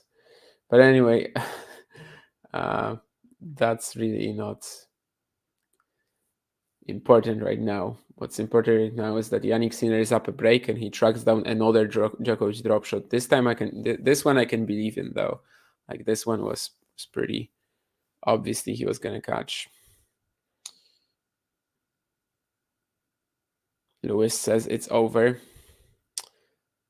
And it very well might be. I mean, the quality of Sinner's service game so far, the entire match, might be suggesting that unless there's still a twist, perhaps coming from the mental side of the game and Sinner really starting to feel close to the win. What a rally here. I mean, again, a Djokovic drop shot, but it's into the net. I like that backhand down the line from Sinner, though. He was so out of position, pretty much almost outside the doubles alley. He still made it. Again, Djokovic says something to his team, like covering his mouth up. It's pretty weird. I don't really know what he's trying to say.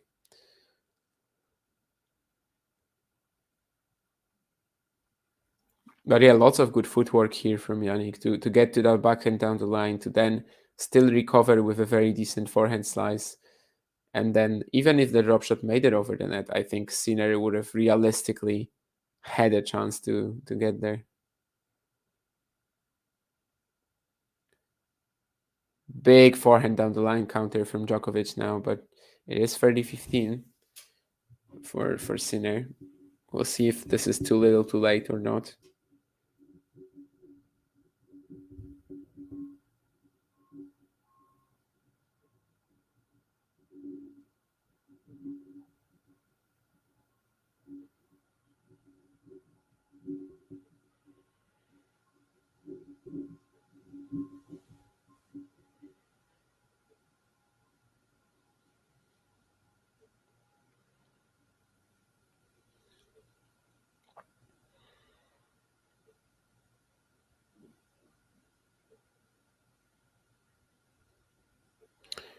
Djokovic stepping up a little bit here. Nice backhand cross to force out an error. So the last couple of rallies, certainly some of the most lively hitting that we've seen so far from Novak.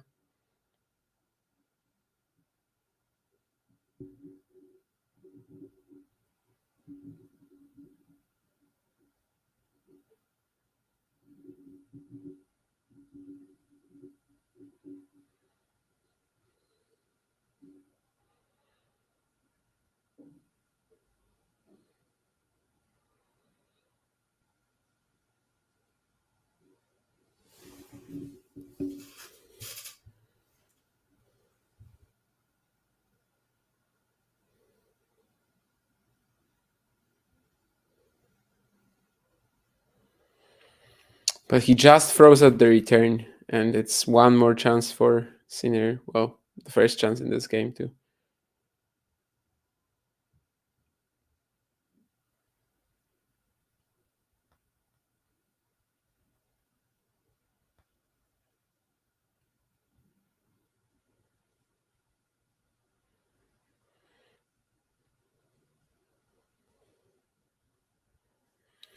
To claim a 4-1 lead, which would definitely feel quite decisive. However, the return from Novak is pretty deep, and that's, I think, the second deuce of the match in on Sinner's serve. I believe the first one being the 5-2 game in the second set, the one he finished it off with. There might have been another one that I'm missing. There definitely haven't been any breakpoints though.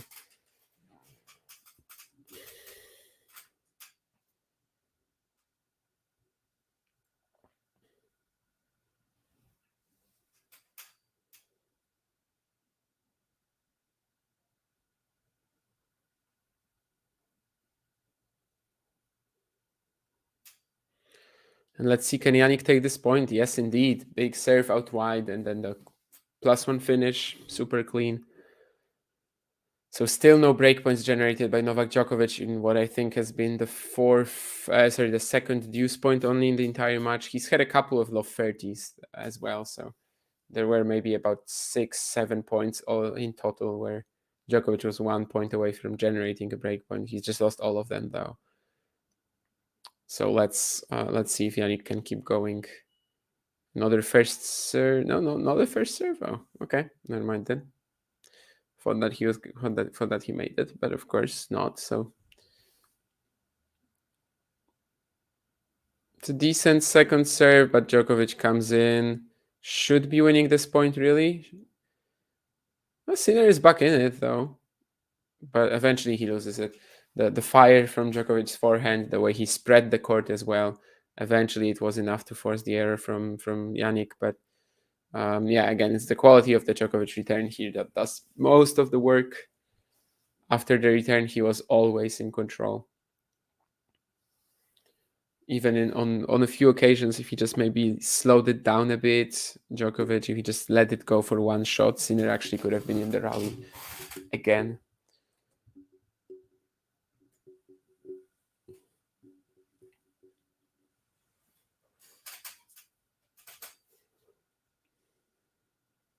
But it seems like there shouldn't be any breakpoints again. Sinner with the deuce side out wide serve once again.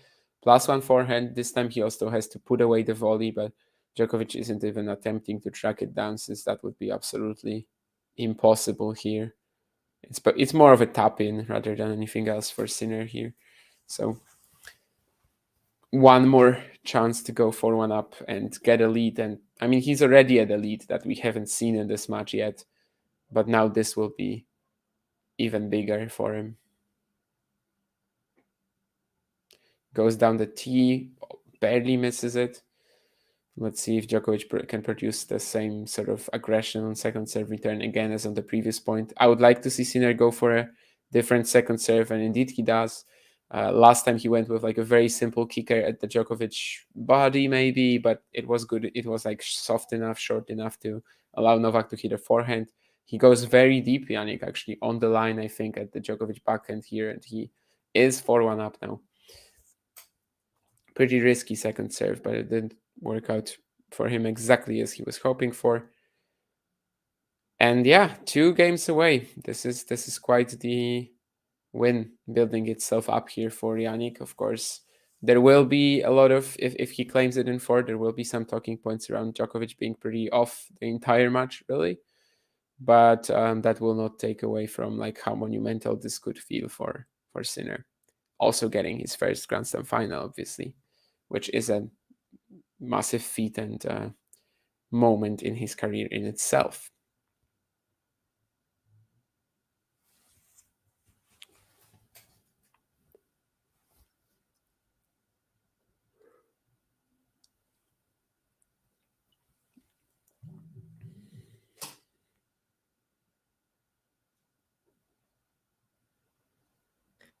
Yeah, that was a risky second serve from Jannik, but it got the job done. Yeah, couldn't just play it to Djokovic's comfort zone and the ideal strike zone again, and he did it right. So 4-1, just 2 more holds, and maybe he can even threaten here. We'll see. I think both the opening sets had him like 4-1 or 4-2, and then I getting know one we've more not. hold. I know we've not had a break point yet on the Jannik serve, but that last game as well doesn't feel like he's been in that kind of territory that often either. The sort of 2 or 3 No, juices no. territory. Of course, it never happened so far in this match. Although Well, you could argue if this is more dangerous than a love 30, I guess it depends, because love 30 you have a couple of like 3 consecutive points where you're fighting to avoid the breakpoint, right? Yeah. And a love 30 I think happened like once or twice. There was one deuce in that 5-2 game in the second set, but never got to something. The drop shot working for Novak there. What's happening here? Is he going to just change his racket? Oh, I see. We're having a replay of Novak whacking his racket against the umpire's chair. Ooh, Sasha Zverev. No, it was the back of the chair. Okay. Karolina Pliskova. No, that was also the side of it, let's say. Yeah, Sean, it was great to have her on. The problem is with those kind of videos is they only have a certain lifespan. Novak. That video is soon to be redundant, whatever happens in this match. And did Kichenok and Ostapenko have just made the final? Hey, Hi, Vanch. guys. What's up? Good to have you back. I'm going to go backstage again, maybe for the rest of the match, but depending on when or whatever. But I'll see you soon. All right.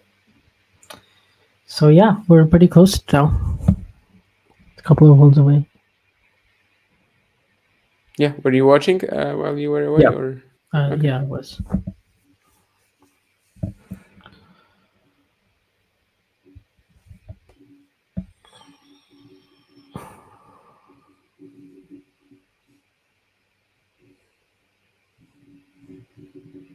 Not very often that you see Djokovic lose a service game from 40 love up. And what a get it all started with as well. Yeah.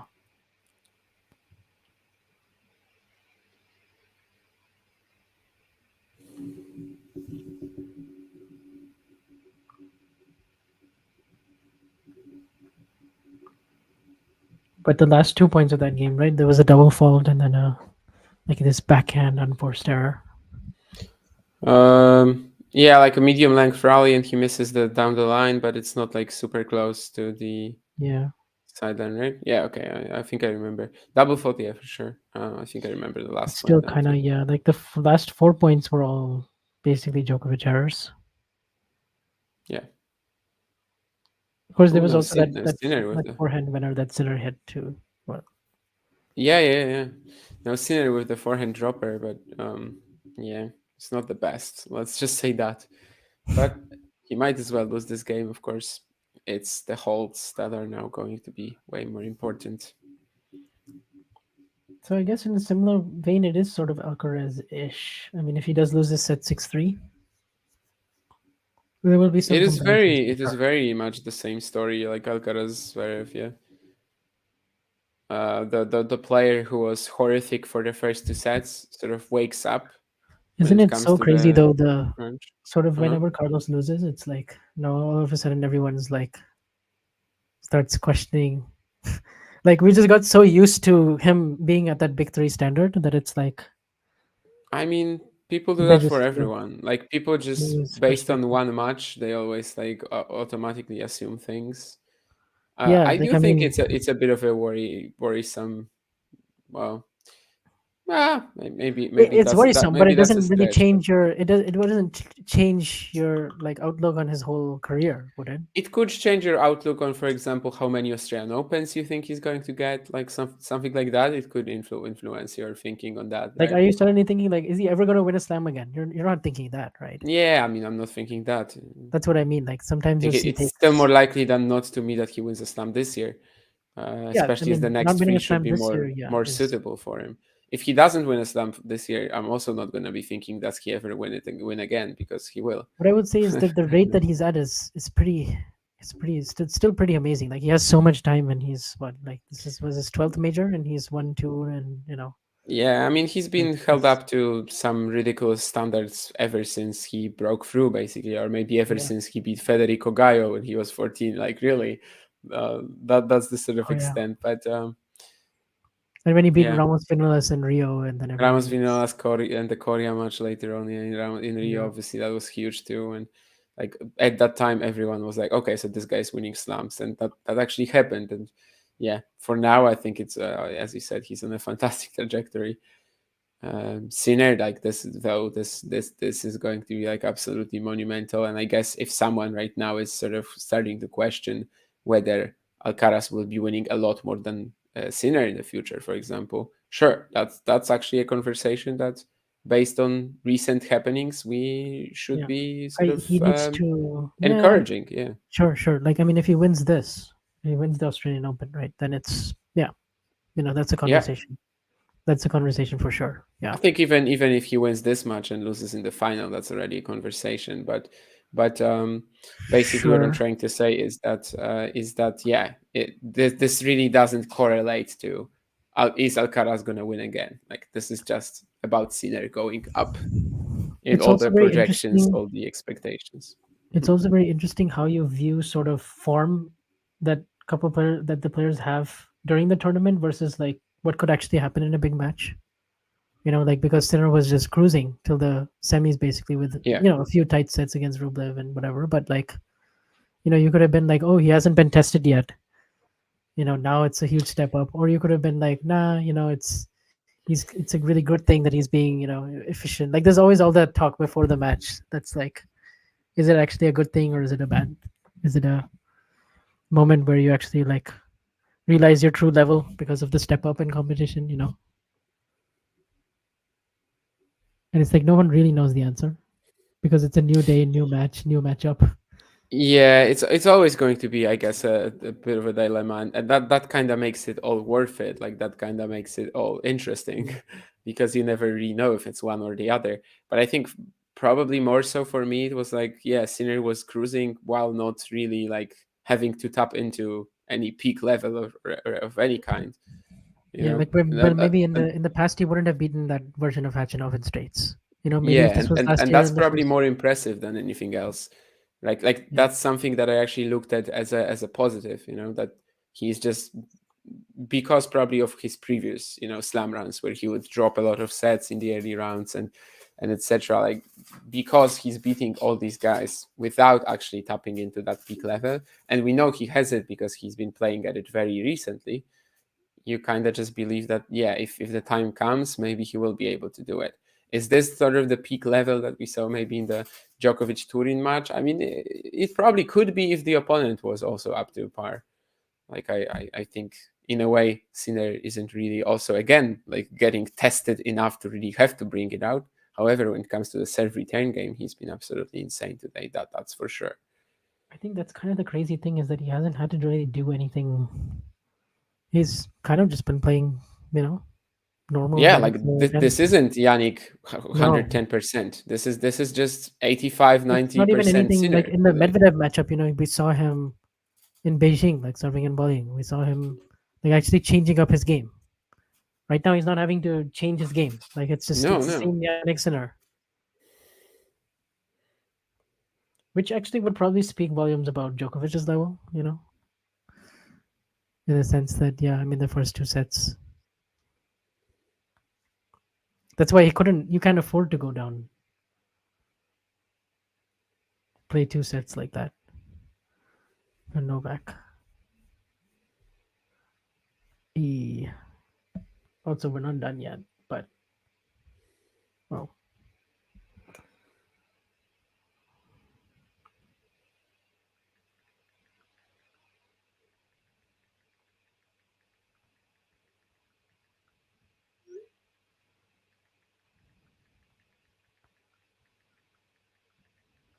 But yeah, now we're about to see how Sinner reacts to having to serve out this match for the first time. Of course, he did have a match point in the first set tiebreak in case someone wasn't watching, but in the first set tiebreak, but serving out is new for him here.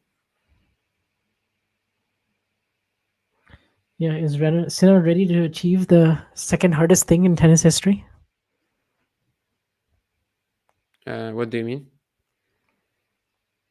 Beating Djokovic here is the second hardest thing to At the do in Australian tennis. Open in the well, you could argue that maybe the toughest because he's never lost in the semis or the finals of the Australian Open, right? Yeah, but I still put it second.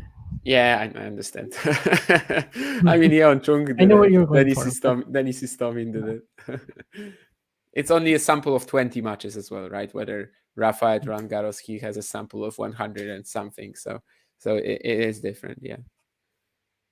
Of course, if we take the whole Australian Open, then yeah, we're gonna find some losses for Novak, like Paul Goldstein, but that was way too long ago. Yeah. Paul Goldstein, yeah, 2006 first round. Actually, he started 0-2 here. So. Yeah, and that's why a couple of days ago, I don't know if you were on that stream, but I was saying that Rafa is actually really lucky to have this Roland Garros record, because if he plays it in 2003 and 4, and he played other slams, he just didn't play Roland Garros, then the crazy record doesn't really exist probably. Although it exists, but it's not as impressive, at least I suppose. But well, of course, that's not actually lucky. Like, he was just injured as usual. But then from 2005, he's just always gathered enough for the clay swing and is missing the other slams rather than Roland Garros most of the time.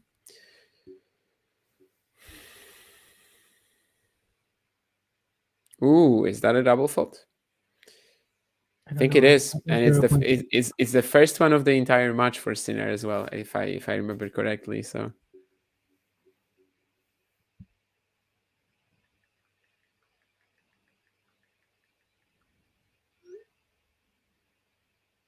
what?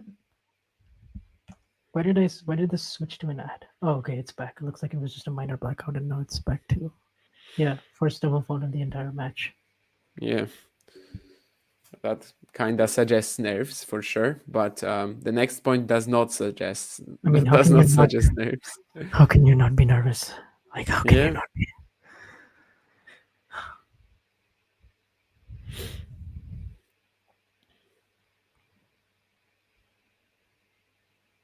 Was it Alcaraz who said that next year he sees Sinner being number one?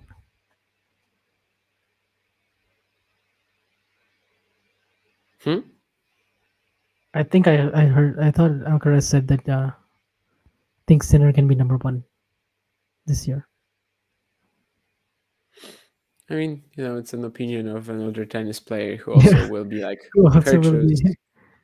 courteous to one another. They will be like courteous to one another, right? So it doesn't mean much. But of course, if he wins Melbourne, it becomes a real possibility. Absolutely.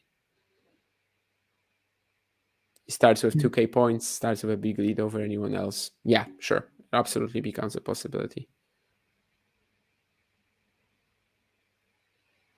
Oh, okay. Match point.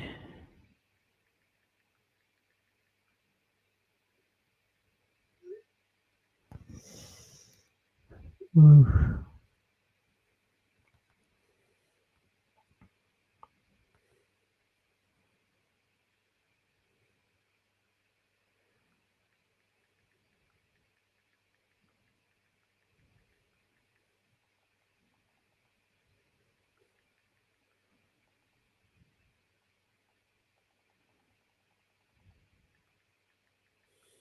I'm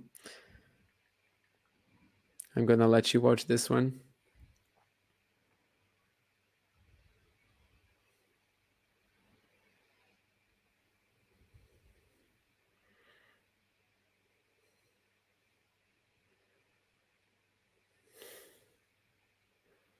Wow.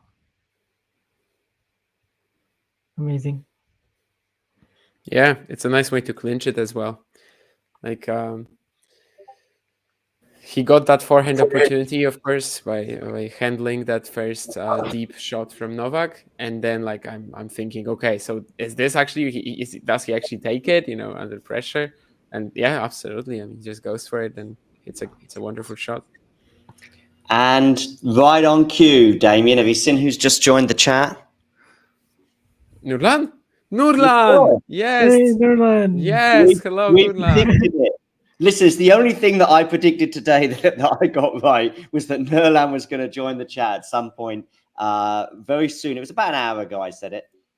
Anyway, he's there. Sinner, chicken dinner, he says. Vanch, did Sinner win that? Novak lose it? I guess you're going to go for a bit of both, right? Yeah, it's always a bit of both. Mm. But still, Sinner had to like sort of hold his nerves and composure at the very end, and to break Djokovic from after he was 40 love up, and then make that forehand winner, and then obviously it was not the best version of Djokovic, very very far away from it. But I mean, he just stayed so calm and composed, and like actually didn't have to do anything out of the ordinary to what his normal game plan is. We haven't seen what I'm watching right now for 6 years, I think, which is him leave Rod Laver Arena in that manner. Do you know what I mean? Just walking down the tunnel, which is always kind of whoever it is, whether it's your favorite player, so it's always kind of a moving thing. I always remember Rafa after he was up 2-0 and a break, I think, on Fognini, and that slumped walk he had down the tunnel afterwards when he loses in 5 sets. Yeah, so we haven't seen that for a long time, and we haven't ever seen it at this stage of the tournament. How seismic is that result in the tennis landscape, Damien? I mean, perhaps not that huge, given that it's Sinner who recently. Well, thank you, Jane. But it's Sinner who recently beat Novak twice. But still, to do it at a Grand Slam stage, it's amazing for Sinner to play like this as well. Like where he's really not peeking out of his mind here. Like he's really just playing his usual stuff. And that's why I never I think I said it like around the second set that I don't believe in Sinner dropping his level, because there's nothing to drop there. Like he's literally just playing something that he's very comfortable with.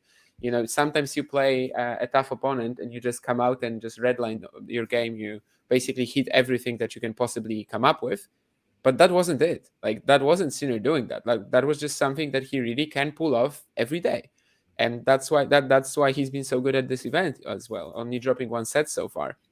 And this is actually impressive to me that like he's getting through all of these matches easily, despite maybe not looking like the absolute peak massive version of Sinner ever possible. It's just his usual level. It's his regular level at the moment, at least. And that's awesome, absolutely, for him, of course. We'll see how the final looks as well against Medvedev or Zverev. But it's his first Grand Slam final. It opens up a lot of possibilities for him later this year as well in terms of the rankings, as we just sort of hinted at a couple of minutes ago. And just to beat Djokovic at a Grand Slam stage, and a stage he's never lost as well before, obviously in the semis or in the final of the Australian Open, that's something that I believe is really going to fire him up even more for the rest of the year. And he probably knew it, but he definitely showed it as well to us that he is ready to win in best of 5 sets play as well, regardless of what happens in the final. Jannik Sinner is the first Italian player in tennis history to reach the singles final at the Australian Open. Unbelievable. I mean, who else other than Panatta has ever really made finals at the Grand Slams? Italian. I mean, that tweet, by the way, has been ready. That, right? That tweet has been ready for about 2 years, basically, maybe even longer in terms of Berrettini obviously threatening. First Italian player. Oh, Berrettini as well at Wimbledon. I forgot about Berrettini. But also in Australia exactly 2 years ago as well. He was close. He was close. Yeah. Semi-final against. I could make a burner account of this and just say #Octavanch and do these. It'd be kind of funny. I just made a very quick note, perhaps a lazy one before entering the stream, which was serve and return and second serve, which seemed to be particularly strong in that final, that 4th set. Vanch, it is a part of Jannik's game that has been talked about quite a bit in the last few months. But I don't know if we'll be getting any Instagram posts from Nole this year or Novak this year regarding Coach of the Year, perhaps. Oh, calendar slam is done. Well, not for not No. Jannik. It's not. Sinner, Medvedev, or Zverev can still Yeah, pick up the yeah, calendar. Medvedev, of course, is going to be winning Sabalenka 2. and Zrenk as well. Yeah. And of course, Medvedev is going to win the French Open. He's going to do the Golden Slam as well by picking up the gold at the Olympics. Look, Also, world number one is Oh yeah, possible for Sinner. this year is a big opportunity. Yeah, this year is a big opportunity for the Golden Slam. Yeah, yeah, for for Sinner, everyone. yeah. For Sinner, Medvedev, and Zverev. Yeah, actually, Medvedev. Well, they will be allowed, right? I think Russians will be allowed at the Olympics. Yeah, so for all 3 of them. Go on, Vance. You were going to say something? I was going to say, yeah, world number one is a real conversation, or at least since Wimbledon. You have to ask the question. Is Jannik Sinner the best tennis player in the world right now? Since puking. Yeah. Yeah, Yeah, but I would even go further. Since No. US Open. I wouldn't. Cincinnati US Open, he wasn't the best player in the world yet. No. And I know he won Canada, but that was No, okay, that so was probably a maybe number fortunate 2 show. since Wimbledon, and then best since puking. his Canada. I would title, by the disagree way. because Wimbledon, Cincinnati US Open, Alcaraz was still by far the second best player in the world. But Yeah. since the Like post after US Wimbledon, Open, after I'm saying post US Open, after Wimbledon, yeah. like No, no? I'm not gonna go for that He was because a Wimbledon, distant- Cincinnati US Open, Alcaraz was too far ahead. But post Okay, US yeah, Open, that's fair. sure. Post US Okay, Open, fair. we can absolutely talk about even number 1 for Sinner. Yeah. He was Yeah. a distant third or Okay. fourth in that period that we're talking about. So that's the problem. Yes. But yeah, post puking, definitely. Well, not definitely. I would say that today is the landmark moment because I remember Damien sort of positing the notion that he arguably, I think, might have been the word that could have been used at that point, best player in the world during that period. But I think now it does tip the balance if we include this tournament where Novak has looked not great in the first couple of rounds, but gradually getting better. And then today he's just been schooled by his opponent. Go on, Damien. No, it's really Alcaraz Zverev. Like this is really a very similar match. It A is, couple of yeah, horrific it's sets similar. from the favorite at first, then the comeback where I wouldn't even say that Sinner got as tentative as as nervy as Zverev. It wasn't that extent, but still, like the comeback is there. But then again, we sort of get back to what was happening earlier, maybe slightly closer, just like in Zverev Alcaraz. But still, the performance from Sinner or Zverev on the day is really just eventually strong enough to prevail anyway. That third set comeback ends up being, inconsequential. So I think it's a super similar story actually to these 2 matches. Yep. I think it's an obvious comparison. If you're Jannik Sinner, Vance, do you have a preference over Medvedev and Zverev?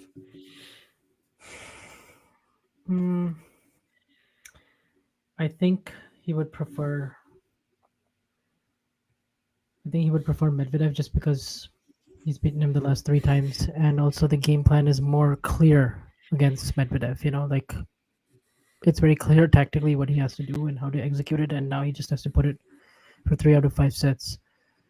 Versus, I don't know if Zverev just comes out and he has that peak serving type performance, first serve, and also there's still a question to be asked against Zverev because he hasn't beaten Zverev in a best of 5. And he has actually. He beat him at the 2020 French Open, but he hasn't beaten him in almost 4 years. So I guess there's that element to it, but yeah. So I'm gonna say Medvedev, but only slightly. Yeah, the reason why I might go Zverev is because of the mental side of it. Sure, but if Zverev it depends on how Zverev looks against Medvedev, right? Like if Zverev is able to overcome those things, perhaps in the semis. Sorry, I'm giggling at a tweet here from Daria Saville, of all people. I didn't think I'd be giggling at a tweet from her. Question. What's that, sorry? I was going to say, would your opinion change if after the Zverev Medvedev? Yeah, yeah, absolutely. I mean, if one or the other just puts on a masterclass, I think Then, more yeah. so than the masterclass aspect, I am kind of just really waiting to see how physical it is and how they look Yeah. fitness-wise, because both of them Also, have both are spent so dead, right? much time on the 16 court. hours and 15 minutes for Medvedev, 16 hours 52 for Zverev. They have both spent so much hours on the court compared to Sinner, so it could be a real factor. That's why I think, yeah, the three-set win actually today for either player is going to give us the most competitive final, because otherwise it might be really tough for them to compete with Sinner, who, yeah, just hasn't wasted any time really getting to the final, and that might turn out really important. I don't know, maybe I'm overplaying that thing a little bit, but if I'm Sinner, I just feel like no, not the fitness now. I'm talking about Medvedev or Zverev. Who do I want? I kind of feel like he sort of knows exactly what to do in the Medvedev matchup now, and he just feels quite comfortable sort of playing that. Whereas when it comes to Zverev, I guess there's more uncertainty. But yeah, Zverev could very well just come out and play the most passive match we've ever seen from him in the final, or he might be dead physically as well. That goes for Medvedev too. Oh, another fantastic tweet. It's a good stat, But that's actually a good stat. Yeah, great stat. It's ruined by the word attacked at the end, and maybe even zero at the beginning. This is the first completed match at a Grand Slam in Novak Djokovic's career where he did not forge a single breakpoint chance in 19 service games. And again, it's the serve. Funny enough, I say serve return. I was also thinking about some of the returns that Sinner was able of achieving. But actually, Novak's return, possibly because he's forced into that scenario, probably has never been as blunt, well, perhaps ever in a Grand Slam match, at least according to this stat. So has that also happened before to the other? That happened to Federer once, right? Was it 2015 Roland Garros versus Is Wawrinka? Wawrinka? He didn't have a breakpoint there? Maybe he had a breakpoint, but he didn't break. I mean, it's possible he didn't break, but I would think that he had a lot of breakpoints, right, on clay against Stan. I think so. Actually, maybe I have that wrong. We can start checking that, but it sounds unrealistic. Like sometimes when a tennis stat sounds unrealistic, it probably is wrong, right? Like the other day, yesterday, for example. I can check that right now. Yeah, let's check that. I mean, there's no real point of there's no reason not to do it. We can try that. No, Federer had 4 breakpoints. He was 0 for 4. Yeah. So never mind. I seem to remember that. But anyway, yesterday there was this stat that went like almost viral on Twitter with Sinner winning 60-14 long rallies. I don't know if you guys saw that against Djokovic at the ATP finals in both their matches. 60-14 in 7+ shot rallies. But it was just a misinterpretation of the data. Yeah, it was wrong. It was just a misinterpretation of the data that the guy used. So basically what I'm trying to say, if a stat looks weird, it usually is wrong. But this is very possible that this is his first, obviously. And yeah, who was I going to check? Nadal, whether he had a situation like this. Nadal, maybe against Tsonga, 2008. You still feel like he would have a breakpoint at some point, right? It's pretty rare for sure over 3 sets. Yeah. I like this tweet here from Tennis World Mike, where the glasses are emerging amongst all these players, of course. Is there Denis Istomin? Actually, I saw a really cool stat from... It's just Yeon Chung. Yeah. That Jannik Sinner earned his first ATP point 10 days after Djokovic lost to Hyun Chung in 2018. And I'm still waiting for the cool stat. The cool thing is that his next defeat in the tournament happened 6 years later against Sinner. Are we going to see various tennis players now, rather than hanging from that tree in the botanical gardens in Melbourne, as Kyrgios was threatening to do? Are we actually going to see a bunch of tennis players now vomiting on court to try and summon their inner Jannik Sinner? Well, Jack Draper already did. Yeah, exactly. He's trying. I mean, obviously he didn't win his next match, I don't think. But Oscar Otte famously did, and then like 8 months later, he was top 30 in the world. So I guess Oscar Otte was the original post-puke variation. it just didn't last. Like his knee injury stopped it. But Oscar Otte, after finishing vomiting on court in that US Open qualifying twice, he made the 4th round in the main draw, and then about 10 months later he was around the top 30. So I think Oscar Otte was actually the original. Jannik Sinner is just a cheap knockoff. The last time that Djokovic lost a set at the Australian Open 6-1, the Australian Open had their old what do you call it? Logos, yeah, exactly, and color scheme and everything, which seems like quite a long time ago. So long ago that I think I was there in that period. In fact, when I was there, they had the green court as well. I think in 2006, did they have a green court? 2007 was the last event on Rebound Days. So I had the pleasure of seeing in the green court. Pam Shriver here tweeting to lose just 3 games versus Novak in the first 2 sets was impressive, but 20 times more impressive was the 4th set in closing out. Of course, he did double fault first one of the match, which I didn't even realize, followed by an ace, followed by at least the match point was done with a nice winner that was still heart in the mouth stuff for Jannik, and I'm sure the Carota boys were struggling, and right now I don't know what heaven they will be in of some sort. You should get them on the show if Jannik wins the tournament. I mean, actually, I think now would be better, actually. Yeah, but maybe now. But I did think about emailing them about 15 minutes ago, but I think you need to get them on now. Even I might try and get them on if they win the tournament, but we'll see how that one goes. By the way, make sure you tune in later on. I'll be having. By the way, Nadal's worst sort of performance at a Grand Slam stage between in terms of generating breakpoints is actually the final against Djokovic, where he had just one. I seem to remember he had one. Okay. Yeah. I don't even remember the one, to be honest. Yeah, he had one in that one, and he also had just one against Bernard Tomic, but that was a retirement after the first set, so that doesn't count. But that's how rare it is for Nadal. But I can also check Federer if you give me like 2 minutes. But anyway, Djokovic for the first time, of course, today 0. Things that I'm just trying to think. January 2018. It's a pity that it wasn't a bit longer ago. Then you could have other sort of things. But January 2018 is the last time, of course, he lost a match at the Australian Open. And I'm just trying to think. It was 6 months before the Russia World Cup.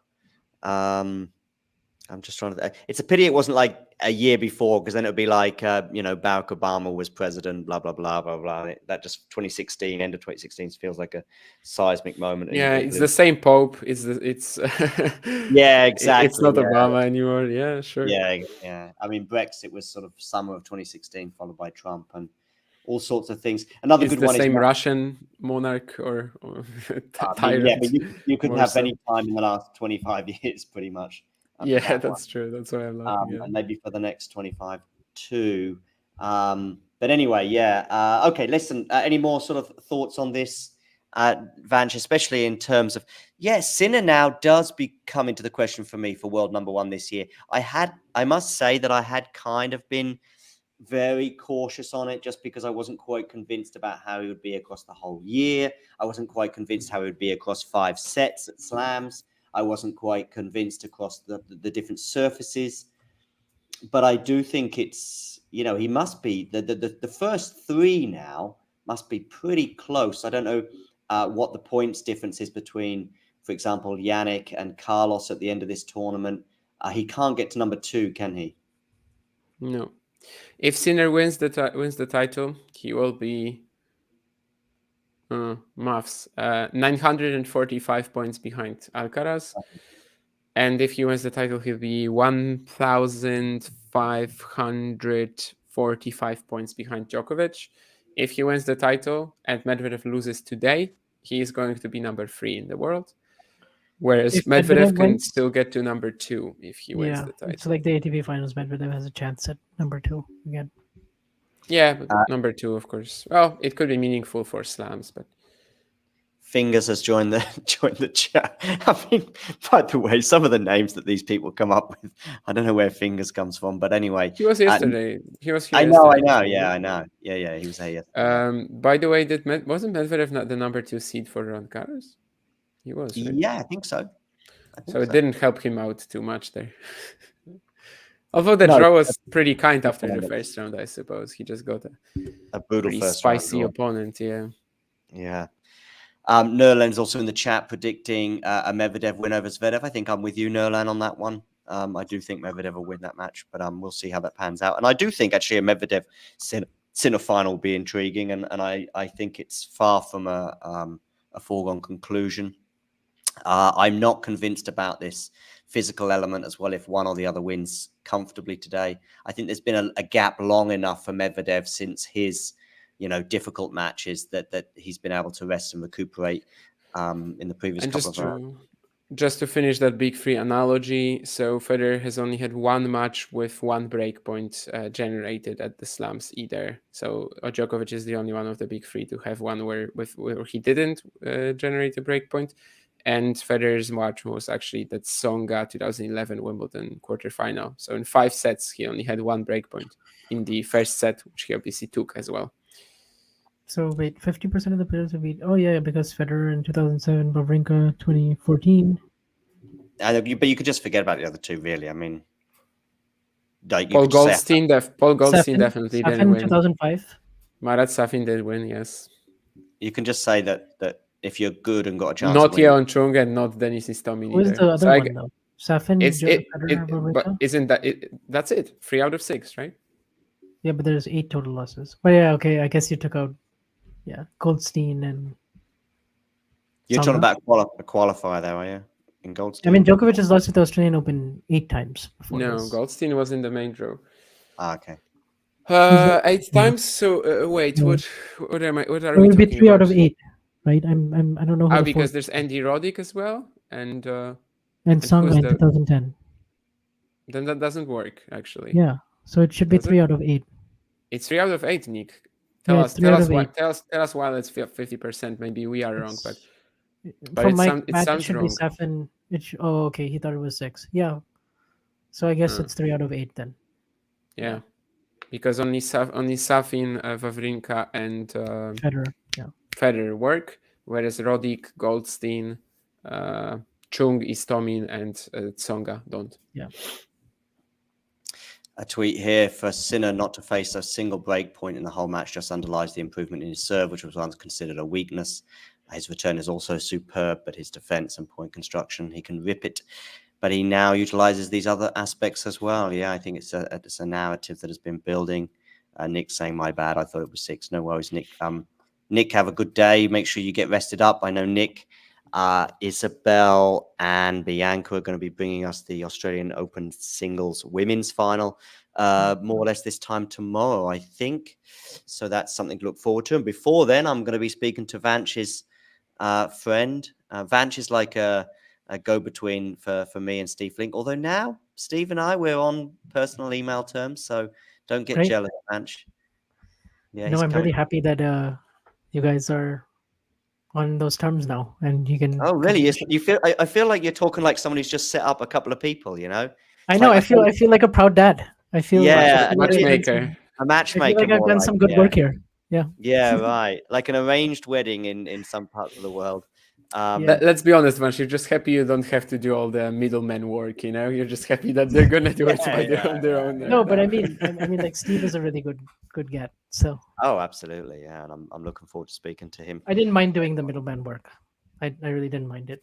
And it was short-lived as well, which is also useful. And it was like, can I have his email address? Yep, let me speak to him. Here it is, and then off we go. And second time in a space of 5 weeks. I didn't think about it too much, but then suddenly I thought he'd be perfect for a Australian Open final preview, which works well. So he'll be on late. It won't be live, so I'll record it, I think, around about lunchtime in New York, where he's based, and then probably publish it sometime in the afternoon, early evening, GMT, CET, and all that other stuff. Terry's saying Fingers, he's not happy today. Is Fingers a Djokovic fan? I don't know. Jake here saying, wow, what a result, and good morning to everyone. And a result that was, at least in terms of what we were watching, should never have been in doubt. It was just because of the individuals, and obviously Novak in particular, that was involved. Is that fair, Damien? Yeah, sorta. I mean, around the Maybe he was the second better set. player across 4 sets. I mean, it was marginal in that third set, but No, Fed was super close. And again, he didn't get as tight as Zverev did against Alcaraz. So in that comparison, that's the difference, I suppose. But yeah, overall, I mean, of course, and we were already saying in the second set, which I guess I will repeat, that it was never really like Jannik redlining or anything. So it was kind of impossible for him to drop his level massively unless it was like proper nerves. The type of that, like after the third set, you lose it and then you just never get back on the board, really. Thankfully for him, he is apparently, sort of outside of that moment of his career already. He's behind it, and he managed to get on the board early. He got that first hold in the fourth and kept going. And yeah, it's definitely quite an effort from him as well, regardless of how Djokovic played. Yeah. we might see something or hear something in the next hour or so from Djokovic just regarding his performance today. More than anything else, what were the reasons behind it? What was going on? Was it Jannik forcing him to play like that, or was he feeling under the weather, or just why he wasn't feeling the ball so well, perhaps today? But there was also something running through my mind at points in the latter stages of the match of how deep is Novak going to have to dig here, and how willing is he going to do so? If it was 21 Grand Slams each and it was Rafa and stuff like that, maybe it would have been a different digging deep moment. But there was a moment in the fourth set, I think, when we saw Novak just sort of give up on a ball, if you like. It was just 1 point, and maybe it was the only point in the match where he did that. But I was wondering just how deep, how difficult it must be to just go, okay, I want to get a 25th Grand Slam, knowing that pretty much every statistical thing out there is yours already, and yours already by a long way. I don't know how you feel about any of those points, Vanch. Maybe, but like he still looked pretty motivated. Like I mean, before the tournament, he wouldn't have had that thought. So, and also during the tournament, it seemed like he was, after the Fritz match or even after he won the third set here. I think the shocking part was the game that he played at 1-2. Like to get broken from 40 love up. I just didn't see that coming at all. I mean, as you said in the stream, and then maybe after that, he must have resigned a little bit. The point that Jannik won at 40 love as well. The point that he won at 40 love was sensational. He chases down that drop shot and then just produces a winner from it. I think he was just outplayed. Sinner was too good. Yeah. Well, I would say that's also like a bit of a stretch given how he played in the first two sets, The unforced error every third point. Like, it's not the usual baseline standard you expect from Djokovic. Also, the returning. Is some of that based on Sinner's quality and the returns that he was putting in and the sustained hitting? Yes. But then again, it's definitely not the usual version of Djokovic, but you sort of have to just play with what you have on the day. And Sinner was definitely just as good as he was as he's been the rest of the event. And he managed the match well as well after that third set. Mini choke, let's say missed opportunity, more so than a choke. And he deserves all the credit for it, regardless of what we think about Djokovic. And especially the first two sets, which were just extremely spotty and was like basically Alcaraz Zverev again, where one player is playing, very well, serving extremely well, which also is a correlation, but the other is definitely not at his usual quality and not. It's very similar, very, very similar, the two. Yeah. Vanch, do you think the conditions played any role today? I did feel like maybe the wind in the first couple of sets could have played a factor in terms of Djokovic's timing and maybe the way he was reacting to like the sustained hitting and depth from Sinner. But I don't think as the match went on, it was as big of a factor. Yeah. Jamie, I think you're something. No, if we're looking at that, we're not really noticing it in Djokovic's game. We're just sort of thinking, why did he make 29 unforced errors and 90 points in the first two sets? Like we're just sort of trying to come up with excuses, but we don't actually have anything to suggest that. But it is one possible explanation. Of course, Djokovic it's a theory because also his footwork sometimes when he was in position, or like those forehands where he was sort of falling backwards, and normally you see him much more balanced and like not Yeah. able to have volley a lot of those shots. It's an hour left until the other semi. Yeah, right. I know we're going to have Mario on the second semi. I wonder how he's feeling right now. Probably split down the middle because I think he does like Jannik, despite his disinterest in a Jannik match when he was in Bonn last year. I remember, but that was a very he had to write something about it, right? yeah. But It that was a very Sinner Echeverry, I think. Yeah. I think it might have been Sinner Futrovic, and Sinner actually managed to pull off an amazing comeback. Futrovic, we watched it, but he also was watching Sinner Echeverry by himself, sort of, right? In the earlier round. But Sinner Futrovic, we all actually followed because, that was a pretty big one. Yeah, right. Ashley's in the chat, very happy. Ashley's going to be heading off to Indian Wells for talking tennis in March, so that's going to be cool. Wow. Anastasia as well, albeit not at the same time, but they will be sharing media credential responsibilities there, so that's pretty cool. And Miles is going to be off to Dallas. Everyone's getting credentialed except me at the moment. Actually, I've applied for Argentina and Rio, and I've only just done. Heard back? Well, Argentina, I did but Argentina is just something show. But Rio, to be fair, was done like 3 hours ago, so I think they can be forgiven for not responding at 1:30 in the morning.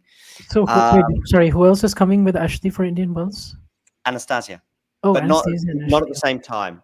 We've got one credential, and it's shared between the two, basically. First week, and not exactly, but first week Anastasia, second week Ashley is kind of the split there. So some coverage will be brought from there. That's pretty cool. Nick is in the chat. Of course, he's my Birmingham guy. Nick's like, no one touched Birmingham. We're like, all right, Nick, you've got Birmingham. That's a lock. What about Rio? Is that just you for now? Or just me? Yeah, just me. I mean, when I put that message in the chat earlier, but I wasn't expecting Damien to say I've just booked my flight. I mean, if the flight was, a reasonable price, that would be a great offer. Obviously, free accommodation, right? But free accommodation. But the flight is just way too expensive. I mean, basically, Vance, you're the closest, which tells you something. Probably, about how far away everyone is. And when someone sent on the group chat yesterday, someone sent the prices from Dallas, right? And it was like £600 or something like that. Anyway, I didn't see that message. Yeah, I mean, it was like £600 for a flight from Dallas to Rio. So it's still crazy, All right. Just give me. Well, let's not talk about Rio too much because we can do that another day. Just give me some final thoughts on this match, Vanch, and then we'll give it a wrap. Yeah, it was kind of a big moment in tennis history, I guess. It was kind of Jannik just following up on all the success that he had at the end of last year, and also it wasn't a guarantee that he was going to come out of the off season not having played any warm-up events and just right away be so efficient in all of his matches in the early rounds. And he kind of just continued all that efficiency in this match. And also he didn't let the third set wobble where Djokovic saved the match point, and he sort of just went right back to work in the fourth. So that reset was even more impressive in some ways than dropping just 3 games in the first 2 sets. So I thought it was a pretty complete performance. And then also he held his nerves really nicely in the final game, even though he threw in a double fault and was down 15-30 there. So it's more of the same Djokovic against this Runa Alcaraz Sinner generation, and sort of just trying to maintain his dominance over the tour, but these guys snatching it from him in some big moments now. They're closer than ever. I mean, that seems to be the case. Blobby Brian, another legendary name in the chat. Please do hit that subscribe button, and anyone else who's not subscribed. And we've got Fingers. We've got Blobby Brian. We often have Ghost. Blobby Brian might be my favorite. Yeah. That's I mean, a good one. Nerlan is just a regular name, but with irregular comments. But Damien, I mean, listen, we might be in no Grand Slam territory for Novak this year. I'm not willing to say that. Like I was willing to say it a year or 2 ago. I can't remember when exactly, but that this very reasonably can be his last Grand Slam, whatever he was winning at the time. But I'm not willing to say it. I'm not willing to write him off. there definitely seems like a bit of a big gap between the Djokovic of late 2023 and early 2024 in how they look physically, in how they look, in how he finally looked 36 in a lot of ways at this event. But I'm not sort of yet willing to say that it will continue because, it's just been 2 months. Like maybe it's just a question of this event. He was sick at the beginning of it as well. Maybe that's why he also looked out of sorts for many matches here. Not every single match for sure. I'm not willing to say like Paviji that he's been off the entire fortnight. Definitely not. No. But I still give Novak a lot of chances, and at Wimbledon especially. But perhaps, let's see if at the other slams he's still going to be able to compete with Sinner, because maybe Sinner is his biggest threat right now, or maybe Alcaraz steps it up for the rest. But it's not over yet. Definitely not. Let me just say something, because I can see something happening in the next few hours. Something that happened in the last 48 hours was if I had £1 or $1 for every time I saw a tweet or a comment from somebody saying, I can't believe all these people that are writing Alcaraz off and saying this and saying that, they need to understand, he's 20 years old, blah, blah, blah. If I had £1 or $1 for every time I've seen that, or £1 or $1 for every time I've actually seen someone write that they're writing Alcaraz off, I'm having a lot more money on the number of times I've seen people. So basically, I think these tweets and these takes are not happening. I don't think they're happening that much. No. You're pretty much you're only following some decent people then. But these takes are happening. They are happening. Follow them. That's just I don't follow them either. Why are people tweeting this? I don't understand. Why are people responding to it? If Bob Smith in an underground somewhere in South Carolina is writing off Alcaraz's career, why is Mark Petchey responding to that? Well, why is a anyone lot of reasons? That? Like farming likes. Journalism is real. And you're just giving it traction. You're just giving farming likes is a thing. I don't think it's the main one though. I think you just read that and you get irritated. Like sometimes when I read casual people, like casual published tennis fans comments on Świątek on Facebook, I get so irritated. But I never comment about it because I'm not going to comment about it on Twitter and on Facebook. I don't reuse it actively. But we're going to get we're going to get more takes on saying the people writing Djokovic off are silly than actually the people writing Djokovic off. I don't think I've saw one about Alcaraz. Maybe I saw one, maybe a YouTube I definitely comment. saw. I definitely saw. But they're just so silly. So I don't know why. And we'll get some. They get a lot of people agreeing with it, and it's fine. But I don't know why you've got to say, I don't get it. I really don't. I don't. And we'll get, I might get one comment on this video or a future video saying Djokovic is done, Sinner's the GOAT or whatever. You treat that with it makes me smile already just thinking about it. Because it's so nonsensical that I don't then take to Twitter going, all these people writing Djokovic off.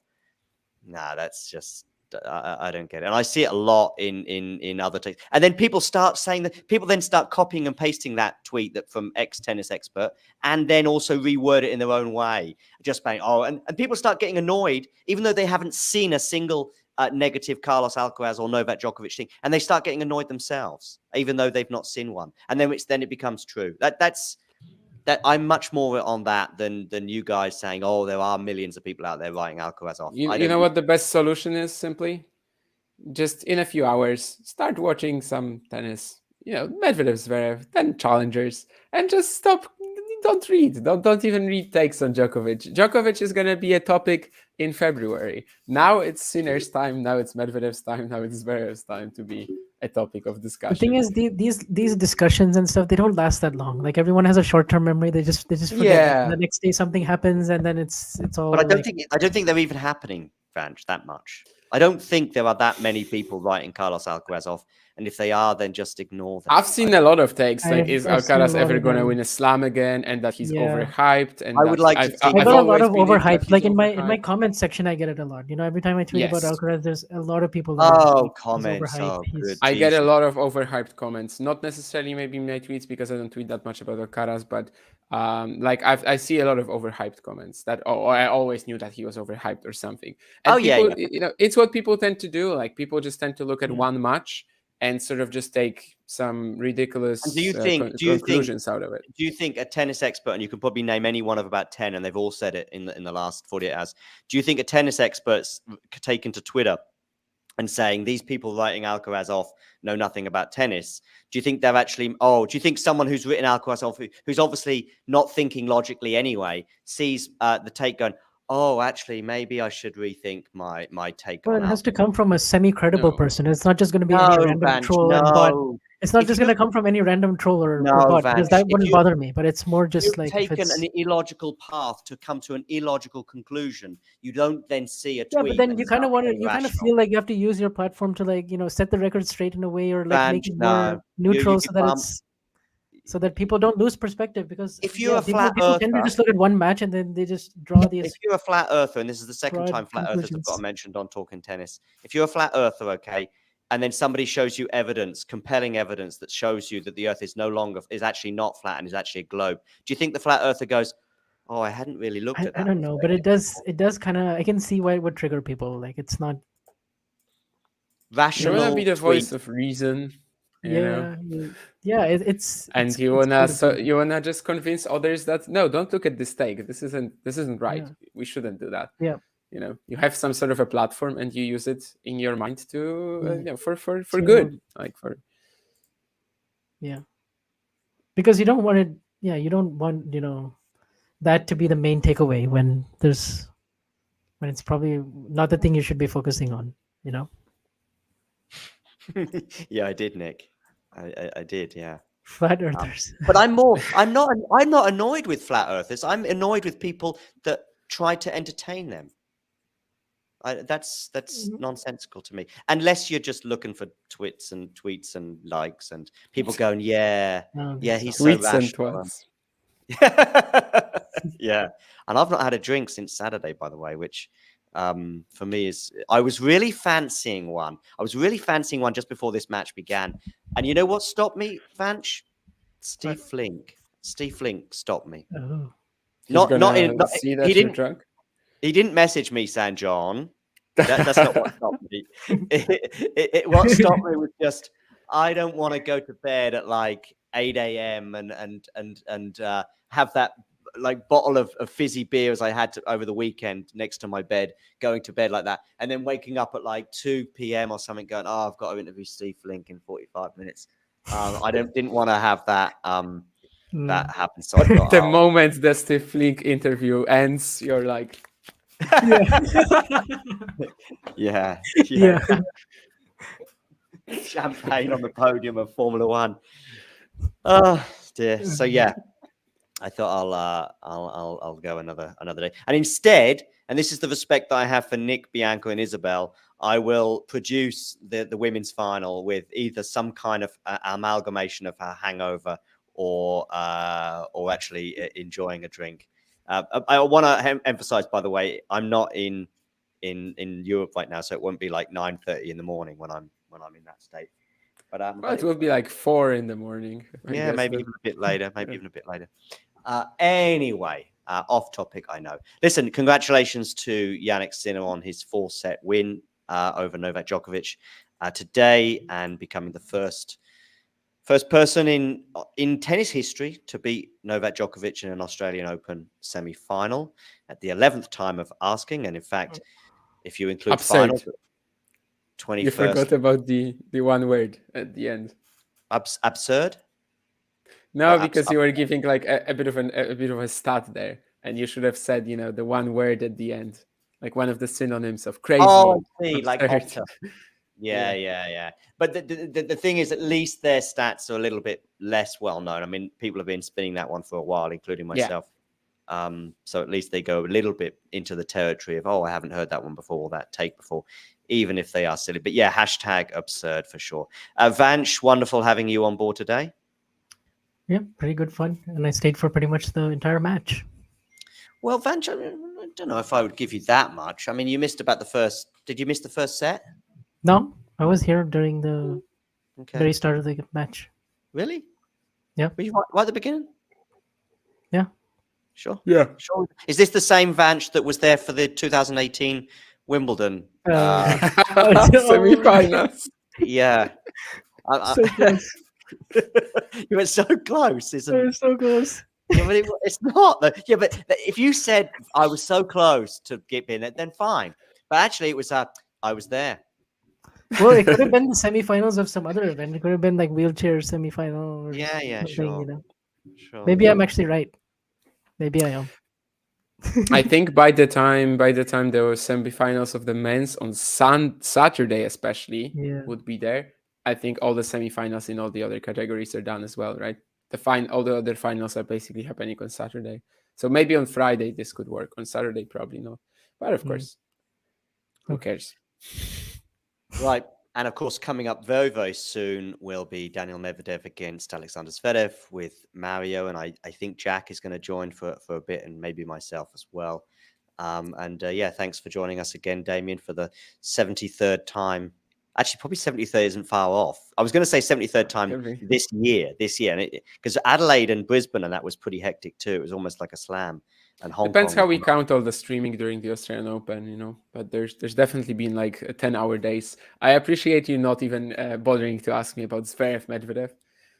Yeah, I thought I'd give you the chance to have a time off, because not just because of the excitement or otherwise for the match, but just in terms of how many. Oh, actually, not because of my lack of excitement. Okay, I thought it was because of my lack of excitement. Yeah. No, it was partly that, but I mean, I thought if you'd be pumped for it, if it was Marozsan against Jan-Lennard Struff, would that get you pumped with that combo? Yeah, Struff, sure. They've actually played a few times. I think they might play Davis Cup now as well in a couple of weeks. But they've played in Bratislava. I saw that much live.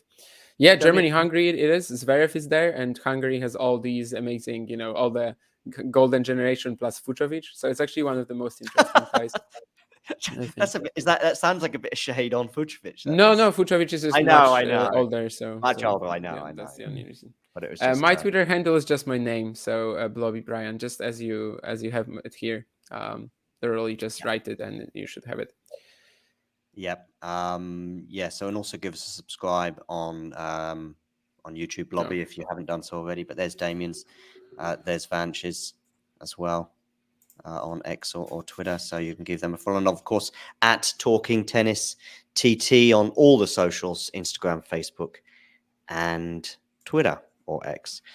Okay, let's wrap this up, because ever since I started talking about flat earthers, we hemorrhaged viewers, and the only people left were the flat earthers and Nick, I think, and Blobby Brian, unless he's also a flat earther.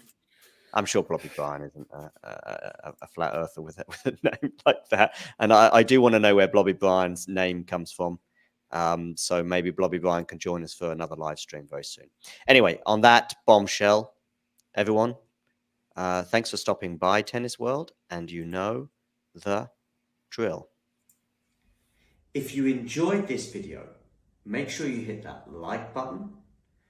Don't forget to subscribe and click that notification bell so you don't miss out on all things tennis.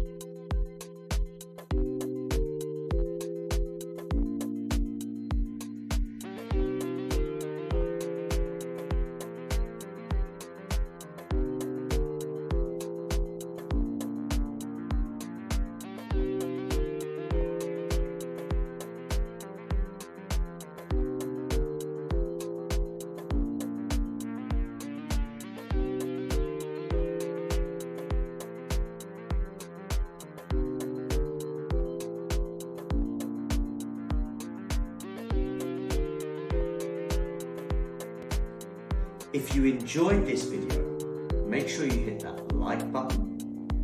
Don't forget to subscribe and click that notification bell so you don't miss out on all things tennis.